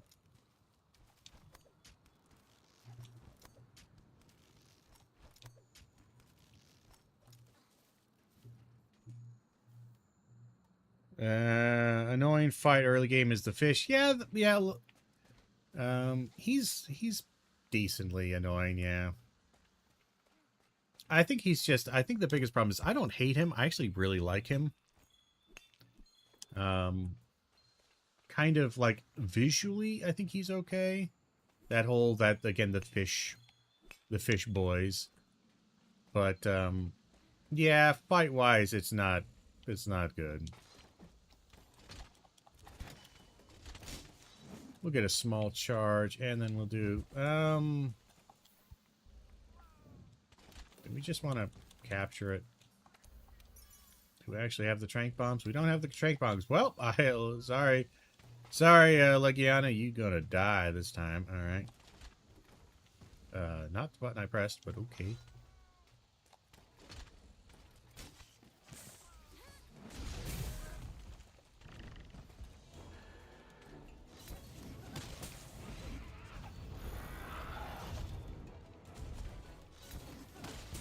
God damn it.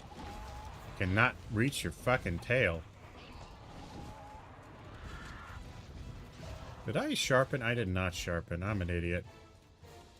I'm gonna sharpen real quick while he's tired. And I'm gonna heal up real quick.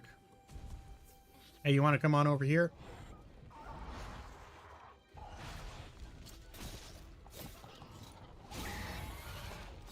Ah, shit. This might still work. That'll work good enough.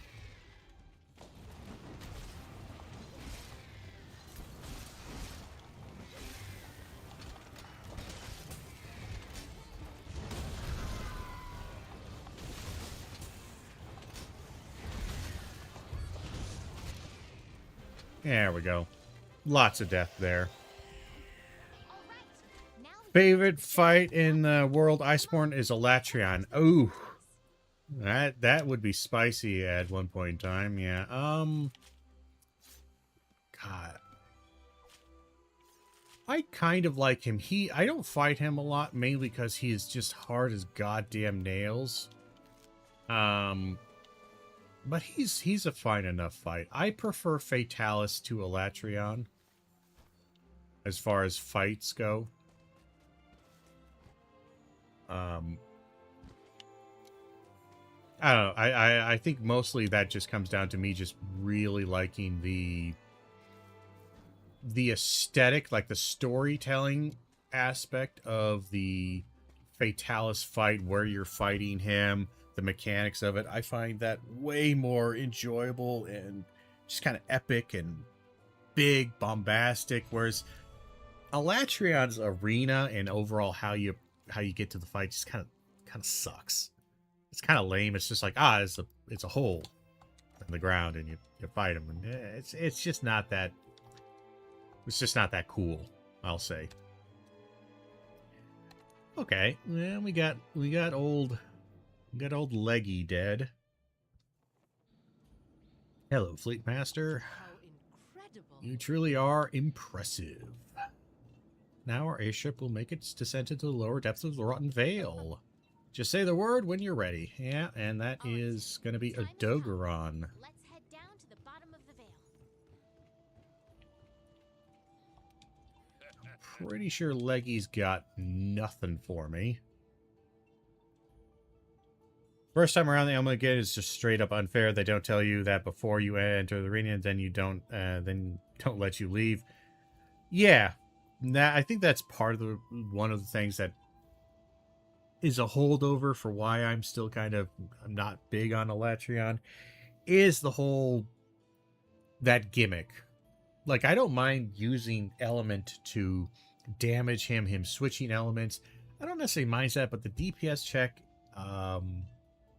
is kind of annoying. And then again, the arena is not great visually wise. Fight wise, it's fine. It works fine. Visually, it's not very interesting to me. Leggy, I'm pretty sure Leggy's got nothing for me other than a bit of Divine Blessing, which you do have Lumu, which if we're not using Charge Blade, Lumu that and not that gives you a nice little bit of defensive stuff, but you lose out on your health, which again you can get back by doing something like Ingot there and then the Talisman for health. And then you just switch out the legs for something useful.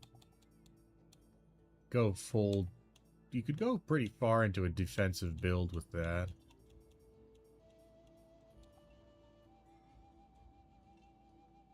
I'm going to make that right now, even though I'm not going to wear it, because eventually we're going to do...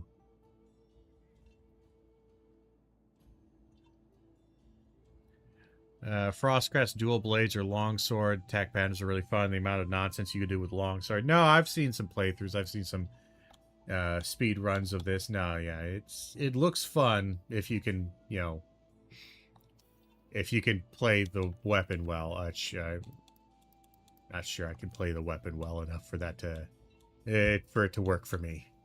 Let's see. We got Great Gyros up there still. Jagras is looking okay.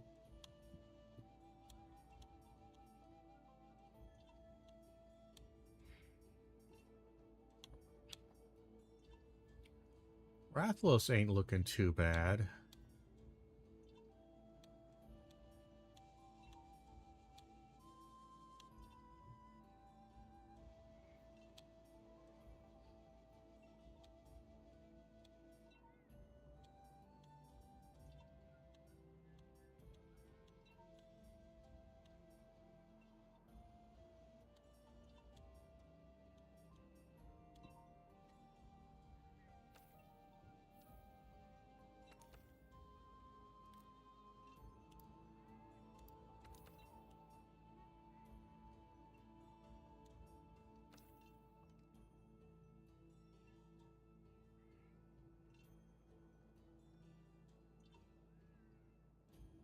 Let's see. Solo Latrion with a fire longsword. Yeah.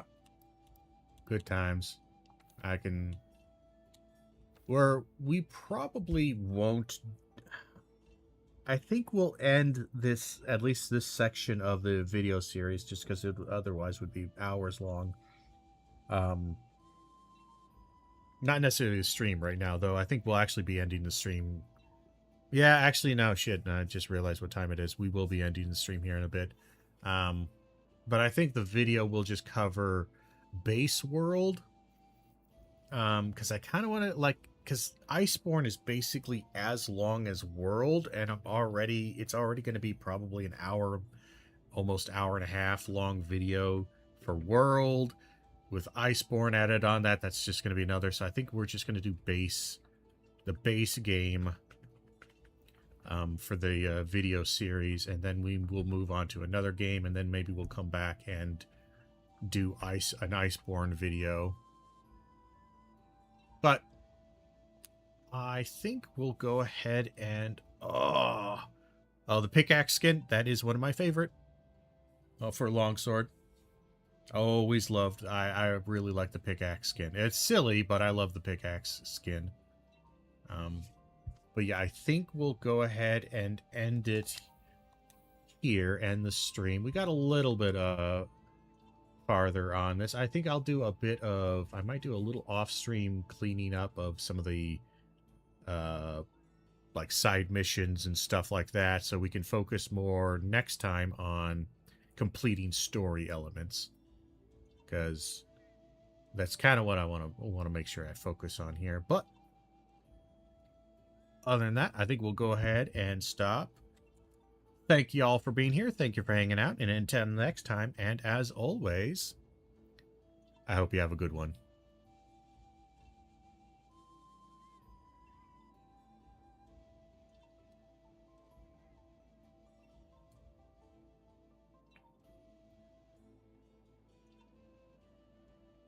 Thank you.